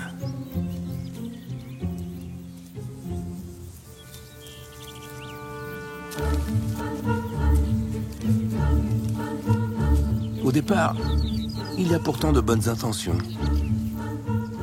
Se séduire, et ça commence par un accouplement. Une fois ensemencée, la mère cherche Pimprenelle, une fleur pourpre. Elle y dépose son œuf et abandonne son petit, qui devient chenille, qui va le nourrir et le protéger.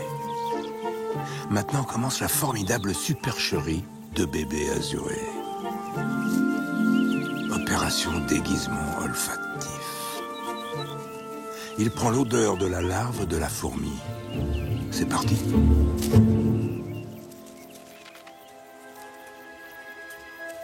Intrigué par l'odeur, une ouvrière s'enquiert. Que fait ici cette jeune larve de fourmi? Vite, à la fourmilière. L'illusion fonctionne. La fourmi bigleuse ramène bébé dans la pouponnière. Les nourricières alimentent maintenant l'escroc par la bouche. Jour après jour, mois après mois, pendant tout l'hiver. Et bébé blanchit, et bébé grossit. Les fourmis ne se rendent même pas compte de la taille gigantesque de cette larve. Au printemps, la métamorphose s'opère. Et le jour critique, bébé sort de son cocon. Aussitôt, l'illusion odorante disparaît. Il a quelques secondes avant que les fourmis ne rappliquent pour le découper en morceaux. Alors vite, dehors.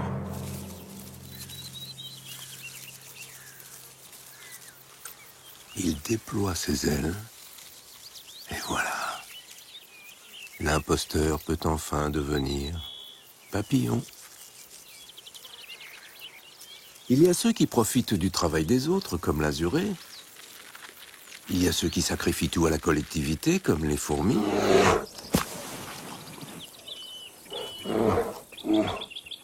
Il y a ceux qui la jouent solo. Ils prennent tout ce qui leur tombe sous la patte, comme l'ours. Même si ça gratte.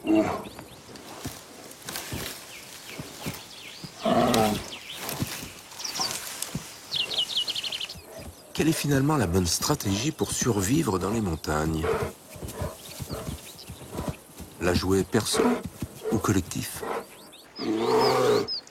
L'ours est perso, mais il rend quand même des services, à la framboise qu'il adore par exemple. Après l'avoir digéré, il crotte et disperse ses graines dans les montagnes.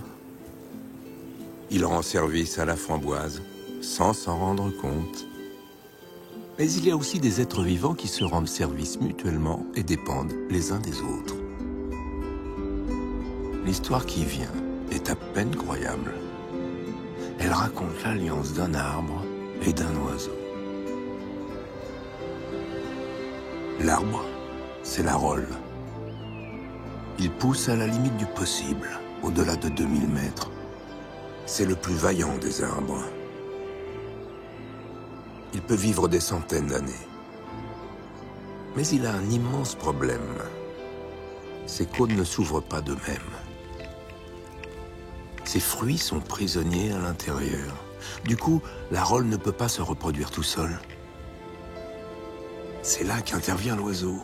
Un drôle d'oiseau, assurément. Il s'appelle Casse-Noix. Casse-Noix a une véritable passion dans la vie, ses économies. Les petites, les moyennes, les mal fichues, les bien rondes.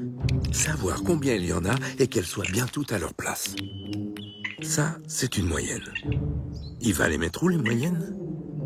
Ici. La petite, elle peut rester là. Tiens, une grosse, ici. Et celle-là, de côté.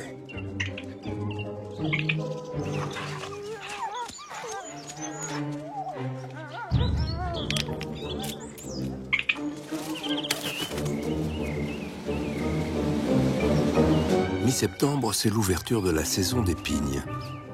D'instinct, Castenois se dirige vers le plus grand garde-manger de la région. Le Bois des Ailles, une des plus hautes forêts d'Europe où vit une communauté d'Arolles centenaire. En cette saison, ils produisent des quantités astronomiques de fruits. C'est justement ce qui intéresse Castenois.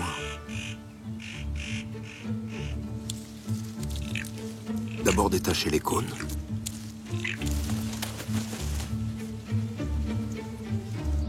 Poser les cônes sur l'enclume et au travail. Son bec puissant est l'instrument idéal. Avec une précision chirurgicale, il peut extraire de son pignaleur. Il les stocke derrière sa langue. Dans son jabot, il en transporte une trentaine pour les mettre en lieu sûr. Il y a un mode d'emploi pour les dissimuler. D'abord faire un trou, puis les enterrer profondément. Non, pas celle-là. 1, 2, 3. Ce qu'il ne sait pas, c'est que ce bois est aussi le plus grand repère de brigands de la région. Ils attendent le bon moment. Castenois masque l'entrée avec un peu de mousse. Et voilà, le tour est joué.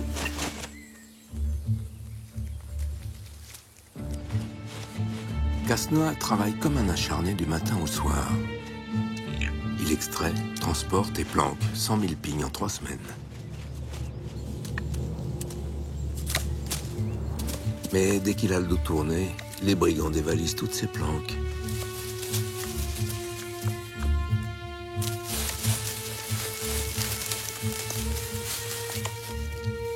Et vont lui subtiliser les 3/4 de sa fortune.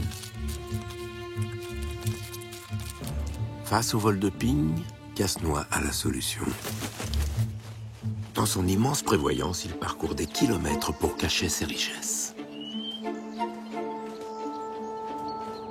Il en dissimule même dans des endroits totalement inaccessibles.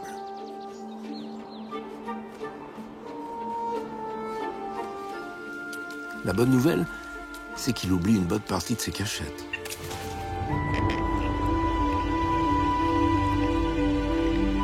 Et voilà comment les Arolles font leurs petits. Et aussi comment ils se déplacent.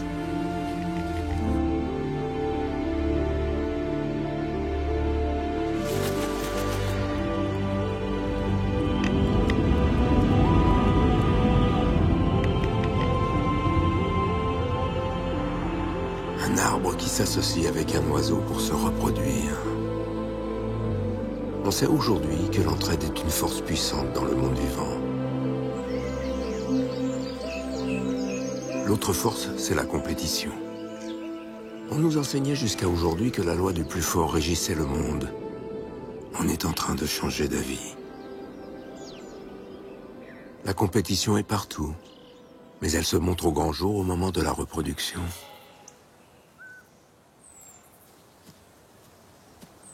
Un cerf de place rassemble ses biches. Un rival arrive de la vallée voisine.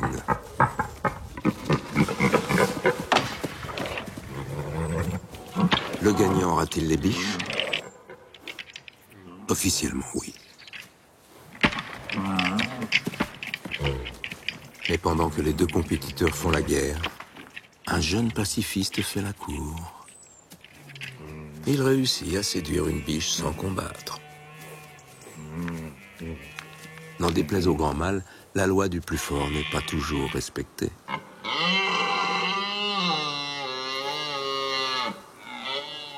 En réalité, dans les milieux extrêmes, la compétition est moins déterminante.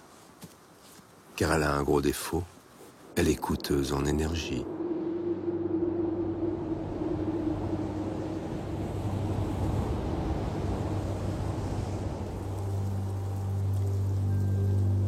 Dans les montagnes, l'énergie est une denrée qu'il faut gérer avec économie.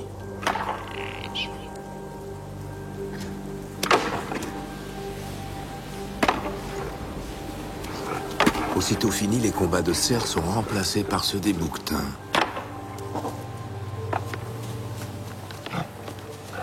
L'enjeu est le même.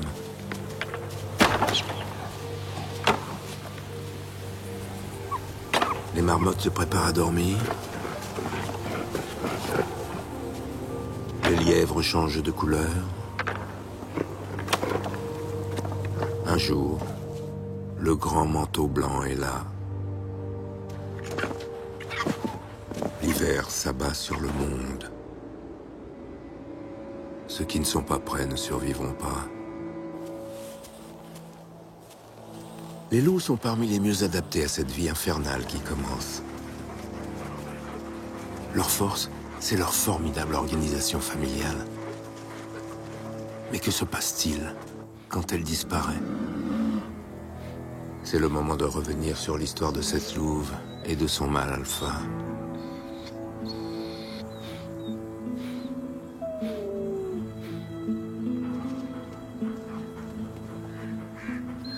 Repartons un an en arrière, en cette fin d'hiver tragique pour Louve.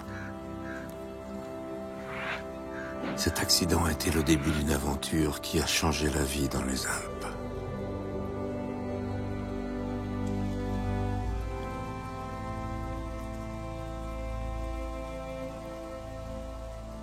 Le compagnon de Louve a fini par succomber à ses blessures. Et Louve n'a pas trouvé la force de quitter sa dépouille.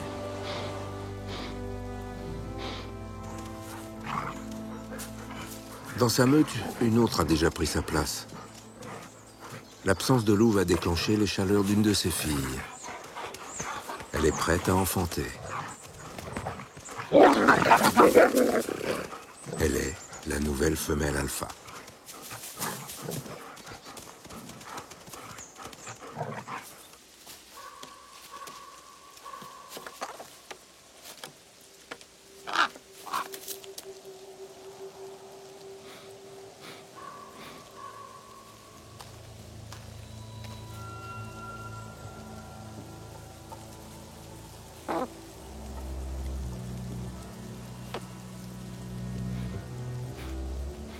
Que va faire Louve?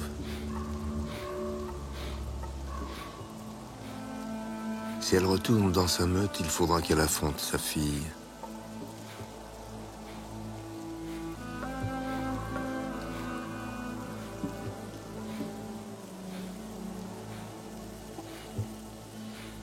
Elle doit partir.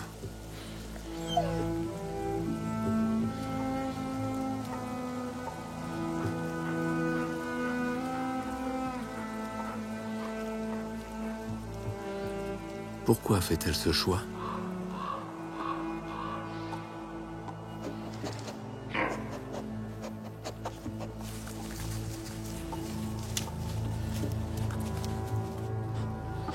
Parce qu'elle n'est pas vraiment seule. D'ici quelques semaines, elle va mettre au monde une portée de louveteaux.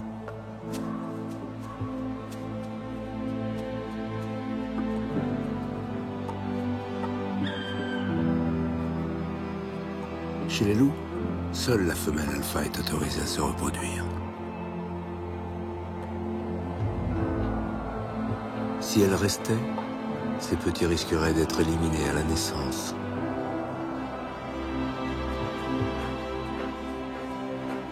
Louve est née dans ces montagnes. Pourtant, son instinct lui dit de les quitter. S'enfuir le plus loin possible.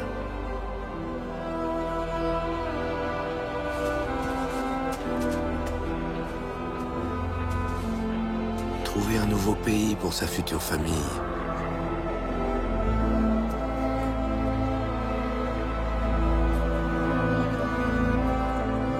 Mais où aller? Qu'y a-t-il derrière ces montagnes?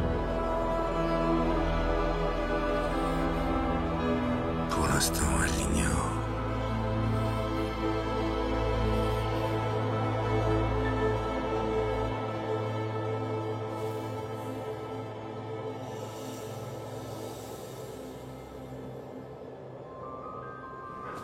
Louve est partie vers le nord. Pour éviter de croiser d'autres loups, elle emprunte la route des crêtes. Louve n'est pas la première. De nombreux loups quittent leur meute chaque année pour se faire une nouvelle vie. Ils parcourent des distances immenses. Des centaines, des milliers de kilomètres. Des scientifiques les suivent grâce à des colliers émetteurs.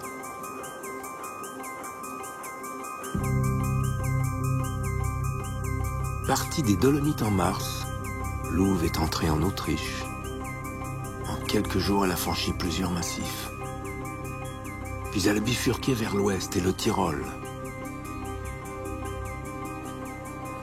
Elle n'a que 3 semaines devant elle. Après, elle donnera naissance.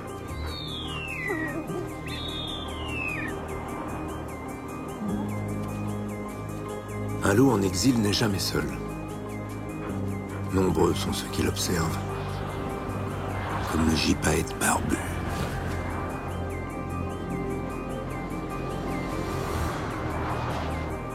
Que lui veut ce grand rapace? Le gypaète est de retour dans les Alpes après un siècle d'absence. Comme le loup, il avait été exterminé par les hommes. On le prenait pour un dragon malfaisant, un tueur d'enfants.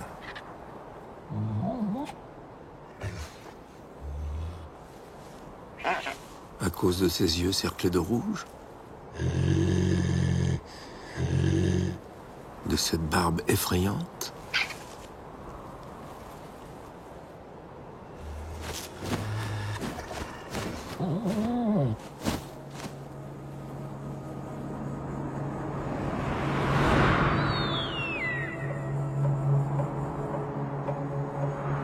D'envergure.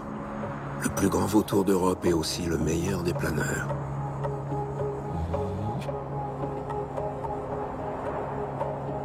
Ce mâle a 6 ans. Il est né dans le massif du Mercantour, mais en est parti très jeune.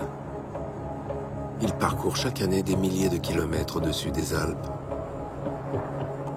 Mais que cherche-t-il?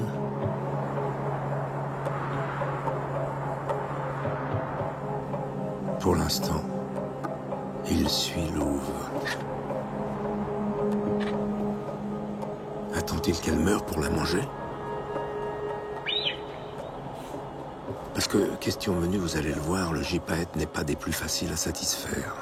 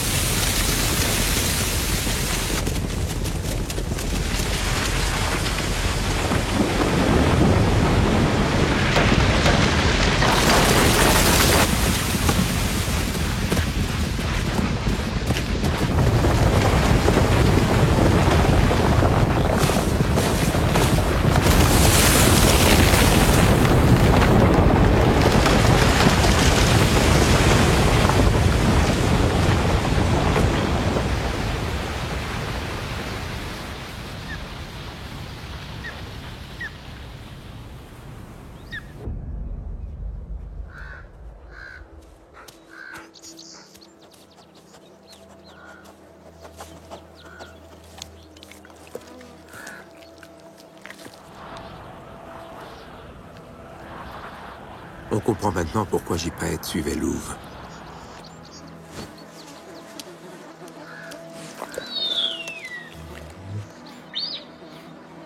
Ses efforts vont être enfin récompensés.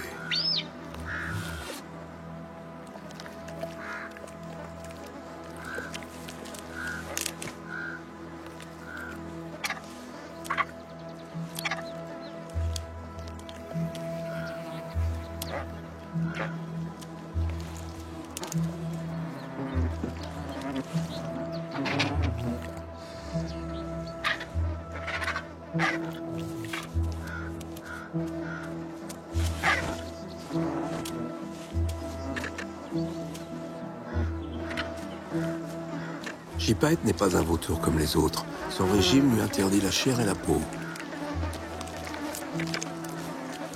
préparer son repas, il a une recette bien à lui. D'abord couper le gibier en morceaux. Ensuite tenir fermement la pièce choisie à 50 mètres de hauteur. La lâcher délicatement sur un rocher saillant. Et voilà. Le déjeuner est servi. Des os brisés. Gypaète ne mange que ça.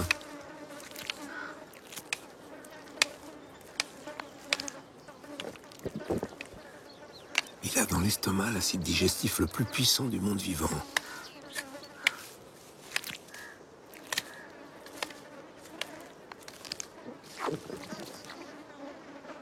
Mais attention, des os frais seulement, pas des vieux os desséchés.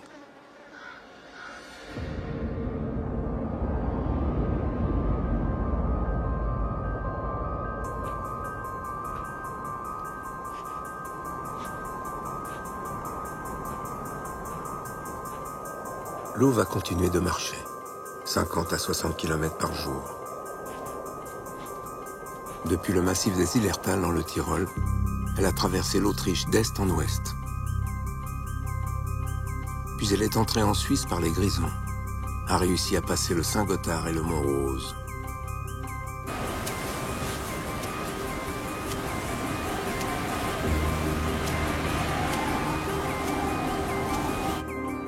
Elle a contourné l'impressionnant Matterhorn. En quelques semaines, elle a parcouru plus de 1000 km. Elle est entrée en France dans le massif du Mont Blanc.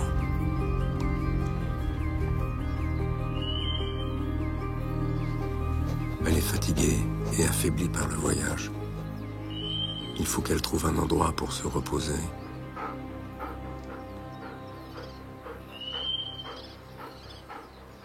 Elle va bientôt donner naissance.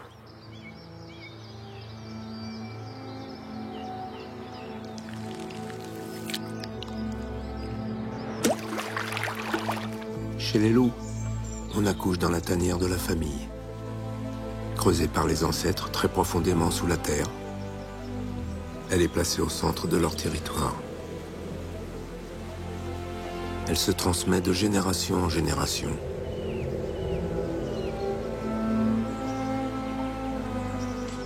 Louve n'a pas de territoire. Elle doit trouver un endroit au sec avec un peu d'eau fraîche, pas trop loin.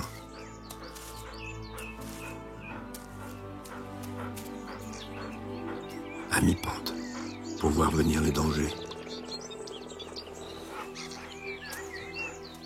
Un trou sous une vieille souche. Voilà.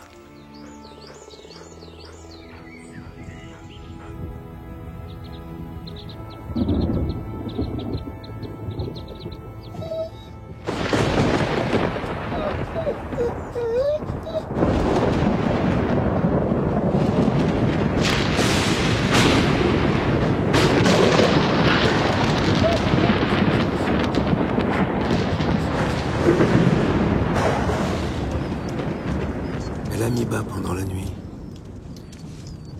Une portée de 8 louveteaux.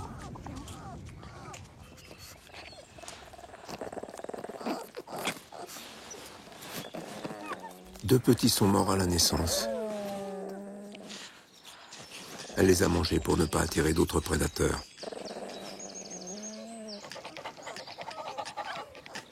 Nombreux sont ceux qui ne feraient qu'une bouchée de ces petits. Renards, corbeaux, sangliers.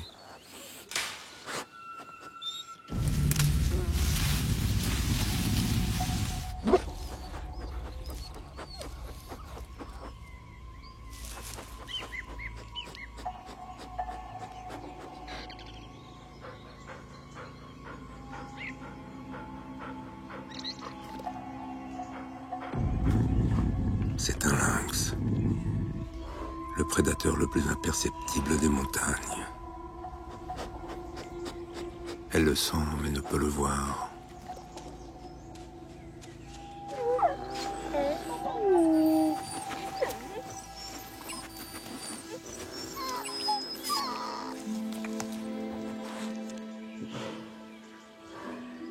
Le lynx peut rester à l'affût pendant des heures. Il attend qu'elle s'en aille chercher de la nourriture pour attaquer. Elle le sait. Et pourtant, elle a faim. Voilà 3 semaines qu'elle n'a mangé que de l'herbe et des vers de terre.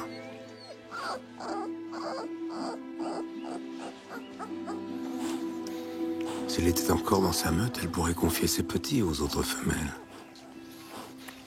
Quand la mère alpha met bas, ses filles se mettent à produire du lait. Elles deviennent des nourrices.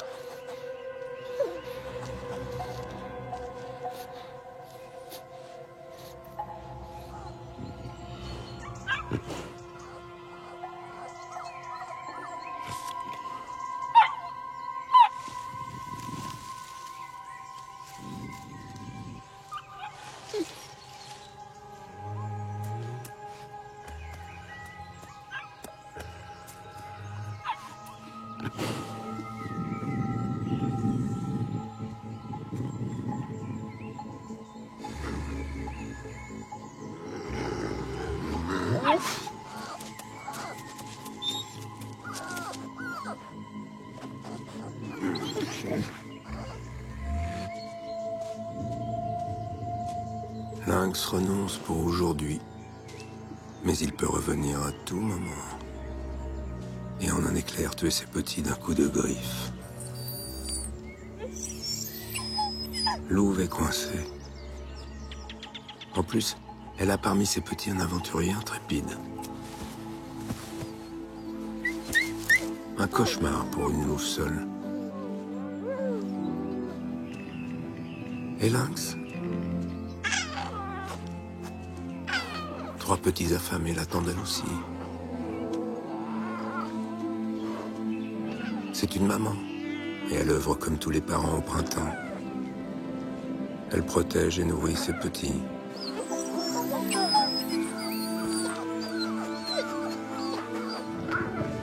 Au XXe siècle, les lynx ont totalement disparu des Alpes. Puis quelques rescapés ont été réintroduits en Suisse.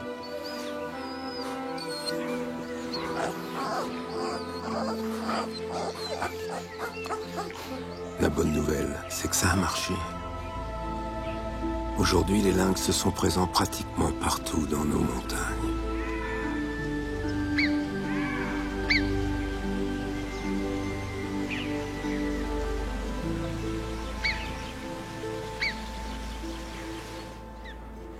Les louveteaux ont maintenant 2 mois. Le moment de découvrir le monde et d'apprendre en observant les adultes.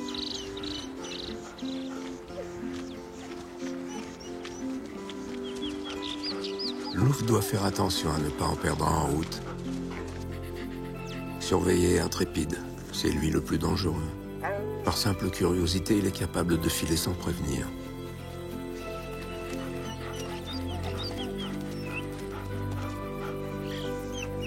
Leur instinct de prédateur est encore totalement endormi.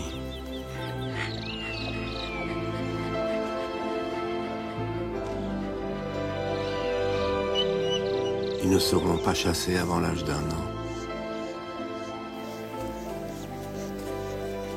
À 2 mois, c'est le moment du sevrage. La mère arrête progressivement le lait et commence à nourrir ses petits avec de la viande régurgitée. Du gibier chassé par la meute.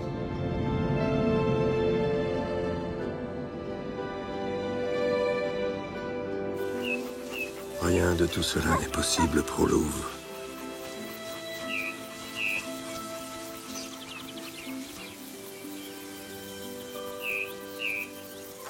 La méthode éducative des loups est un mélange de permissivité et de restriction. On n'interdit rien au jeune loup. Il doit faire ses propres expériences et apprendre ainsi à tirer les conséquences de ses actes.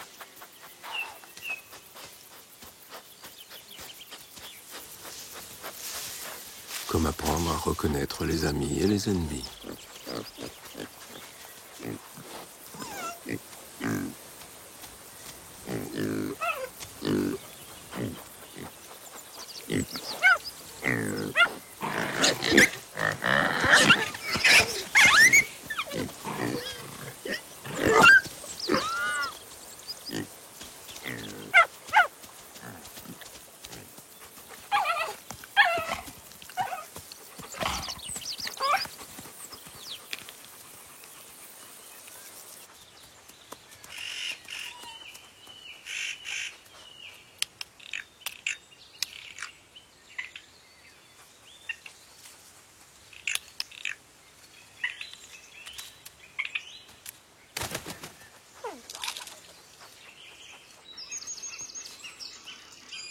Lou va trouver une nouvelle tanière. Mais toujours rien à manger à part quelques insectes.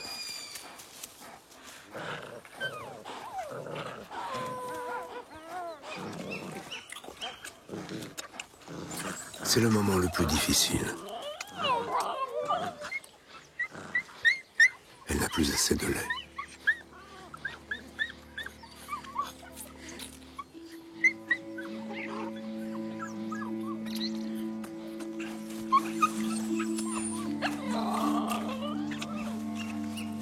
Plus il réclame, moins elle peut les satisfaire.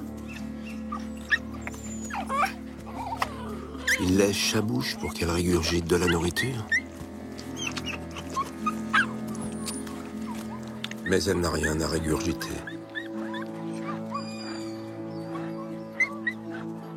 Il faut vraiment qu'elle trouve une solution.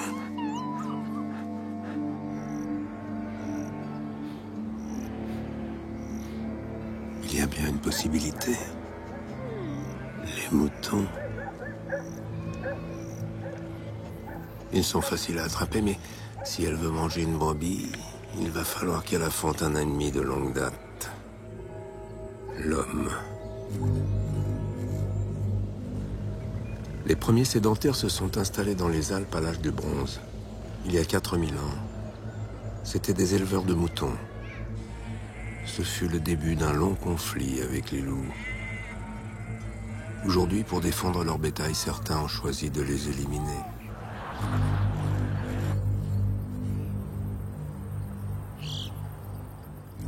Il existe un homme qui mène un autre type de combat.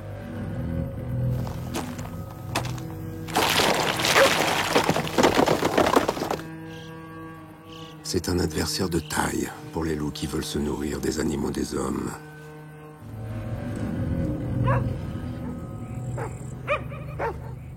Cet homme a choisi de mener le combat d'une manière très singulière.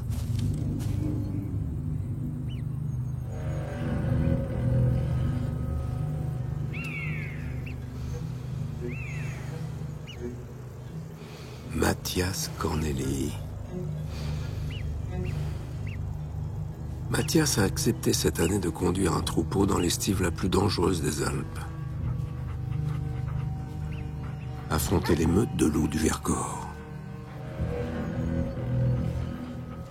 Ici, l'année dernière, 35 bêtes sont mortes.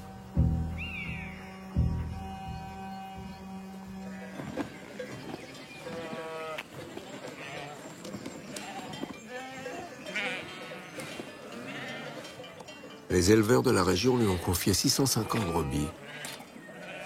Elles ont passé l'hiver dans une bergerie et maintenant elles doivent se nourrir d'herbes tendres pour engraisser et donner naissance. La mission de Mathias, les conduire jusqu'au pâturage et les protéger de tous les dangers pendant 2 mois. Son défi, revenir à la fin de l'été avec toutes les brebis. Sur ce territoire, aucun berger ne l'a réussi depuis des années, à cause des loups. De son côté, Louve attend sa chance. Une seule brebis pourrait nourrir ses petits pendant plusieurs jours.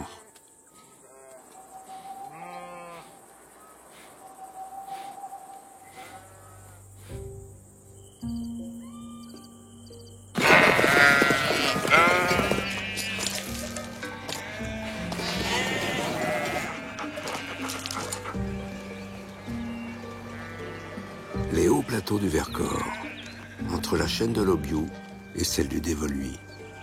Le col de la Croix-Haute est juste derrière les alpages attribués à Mathias.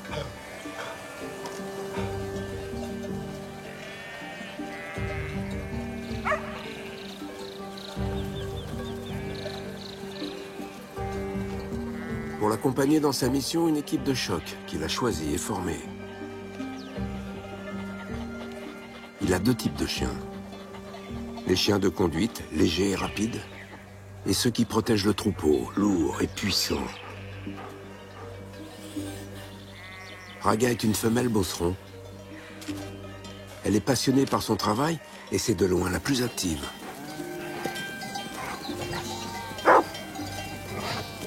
Elle passe son temps à guetter les brebis qui s'écartent et à les ramener dans le droit chemin.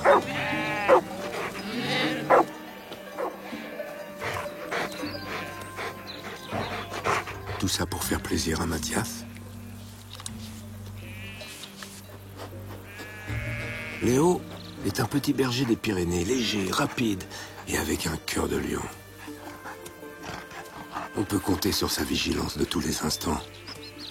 Il ne rate pas un épisode. La vieille Caille est à la retraite. Elle ne travaille plus, mais tout le monde fait comme si elle était essentielle à l'équipe. Bientôt, elle ne pourra plus escalader ces montagnes. Mathias emmène son troupeau dans l'endroit le plus périlleux. Là où le plus grand nombre d'attaques ont eu lieu.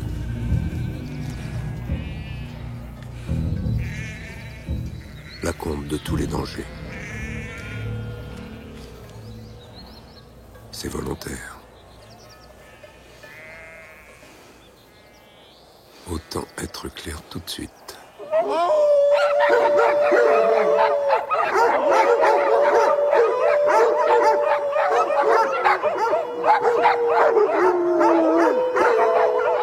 Mathias et ses chiens sont là.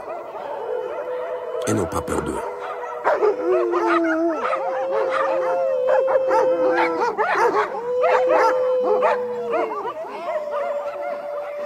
Louve a entendu le message.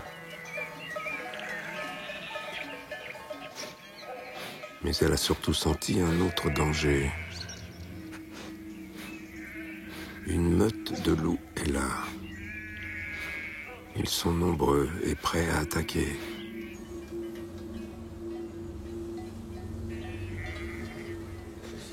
Les chiens de protection prennent leur place. Thor se positionne en hauteur. Il surveille tout. Il sent tout. Il écoute tout. Réa se place au milieu du troupeau. Elle est particulièrement attachée aux brebis qu'elle materne comme ses petits.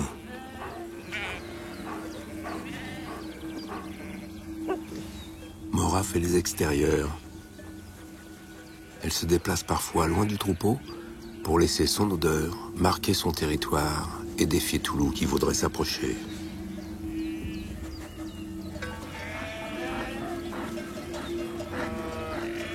Quant à Mastin, le jeune molosse, il quadrille le territoire sur un grand périmètre autour du troupeau.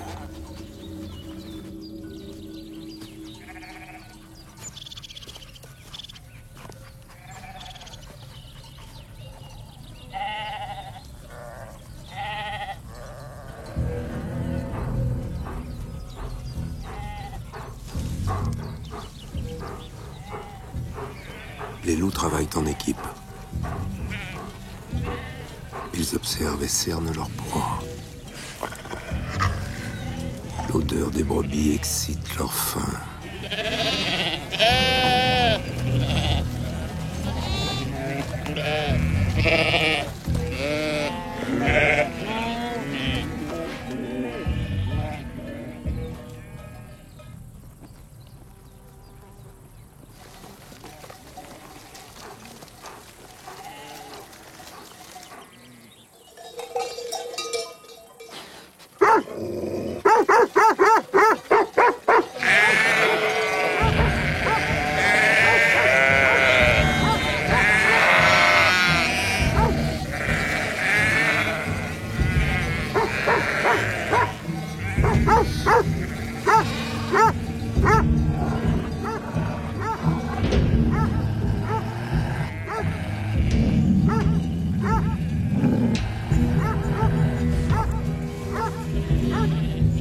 Les loups ne cherchent pas la bagarre.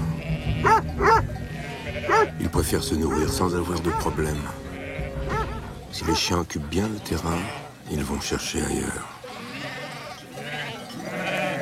Cette première rencontre devrait marquer les mémoires des loups. Ils se souviendront de l'odeur de Thor, Mora et Mastin. La prochaine fois, ils passeront leur chemin.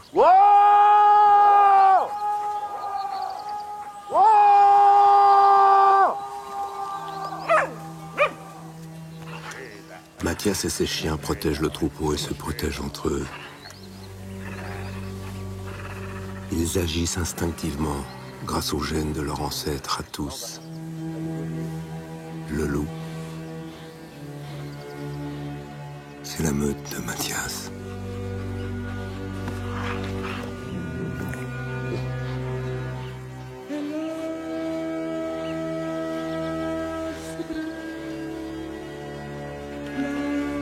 Depuis qu'il fait ce métier, il a gardé plus de 15 000 brebis.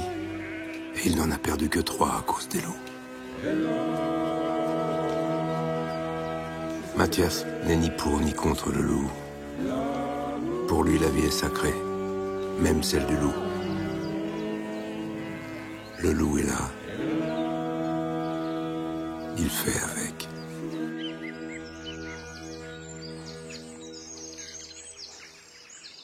Louve n'est pas rentrée. Elle continue à chercher de la nourriture.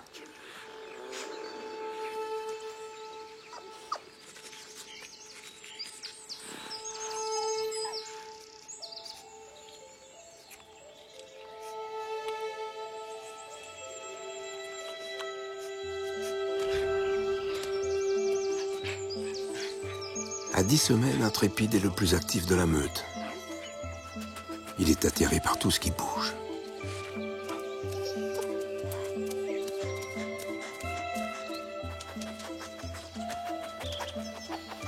Il est maintenant sur la trace d'un mets délicieux.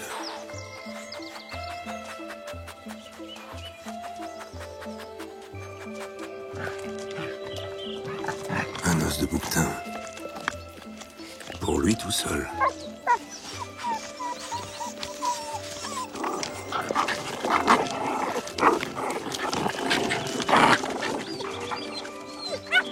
C'est lors des jeux que les personnalités se forgent.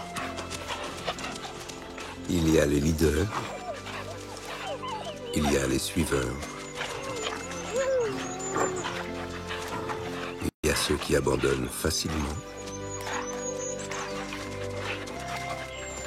et il y a ceux qui ne lâchent jamais.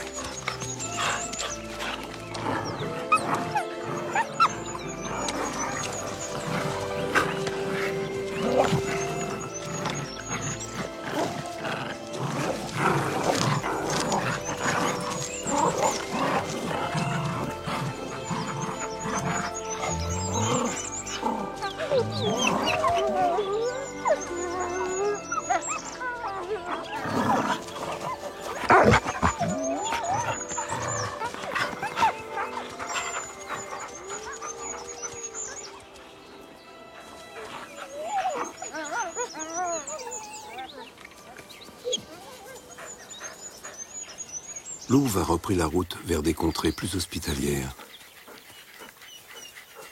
Elle a traversé le Vercors, le massif de la Chartreuse et est arrivée dans la Tarentaise. Elle cherche un territoire paisible où elle pourra s'établir. Aujourd'hui, elle a détecté des odeurs d'urine. Ce sont des signaux qui indiquent une frontière à ne pas franchir.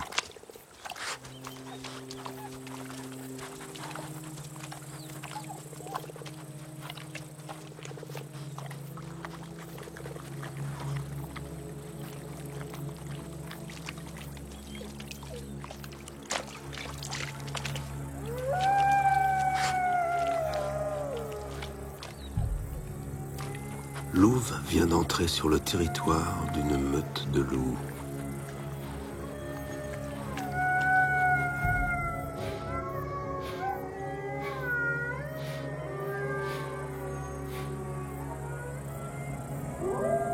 Ils ne sont pas très loin.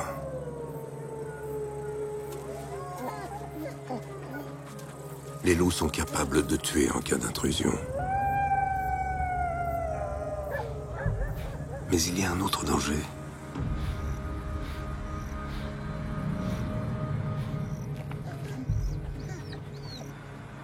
Ils arrivent de la vallée. Ils sont nombreux eux aussi.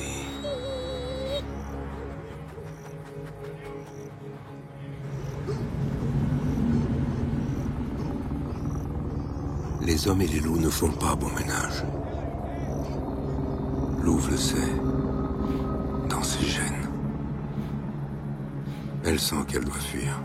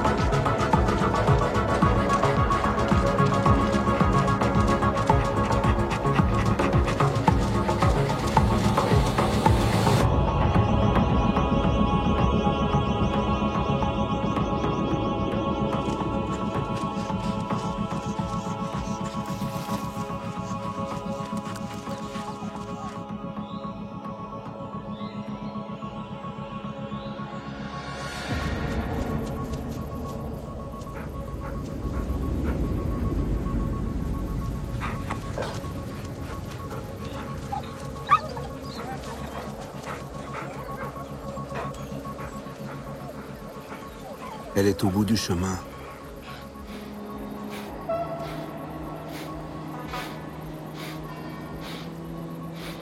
Derrière elle, une montagne infestée de dangers. Devant elle, un monde inconnu.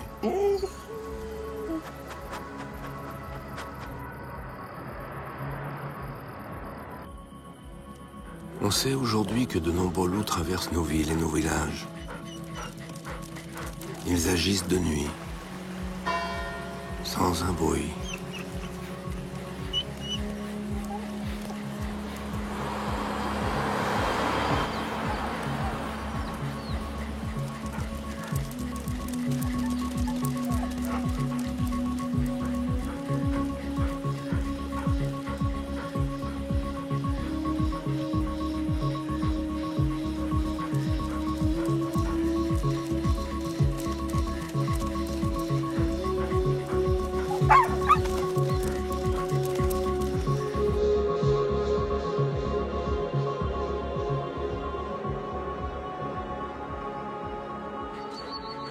Depuis qu'ils sont revenus en France, les parcours de nombreux loups ont été étudiés.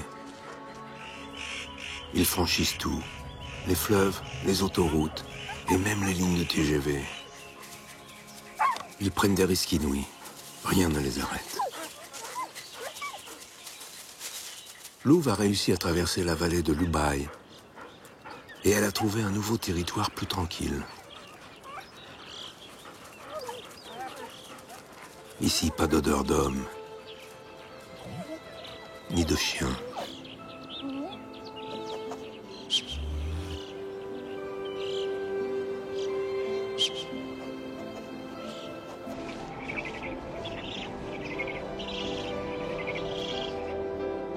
C'est une terre d'abondance, avec de la nourriture à profusion.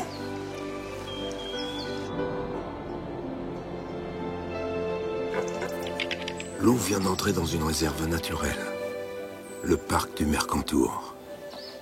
Un sanctuaire créé par l'homme qui protège toutes les espèces. C'est son nouveau territoire. Mais il y a une autre présence.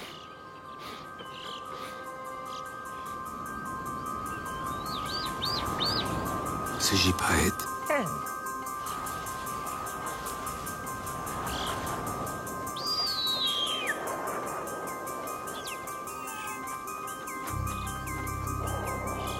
Il est retourné exactement à l'endroit où il est né. Et il a fondé une famille.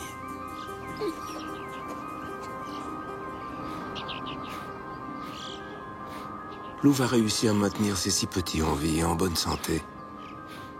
Mais l'hiver arrive. Et il lui faut de l'aide.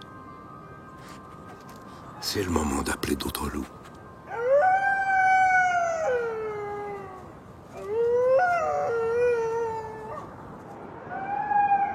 La voix des loups est faite pour les montagnes. Elle peut s'entendre à des dizaines de kilomètres.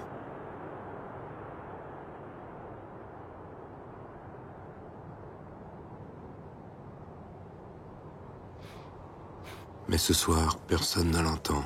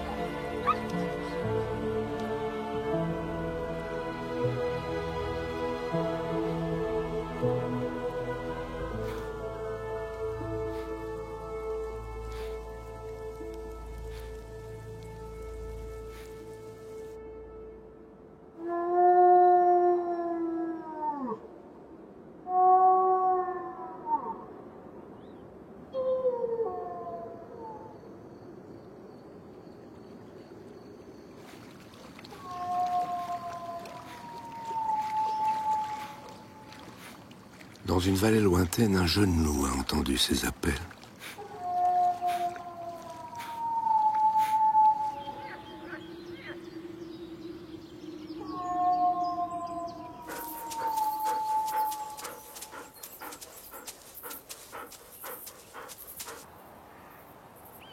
Au petit matin, ils ont pu faire connaissance.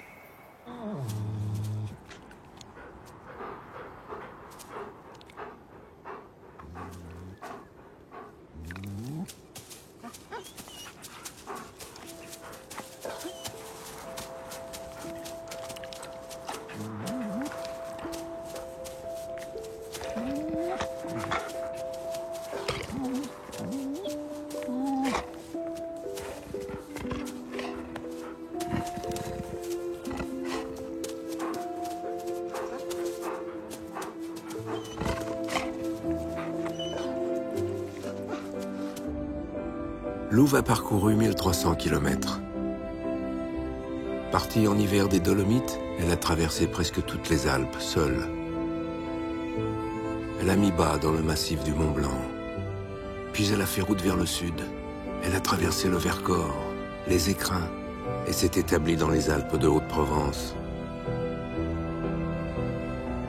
Quelques semaines plus tard, une caméra d'observation a capturé ces images.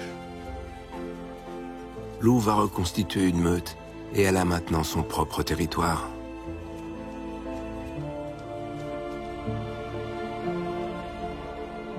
En vérité, le voyage de Louve raconte une histoire bien plus vaste.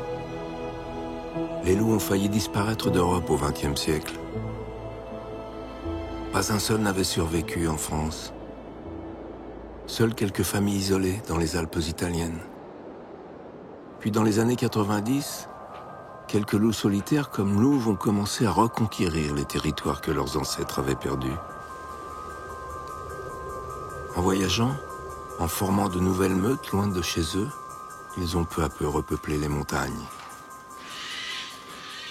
Aujourd'hui, ils sont à peu près 2000.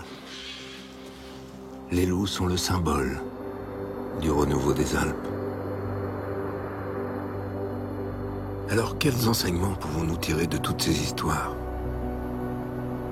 Que nous ont appris tous ceux qui vivent dans ces montagnes?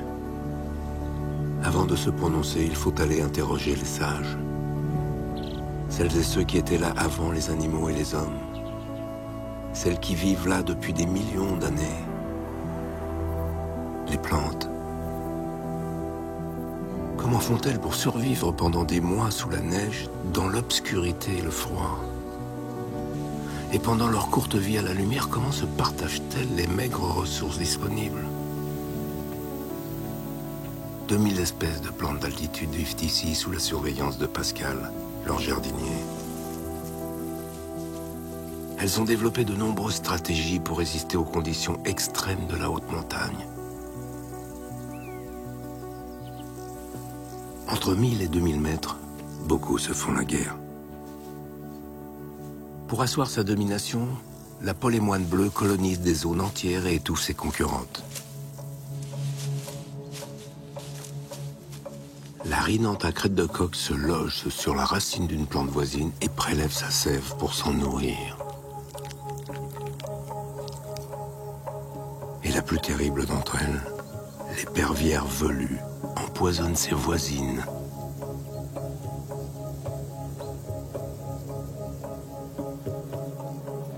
Ici, clairement, les plus forts éliminent les plus faibles. C'est, dit-on, la loi de la nature. Mais ce n'est pas tout à fait juste. Car il y a une autre loi au-dessus des nuages.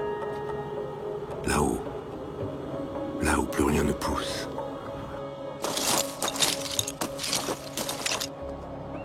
Quand la pauvreté des sols s'allie aux infernales conditions climatiques, les règles changent et la vie révèle un de ses plus beaux secrets.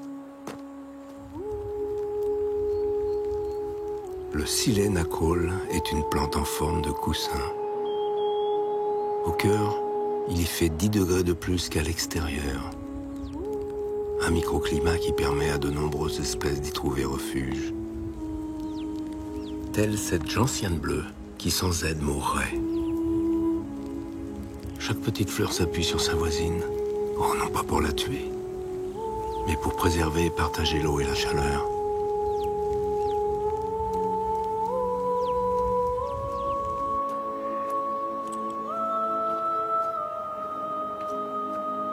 La plus étrange d'entre elles est aussi celle qui vit le plus haut. La mystérieuse Androsace et son agréable odeur de miel. Celle-ci a peut-être déjà un siècle. On pourrait penser qu'elle est seule, mais en réalité elle abrite une multitude de petites bêtes invisibles. Bactéries, acariens, insectes, ils vivent en communauté avec l'Androsace. Elle est à elle seule un véritable écosystème capable de vivre en autonomie complète.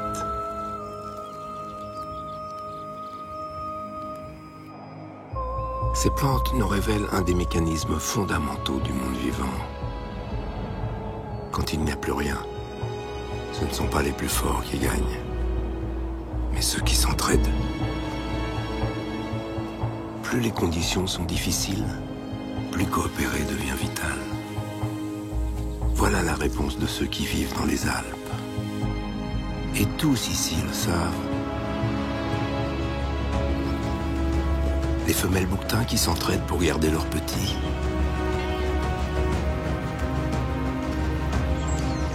Les oiseaux malicieux qui s'associent pour trouver à manger. Les cerfs qui se réchauffent en se serrant les uns contre les autres. Les gypaètes qui comptent sur les loups pour trouver des os. Les arbres qui se cotisent pour aider les plus vieux. Les loups qui sacrifient tout à la sauvegarde de leur meute. Les arolles qui comptent sur Casse-Noix pour semer leurs graines. Les loups qui surmontent des épreuves inouïes pour partager leur vie avec d'autres loups. Et les hommes qui comptent sur leurs chiens pour veiller sur leurs troupeaux.